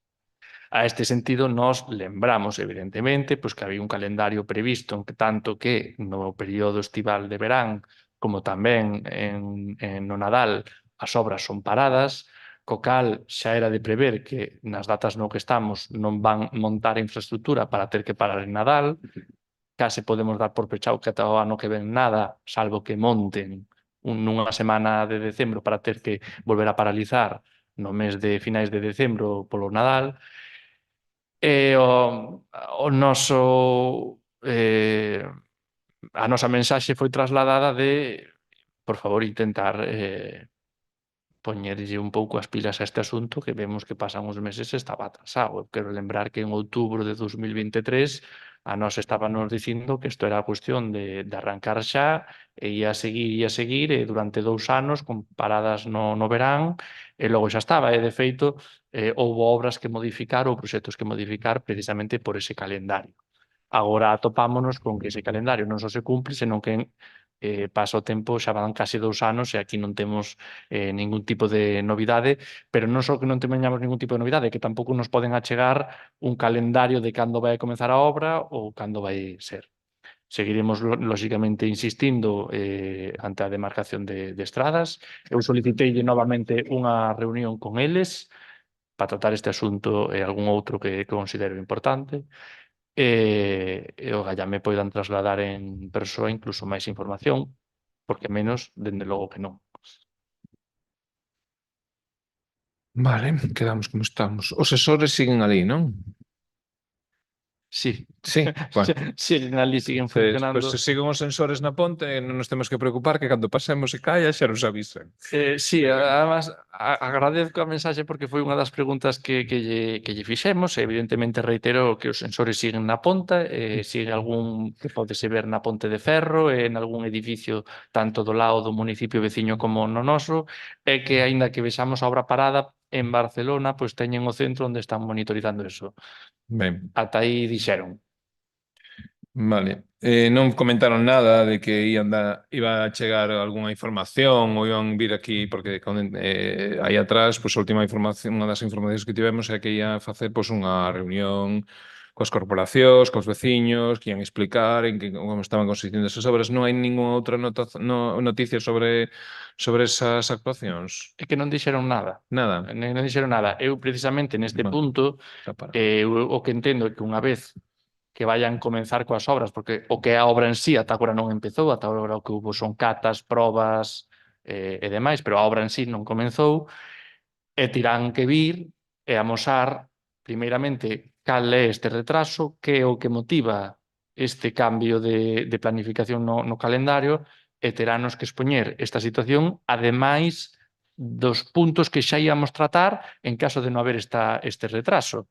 Pero este retraso, se cabe, motiva máis esa reunión a que naquel momento a subdelegada do Goberno na Coruña, que agora foi sustituído polo delegado do Goberno en Coruña, e o jefe da demarcación de estradas aquí na Coruña, comprometéronse nunha reunión ali que tivo lugar na subdelegación.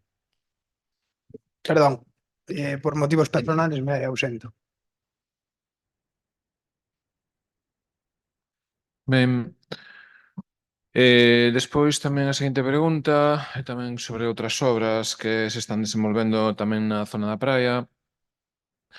Neste caso, bueno, que son o que vostedes chaman tanque de tormentas, pero en realidade é unha estación de tratamento de augas residuais, non? En que situación se atopan esas obras? Cal é a previsión de remate?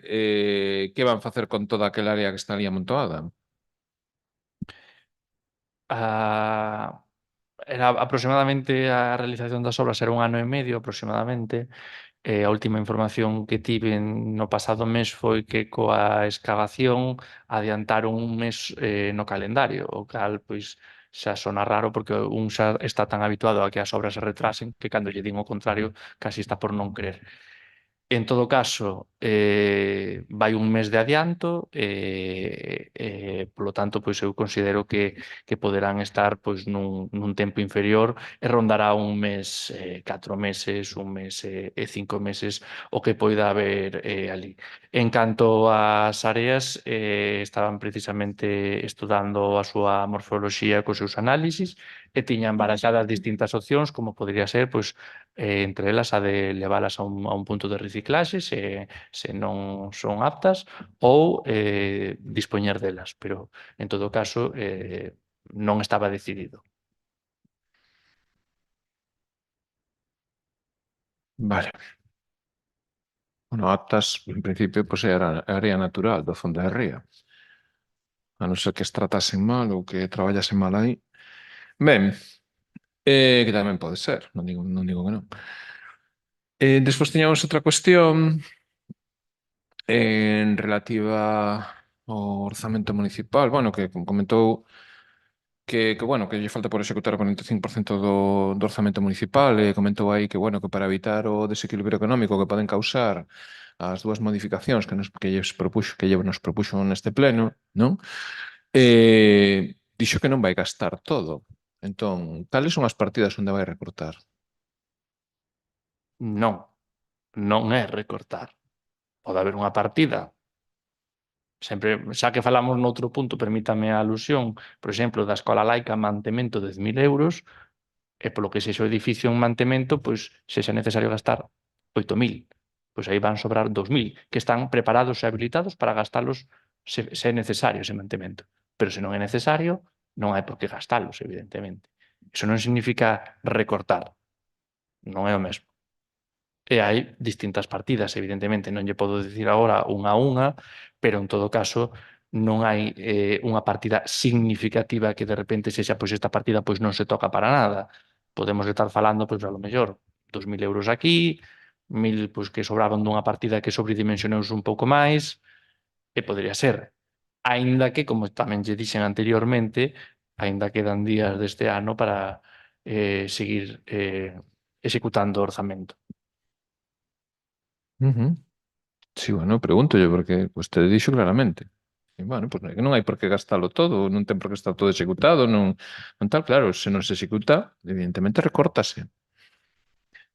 Evidentemente recórtase. Ou hai unha planificación que, como vostede di, pois, pode haber algún caso puntual en que poida haber unha partida que estea, teña sobredotación, iso é posible, pero, a ver, en principio, con 2.000 euros vostede non reequilibra o posible desequilibrio orzamentario que comentamos nas modificacións de crédito. Iso non funciona así. Son máis cartos. É medio millón de euros o que vostede moveu agora de lugar. Entón, ese, pois, por decirlo de alguma maneira, é unha sexta parte do orzamento municipal, que é bastante. é bastante, é cuantioso. Entón, non é fácil aí cadrar moito, por iso lle pregunto directamente onde vai gastar menos. Se non o ten previsto, pois tamén é un dato que é relevante.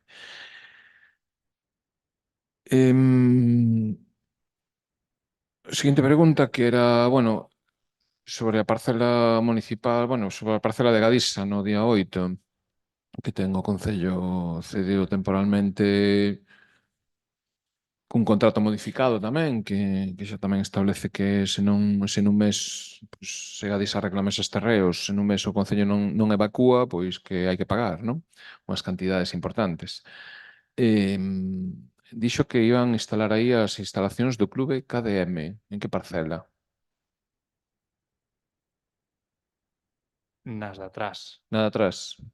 quedan depositadas en riba da parcela. Sí. Bueno, pero ten informe urbanístico que avale esa instalación? Porque nos... É que eu non dixen instalación, eu dixen depositar ali o container son do os KDM. containers. E para iso non fai falta informe urbanístico.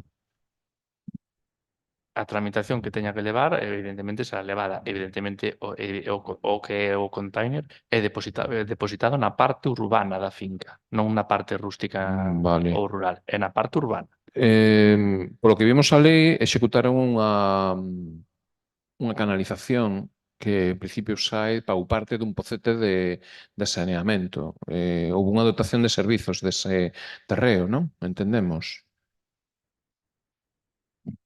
Podemos entendelo, sí, se queres, sí. Eu vin ali o que son que son as vallas de Viacua, bueno, ali houve unha actuación, efectivamente. Entendemos que foi o Concello, non? O que ordenou iso. Sí? Vale. Bueno, eu pregúntolle pola dotación de servicios, porque claro, ese terreo, como todos sabemos, é solo urbano non consolidado. Solo urbano non consolidado é cando non hai servicios municipais, né? E a dotación de servizos municipais ten que ter unha autorización específica, non se fai así porque ordeno o goberno local, non sei. Non sei como están facendo eses gastos aí, se eses gastos tamén van incluídos na modificación de créditos, que acabamos de... que son gastos extraordinarios, evidentemente, pero que claro, que non se poidan adiar para o seguinte exercicio tampouco entendemos. É que non nos explicou nada. Xa lle dixen que no seu momento que non vemos as urxencias de moitas cuestións, porque tampouco se nos explican, evidentemente. Entonces aí, pois, esas instalacións, pois, esa dotación de servizos, xuxírolles que a estuden. Xuxírolles que a estuden e que non a fagan así tan a lixeira. Iso por unha banda. E por outra, tamén soubemos que, bueno, en datas recentes, houve bueno, polo menos estiveron ali os propietarios das parcelas que están testando polas dúas beiras, os laterais, e máis unha representante de Gadisa. Parece ser que houve aí un problema coa delimitación das parcelas. O Concello actuou realizou as obras dentro da parcela de Gadisa? Obviamente, nós non imos invadir ningunha parcela, nin moito menos voluntariamente a propósito. Evidentemente, eles tiveron ou tiñan xa un problema en tanto que a sentencia que indica que o clube KDM ten que sair de aí xa no proceso no xulgado púxose de manifesto pois, que había algunha parcela que non se axustaba a información catastral ao que as escrituras poñían e, polo tanto, había algunha disconformidade e imagino que agora será o momento entre os testantes e veciños que se poñan de acordo exactamente a onde chega toda a parcela e o que ten cada uno para delimitarlo e delimitarlo ben claro. Na grande parte non haberá ningún cambio, pero, bueno, pode haber unha pequena modificación ou algo en tanto que había algunha... Neste caso, nunha finca de particular, a que non era de Gadis, que tiña máis extensión no plano catastral do que logo a escritura parecía ter. Estoulle tamén falando sen estar eu presente no xuízo, pero é o que foime trasladado.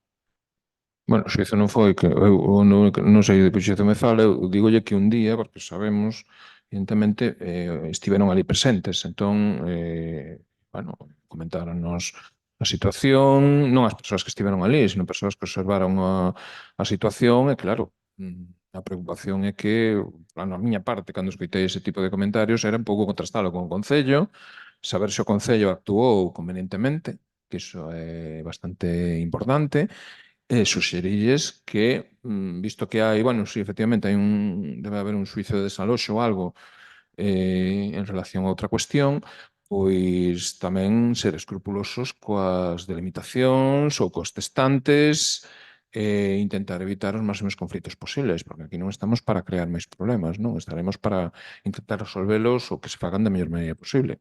Entón, pedimos a responsabilidade ao goberno local a hora desas actuacións, porque entendemos que non as están facendo de maneira con todo o cuidado que deberían. Entón, temos que suxerir que atenden a esa situación. Non sei se ten algo que dicir. Non? Vale. Recolle a suxestión daquela. Ben, comentamos tamén a compañeira que xa levamos reclamado tamén o tema das ratas, bueno, a derratización da zona de dos contenedores que están ali no chao da aldea, xa levamos preguntado varias veces neste pleno por esa situación, vemos que non se resolve, ainda que se nos dixo xa nunha ocasión que sí que estaba resolto, pero ao final non volven. Entón, bueno, despois da resposta que deu, o que lle pedimos é celeridade, porque xa levan ali varios anos. E claro, esa camada que hai ali multiplícase unha maneira exponencial e grazas a que están alimentados polos colectores de lixo do Concello, ainda é moito maior. Entón, aí hai que buscar unha solución, polo menos, que obrigue ao desprazamento de toda esa colonia que hai montada e tomar medidas, se posible, consultando os especialistas que hai especialistas no tema de eliminación de pragas que teñen que saber como tratar toda esa situación. Entón, bueno, aí recomendámosles que tomen as medidas convenientes. Sí, a ver, o problema vais atallando, evidentemente, para evitar que a poboación se multiplique de maneira exponencial, aínda acadando que non se multiplique de maneira exponencial, pois queda moito traballo para a súa eliminación completa, non? O problema, evidentemente, é que nós do mesmo xeito que na casa dun mesmo pode facer ou ten máis liberdade porque encontrase dentro dun perímetro, nós nunha rúa non podemos facer todas as actuacións que igual apetecerían ou a persoa podería imaginar desde conte que pode vir por ali pois algún animal doméstico dun veciño ou veciña ou o que fora. Polo tanto, hai que ter máis cuidado nas medidas que se toman para evitar que siga existindo o problema sen a liberdade que pode ter un na súa casa. Eso é o que ralentiza un pouco o asunto, pero igualmente estaba máis dun especialista que xa fixo varias visitas que está niso. Eu espero e acado que vexamos obxectivos, o sea, logros acadados pronto, se ben xa no principio indicou que había unha colonia bastante importante naquel punto. A ver, desde que os veciños avisaron ao Concello, e desde que nós avisamos aquí neste pleno, doulles tempo a multiplicarse, non. Iso é máis que los panes e los peces. É dicir, iso está, absolutamente descontrolado. Entón, tanto tempo tardan en actuar cando o que lle estou comentando é que ten que ser un especialista. Eu non lle digo que haxa problemas, que esteña na vía pública. A ver, para iso hai especialistas que saben actuar nesas situacións. Hai que buscalo, encargarlle o traballo e resolver a situación, porque non podemos estar así. É perigoso para os veciños que van a ir botar lixo, de feito, cada vez vai menos xente porque é un perigo que se botan a un. Revíranse. Entón, entendemos que é necesario que tomen outras medidas que non tomaron xa nese tempo, non? Ben, tiñamos que preguntarles tamén estamos tendo moitas queixas en relación ao servizo de iluminación pública que está fallando nas últimas datas. Gustaríanos que nos dixen unha explicación de a que veñen todos estes fallos, porque que o servizo está sen licitar, iso é un tema, Pero despois, bueno, tampouco temos información, como xa vimos nas modificacións, que nos están pedindo cartos porque bueno, pois que hai reparacións ou que sexa, pero a nós non nos dan uns datos concretos de reparacións, o único que estamos vendo é que que a iluminación pública falla unha vez, dúas veces, tres veces, catro veces, volven 5 veces ao mesmo sitio, segue sen resolverse, é dicir, está nunha situación un pouco de ruína, non? Ruinoso. En este caso, pois, os veciños sí que nos insisten unha e outra vez de que falla por sistema en varios lugares, en varias parroquias, é dicir, farolas que levan meses sin cambiarse, está feito todo un descontrol. Entón, gustaríanos saber que motiven un pouco porque nos piden máis cartos cando nós non temos constancia de que haxa unha actuación real por parte do Concello a hora de resolver estes problemas. A ver, permíteme discreparlle, en tanto non é tanto un desastre, non significa que a mí non me gustaría que algunha cousa non fora mellor nestes momentos. Houbo un tempo apretado nas últimas semanas por diversas cuestións.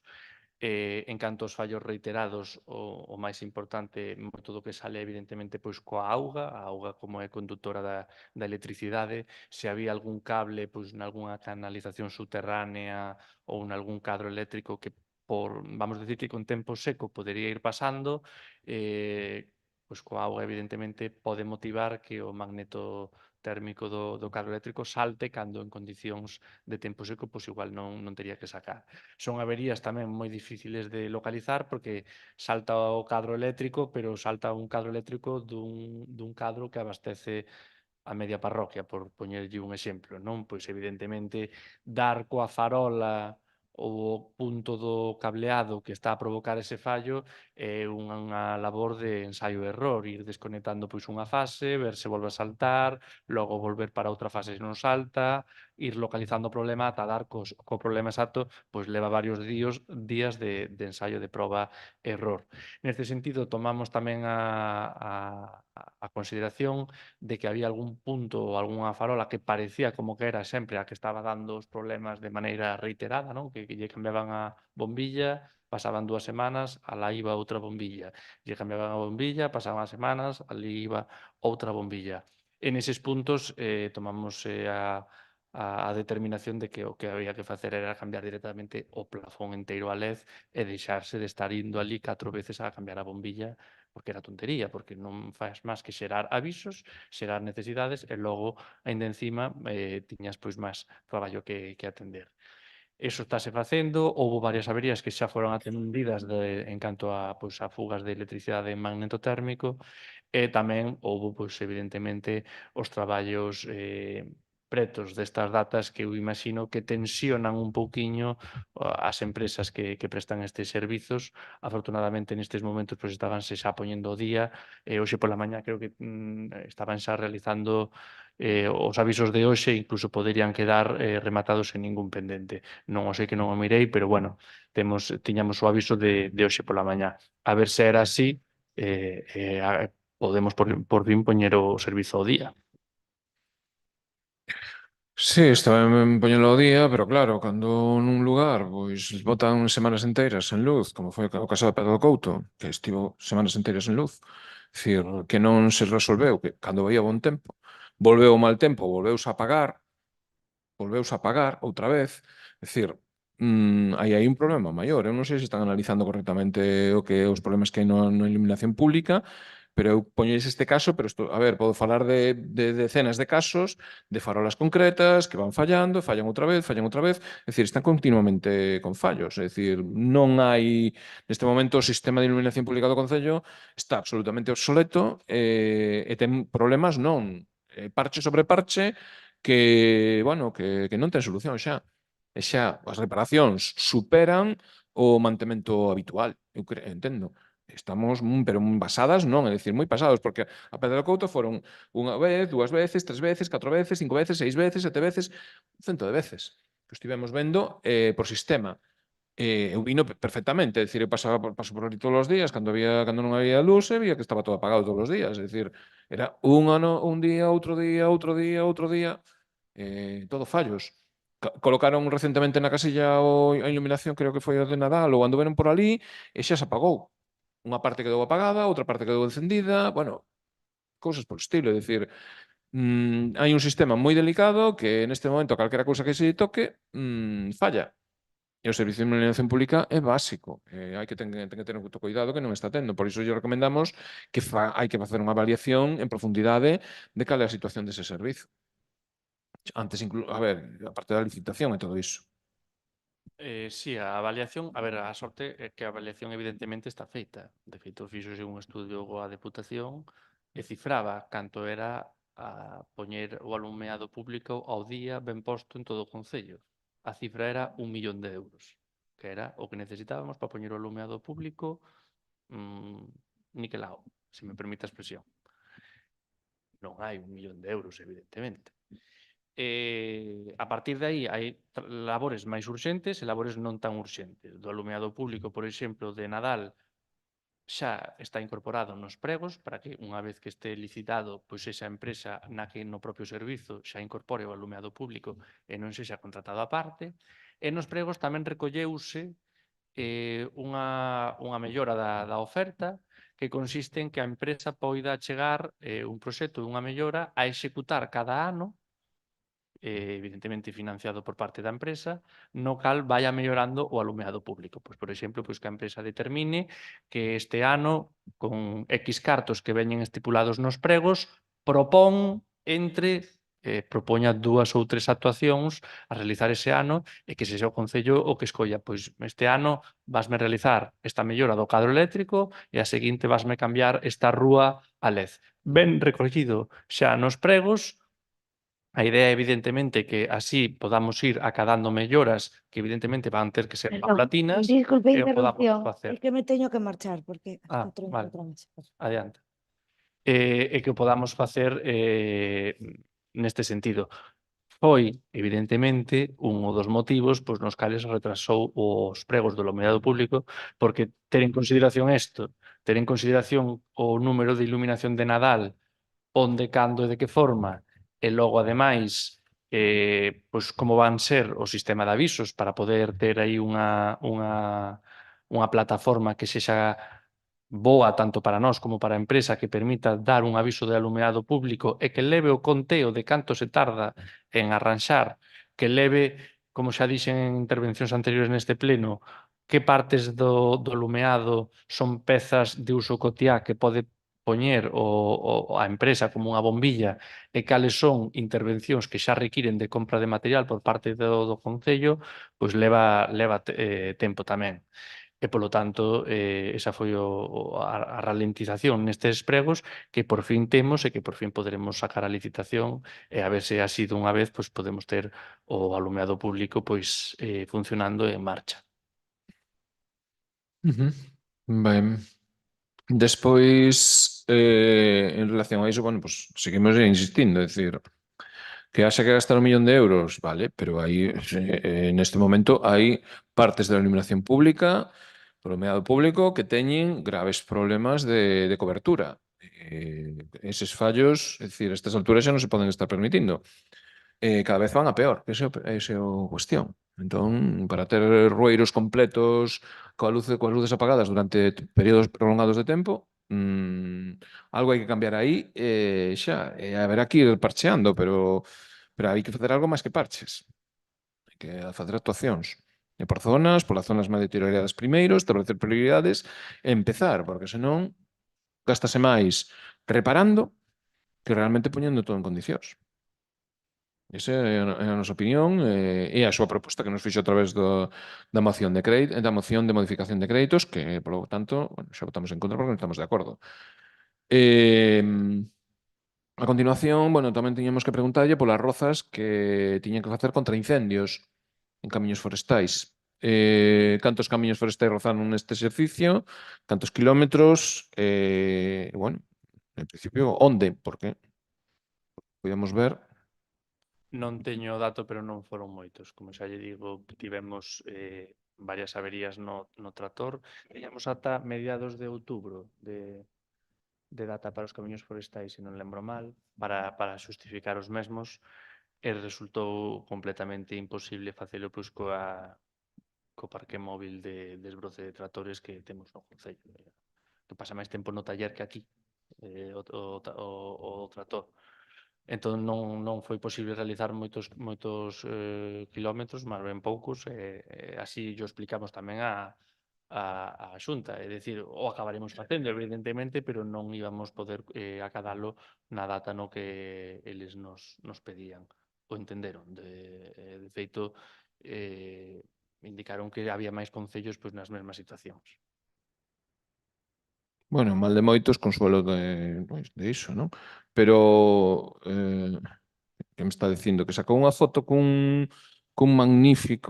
magnífica máquina que rozaba, barría, facía todo xunto, e despois ao final resulta que é o ano en que menos rozan dos camiños do concello. En serio? Non, rozouse máis, pero a máquina rozouse máis? esta veu a reforzar un mes o Concello Cabanas. O galla poderamos tela aquí todos os meses, eu sería o primeiro. Un mes. Sí, foi un mes a doble turno. A doble Cal turno. E na primavera, que é cando é o período de máis crecemento da maleza e, polo tanto, veu a tallar no período no que ten que estar, no que hai que ir a desbrozar prácticamente cada 2 semanas todas as parroquias. Iso foi no que se dedicou a máquina e fíxese que aínda había traballo que facer.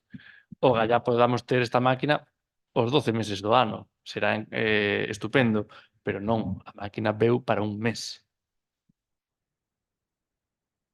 E perderon os cartos de medio rural.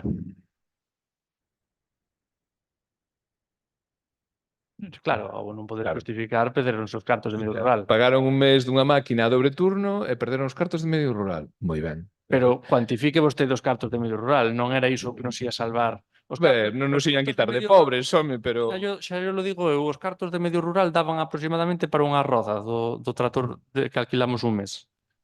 Non daban ni para alquilar o trator enteiro.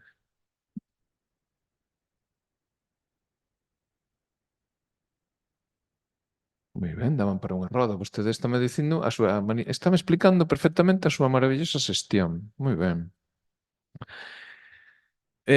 Podemos coller o portaavións este que anda paseando por aí, tamén o podemos pedir para que non pasen un mes. E despois que pasa? Que non temos cartos nin para cubrir nin a esquina dunha ala dun caza, non? Que son 8 millóns de dólares ao día, creo que son, que ande por aí navegando, non? Que quere que lle diga? Que quere que lle diga? Ben, outra cuestión tamén que temos que aclarar, pois é o tema de... Por rematar esta, o portaavións, se vostede o ve necesario, pois... Pero a ver, eu non sei... A ver... O que aquí notase a diferencia é cos veciños e veciñas que tiveron o camiño desbrozado cada 2 semanas na súa parroquia. Aí. Onde? No Concello. Onde? No Concello de Cabanas. No Concello de Cabanas, en serio? Pois xa nos dirá os sitios privilexiados.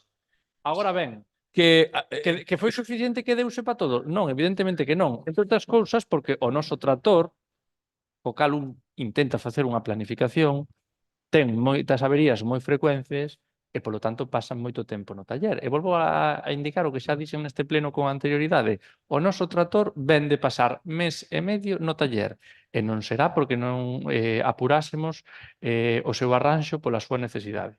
Pero, evidentemente, con mes e medio no taller e mes e medio no que as tarefas de desbroce están paralizadas. E isto, aínda que foi no último mes e medio, non significa que no resto do ano non se ande estropeando de maneira frecuente e indo para o taller de maneira frecuente. Polo tanto, ese outro trator que estivo aquí un mes veu na época de máis traballo, primavera, para acadar os camiños municipais para que estiveran desbrozados. Evidentemente, séguese unha orde de tráfico, do estreito que é o camiño, da peligrosidade, etc. E foi o que se intentou atender, evidentemente, por todo o orden. O gallá houvésemos podido acadar todos os caminos, pero non foi así. A ver, non digo todos os camiños, pero se hai camiños estreitos, moi estreitos, con graves dificultades, que ese trator pasou, sacoulle a foto, publicouna no Facebook e non volveu a aparecer por ali. Acábame de decir que noutros sitios foi varias veces, pois xa me explicará. Ou seja, onde vostede sacou a foto, precisamente, dese tractor, aí só pasou unha vez. Acábame de decir que noutros sitios que pasou varias veces. Pois, sinceramente, non entendo a súa maneira de xestionar. Ademais, un sitio que é perigoso, porque hai unha pendente ali que, como vai un coche a rolo, bueno, xa non lle digo nada. É dicir, vamos, é un problemón aquilo. E lle pedimos, de feito, para ese camiño de Pedro do Couto, pedimoslle un quitamedos no seu momento. Tampouco vimos. Entón, bueno, pois, que me di que o tractor foi para algún sitios varias veces, pois vale, estupendo, parecenos moi ben.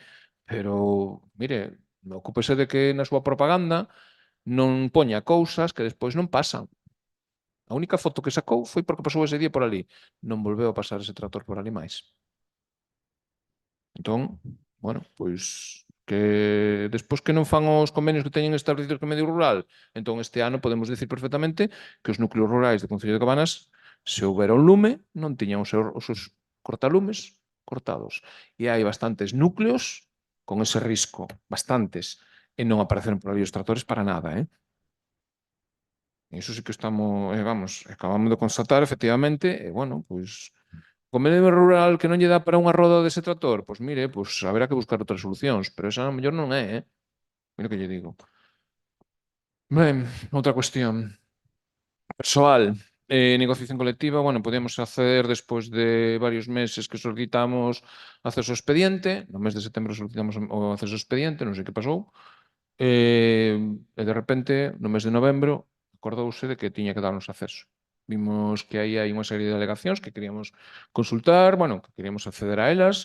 Esas alegacións ou esas consideracións dos sindicatos foron presentadas con posterioridade ao pleno de setembro, porque nos dixen no pleno de setembro que había non sei que impedimentos dos sindicatos, que non sei canto, non entendemos nada sinceramente do que nos contestou, á vista do que hai no expediente, porque as alegacións que hai son posteriores a eso do mes de outubro, creo, outubro, tal.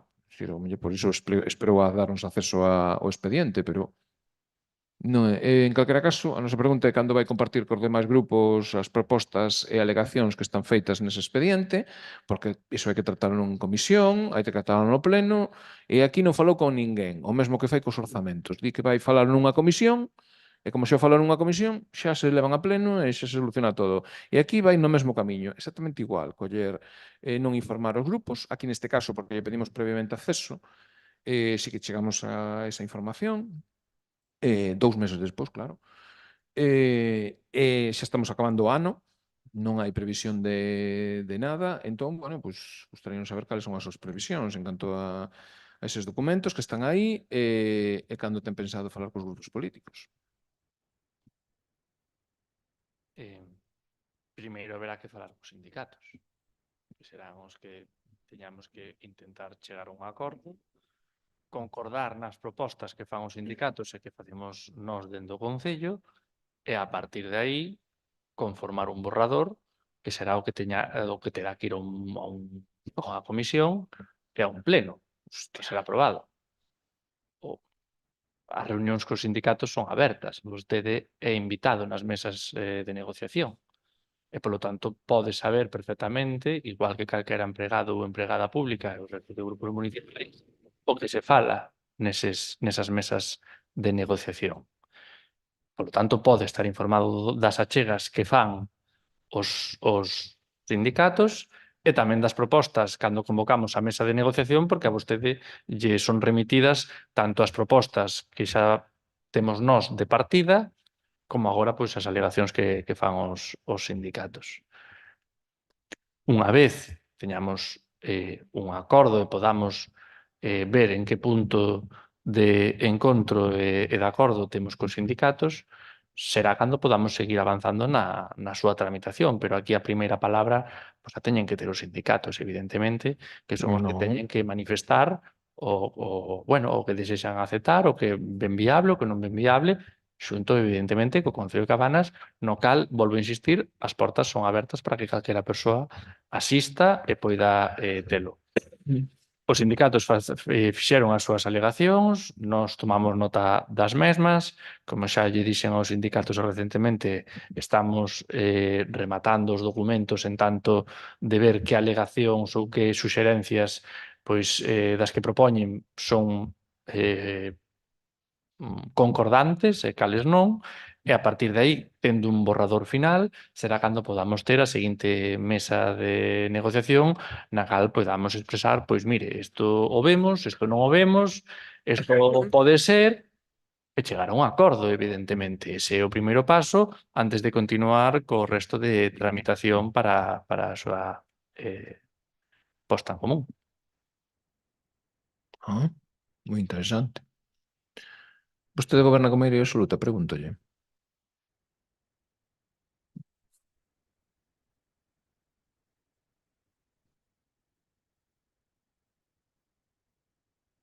Non contesta.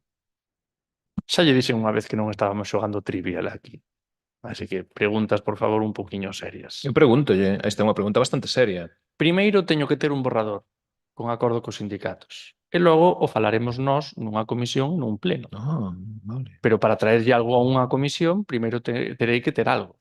Non lle vou traer algo a unha comisión que non conta co visto bo dos sindicatos para que, como xa ten pasado, me indiquen, como non houbo unha negociación efectiva, votamos en contra.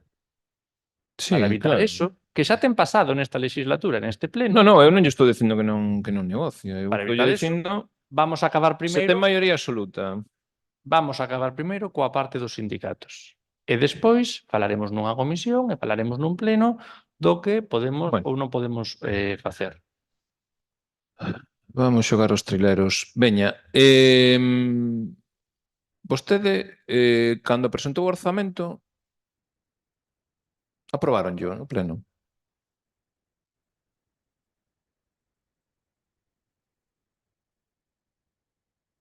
Xa lle dixen que preguntas que vostedes e eu sabemos os dous, no, estos son rogos e preguntas, non é va a falar de verdades. Bueno. Eu estou explicando que un dos motivos, creo que foi no orzamento de 2024, polo cal non se aprobou, foi que algunha persoa alegou que non había unha negociación efectiva cos sindicatos.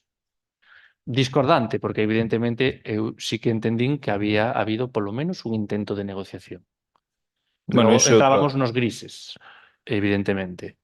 Ajá. Significa eso que agora non hai negociación? Non, agora ao contrario, está habendo toda a negociación do mundo co acordo regulador e co convenio.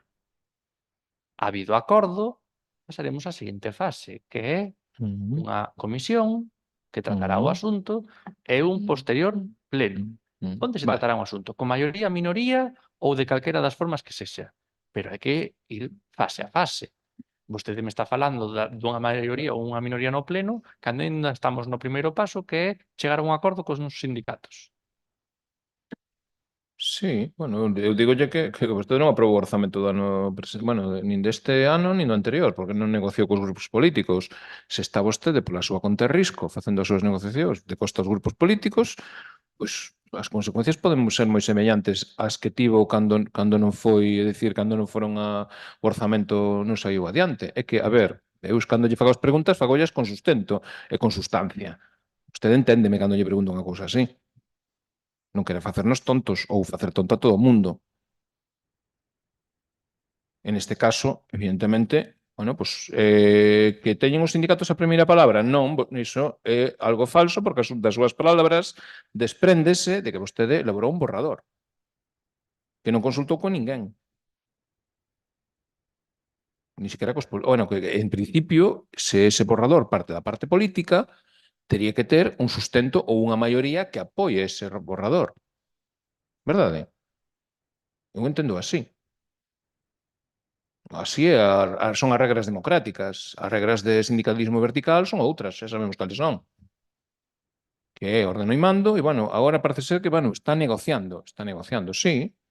Vostede presentou un borrador, sen maioría que o apoie, empezou a negociar cos sindicatos, sen maioría que o apoie, dirá a unha comisión como kamikaze a decir que os sindicatos aprobanlle iso, e se a comisión considera outras cousas. Porque antes non consultou a comisión. Pediu un informe de algunha comisión sobre ese borrador. Por lo menos, para empezar, é dicir, como tal borrador, tenemos que negociar con isto, tal. Non sei, Eu non son aquí o que ten as maiorías nin as minorías, evidentemente, pero eu digolle o que observo.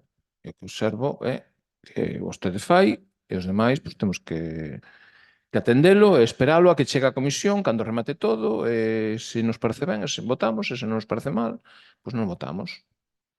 Pero vostede non... Bueno, vale. Falou con sindicatos? Sí, está falando con sindicatos porque estou vendo agora no expediente. Iso é evidente. Os sindicatos presentaron alegacións e teñen ali algunha serie de alegacións bueno, que teñen vostede que responder, evidentemente. Non sei se xa respondeu. Aceptou as alegacións dos sindicatos? Nesa é precisamente na parte na que estamos agora mesmo, avaliando todo iso, un traballo que, por outra parte, está avanzado. Pero aceptou esas alegacións dos sindicatos? Hai algunha que é aceptada e algunha outra que non é aceptada. Depende. Vale. Se os grupos políticos presentamos alegacións tamén as vai valorar? Lóxicamente hai que valorarlo todo, Vale. como non vai ser así. Vale. Bueno, pois a ver. Entón, haberá que mirar esas cousas. Moi ben. Despois tamén tiñamos outra pregunta, porque, bueno, soubemos a través dun decreto que houbo que asinou os convenios cos cementerios, asinou os convenios cos cementerios de veciñais. Pódenos explicar neste pleno a que, bueno, que vimos no decreto un cambio no ámbito de aplicación.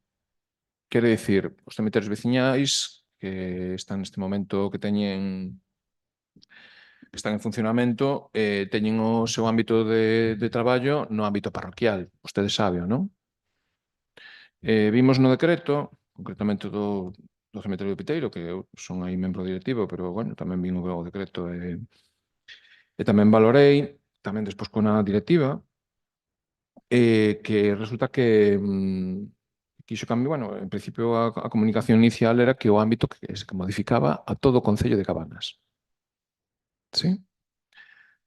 Pódenos explicar neste pleno a que se debeu esa proposta, cal é a súa finalidade e onde quere chegar? Esa non ten moito recorrido. Esa proposta, é certo que o ideal e o idóneo, evidentemente, é que se inclúa no vindeiro ano. Así se lo expuxe a presidenta da asociación, pero tamén lle expuxen pois, a necesidade de cubrir as necesidades que o Concello podía ter non só nesta agrupación da que vostede é membro, senón pois, con calquera asociación que leve e teña no seu traballo pois, un cemiterio que en vez de que poña un ámbito parroquial, pois poña o Concello de Cabanas directamente. Díase vostede conta que pode haber algún caso de algunha persoa que teña pois algún falecido ou falecida e que non estea necesariamente nesas parroquias ou que sexa do outro lugar de todo Cabanas. Cabanas ten máis parroquias, pero non ten moitos máis convenios con cementerios. Polo tanto, o exposto a esta presidenta é que, evidentemente, o noso desexo era cambiar o ámbito de actuación para que, en vez da parroquia de Cabanas, fora pois, o Concello de Cabanas, e tamén se lle indicou que, evidentemente, habería que ter en consideración algún beneficio adicional para eles, e tamén se lle indicou que non sería o único cementerio que tería este cambio, senón que o outro cementerio pois, tamén tería este cambio. Pero o que non pode ser é que nós teñamos pois, unha obriga como Concello de facer fronte a unha execución subsidiaria dun enterro social, como neste Concello levamos nalgún caso, e por culpa de que non sexa na parroquia exactamente que teña que tal, non se poida enterrar.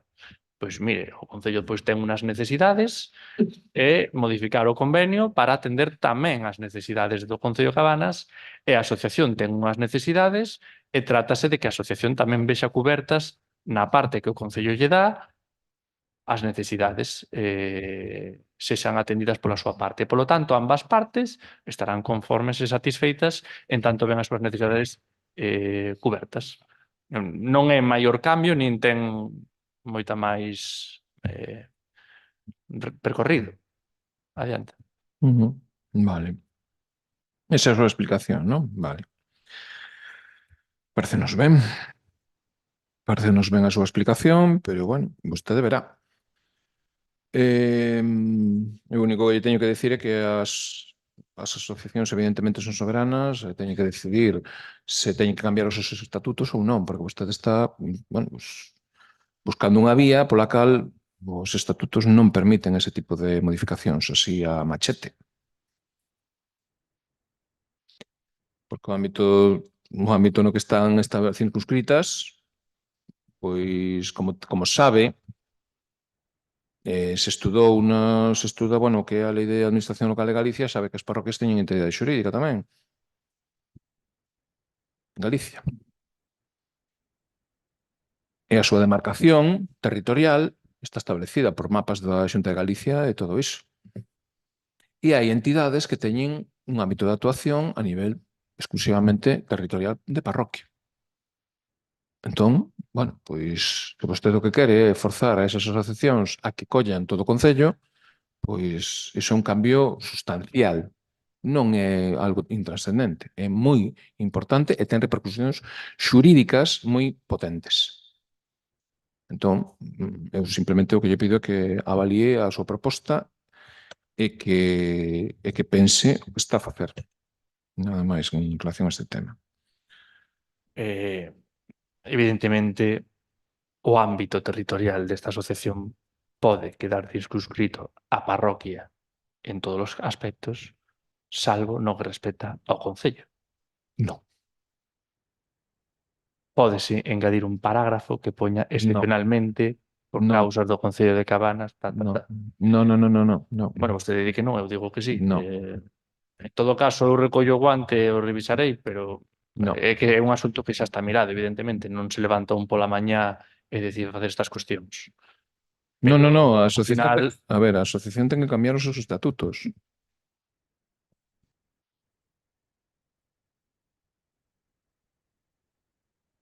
non sería a E primeira... para iso que teñen que decidir os socios. Eu non son ninguén aquí, simplemente lle estou advertindo desa situación. Non sería a primeira asociación que tivo que cambiar os estatutos recentemente. Eu lembro outra pois que tiña nos seus estatutos que estaba prohibido facer pagos por transferencia bancaria. Evidentemente, o convenio asinado co Concello amosaba que non se podían facer pagos en metálico. Isto é outra cousa. Sí, pero tiveron que cambiar os estatutos. Iso é outra cousa. Por culpa dun convenio co Concello de Cabanas, tiveron que cambiar os estatutos. Iso é outra cousa.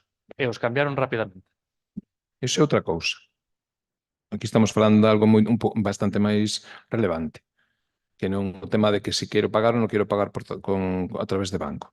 Iso é outra cousa. Non se meta en cousas que non teñen nada que ver. Iso sí que facerse trampas ao solitario ou o trivial, como dixo outro.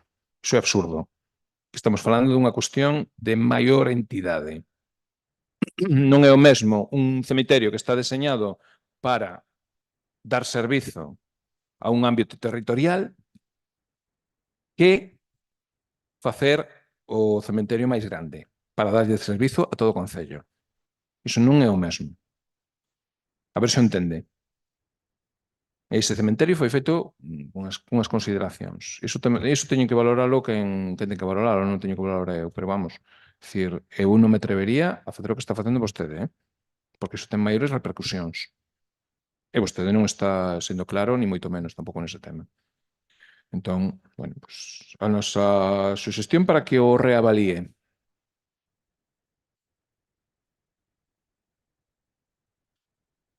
Ben. Estamos acabando xa.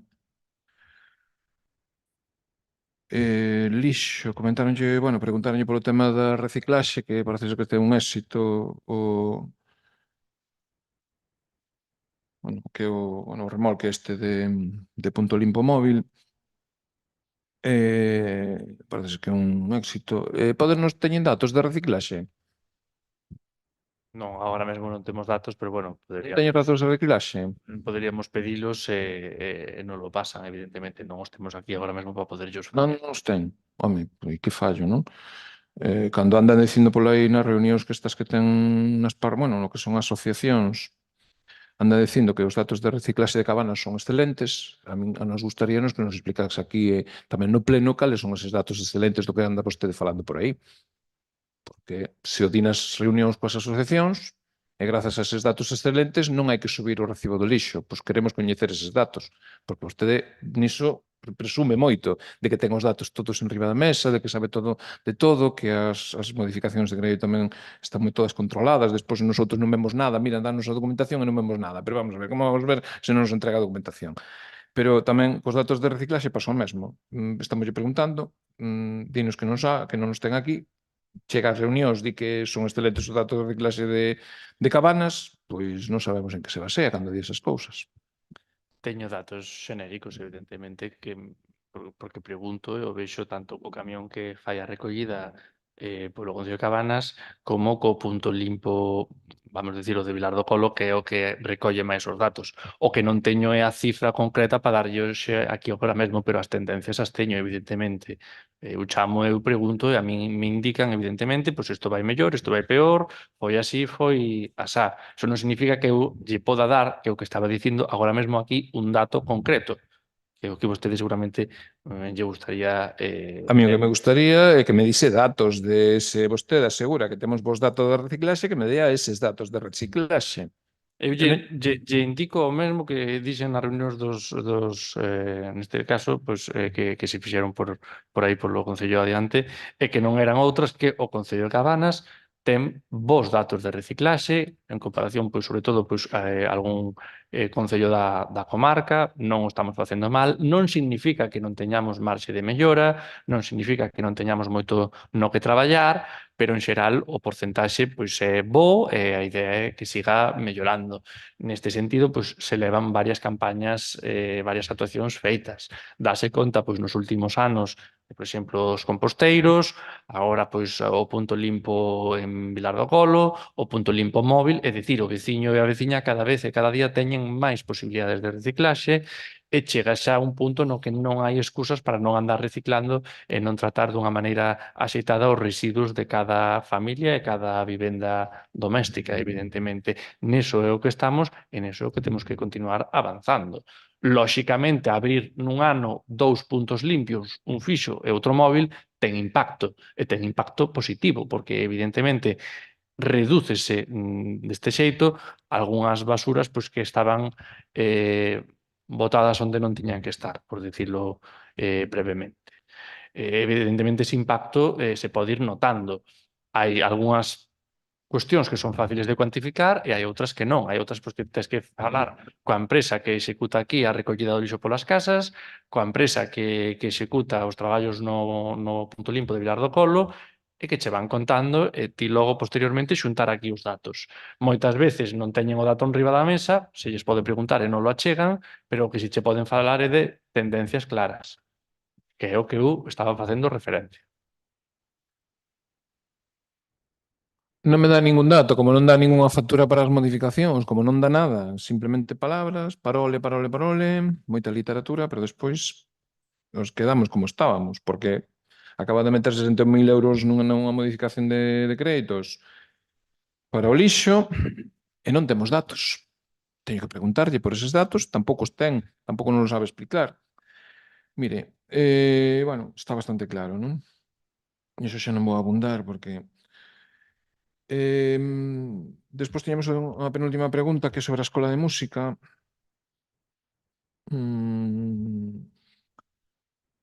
Hai unha escola de música en Cabanas que tiña, bueno, que estaba desenvolvendo as súas actividades na escola laica. Podenos indicar, bueno, cales son os motivos de por que cambiaron de sitio a escola de música e todas estas cousas? Alguna modificación, algún cambio? Cales son os motivos? Bueno, en principio, se nos pode explicar un pouco todo iso. A Escola de Música non foi cambiada de lugar como tal. Tiña o seu lugar, e o segue tendo, é o mesmo. É o mesmo. De feito, ese local ten a particularidade de que ten unhas escaleiras e sube a outro local que soamente se pode achegar pasando polo local que tiña esta escola de música. O que les amosaron era que, evidentemente, usar o local de arriba e o local de abaixo, a veces, vamos decir, en clases paralelas, con instrumentos distintos en melodías distintas, podría xerar certa confusión porque estaban moi preto unha de outra. E, polo tanto, eles directamente iban a buscar outro local, vamos a decir, en fronte, que usaban no tempo no que necesitaban facer eso e logo recollían todo e volvían ao seu local base, por chamalo así. Evidentemente, o uso do local de enfronte non estaba estipulado como tal e logo, ademais, era un pouco según a demanda, é dicir, en función da xente, en función das melodías, en función de se estaban compoñendo unha canción conxunta non era necesario, se estaban ensaiando por separado sí, era un pouco irregular o seu uso. Polo tanto, o que, vistas as necesidades doutra asociación que se constituíu e que necesitaba, demandaba tamén un lugar para facer actividades como está facendo, necesitaba un lugar, consideramos axeitado poñer un pouco máis en regulación ese segundo local extra que usaba a Escola de Música. O que ali nos manifestaron é que simplemente canto máis lonxe un local de música do outro, mellor, que era un pouco según o día e que o único que buscaban era que fora lonxe. Por lo tanto, se lles propuso outra serie de locais no mesmo edificio que podían usar os días que quixeran, as horas que quixeran, mostraron a súa conformidade e, polo tanto, pois así se puxeron e así o fixeron. Non houbo moito máis. Evidentemente, no local no que estaban, o que non podía ser é que a Escola de Música estivera nun local na parte de abaixo, tivera bloqueado o local da parte de arriba porque se accede por as únicas escaleiras que ten pasando polo seu local e logo outro local a maiores que era o que usaban para dar as notas. En total, 3 locales. Eso era o que non podía ser. Vale. Vale. Bueno, o que lle digo é que teñen que ter un lugar idóneo, non é máis que nada, non? Nada máis.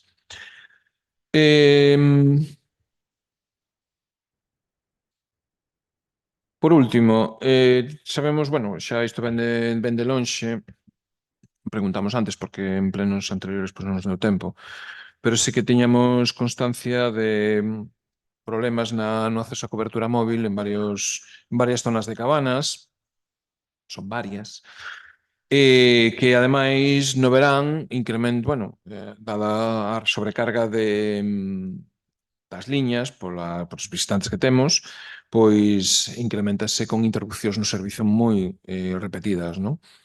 Estas interrupcións no servizo no verán especialmente, xa fora das zonas que teñen problema de cobertura, pois tamén afectan en xeral a profesionais e particulares de todo o Concello.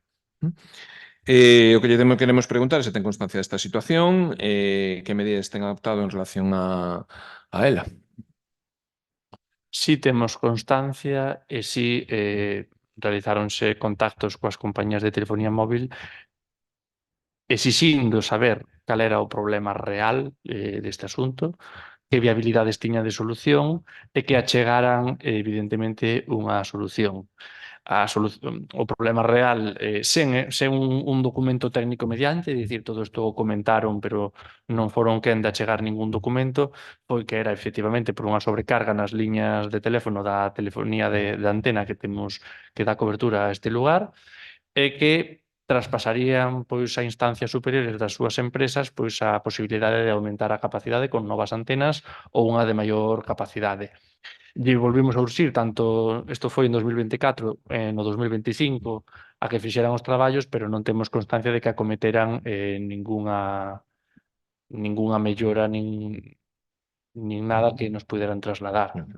Evidentemente, tampouco as empresas, neste caso as operadoras, van nos facilitar moita información porque son reacias a poñer nun papel que existe un problema de cobertura nesta zona porque na competencia na que se moven pois van a evitalo a todas luces e mesmo o intentan moitas veces negar que existe un problema. Non é así, existe un problema e dáselles traslado, pero é un pouco a sensación que teño. Algunha delas polo menos non estaba moi por la labor de ofrecernos documentación, datos fiables e xa non solucións, que ao final o que me contaba, non? Vale, non me dá toda a información que vostede non quere darme, pero soluciona o problema e con eso xa está, que é o que nos importa e para o que estamos aquí. Non estaban moi pola labor. Vale, pois moitas grazas. Nada máis, grazas a todos por estar aquí ata esta hora. Un saúdo. Levantamos, polo tanto, a sesión. Moitas grazas.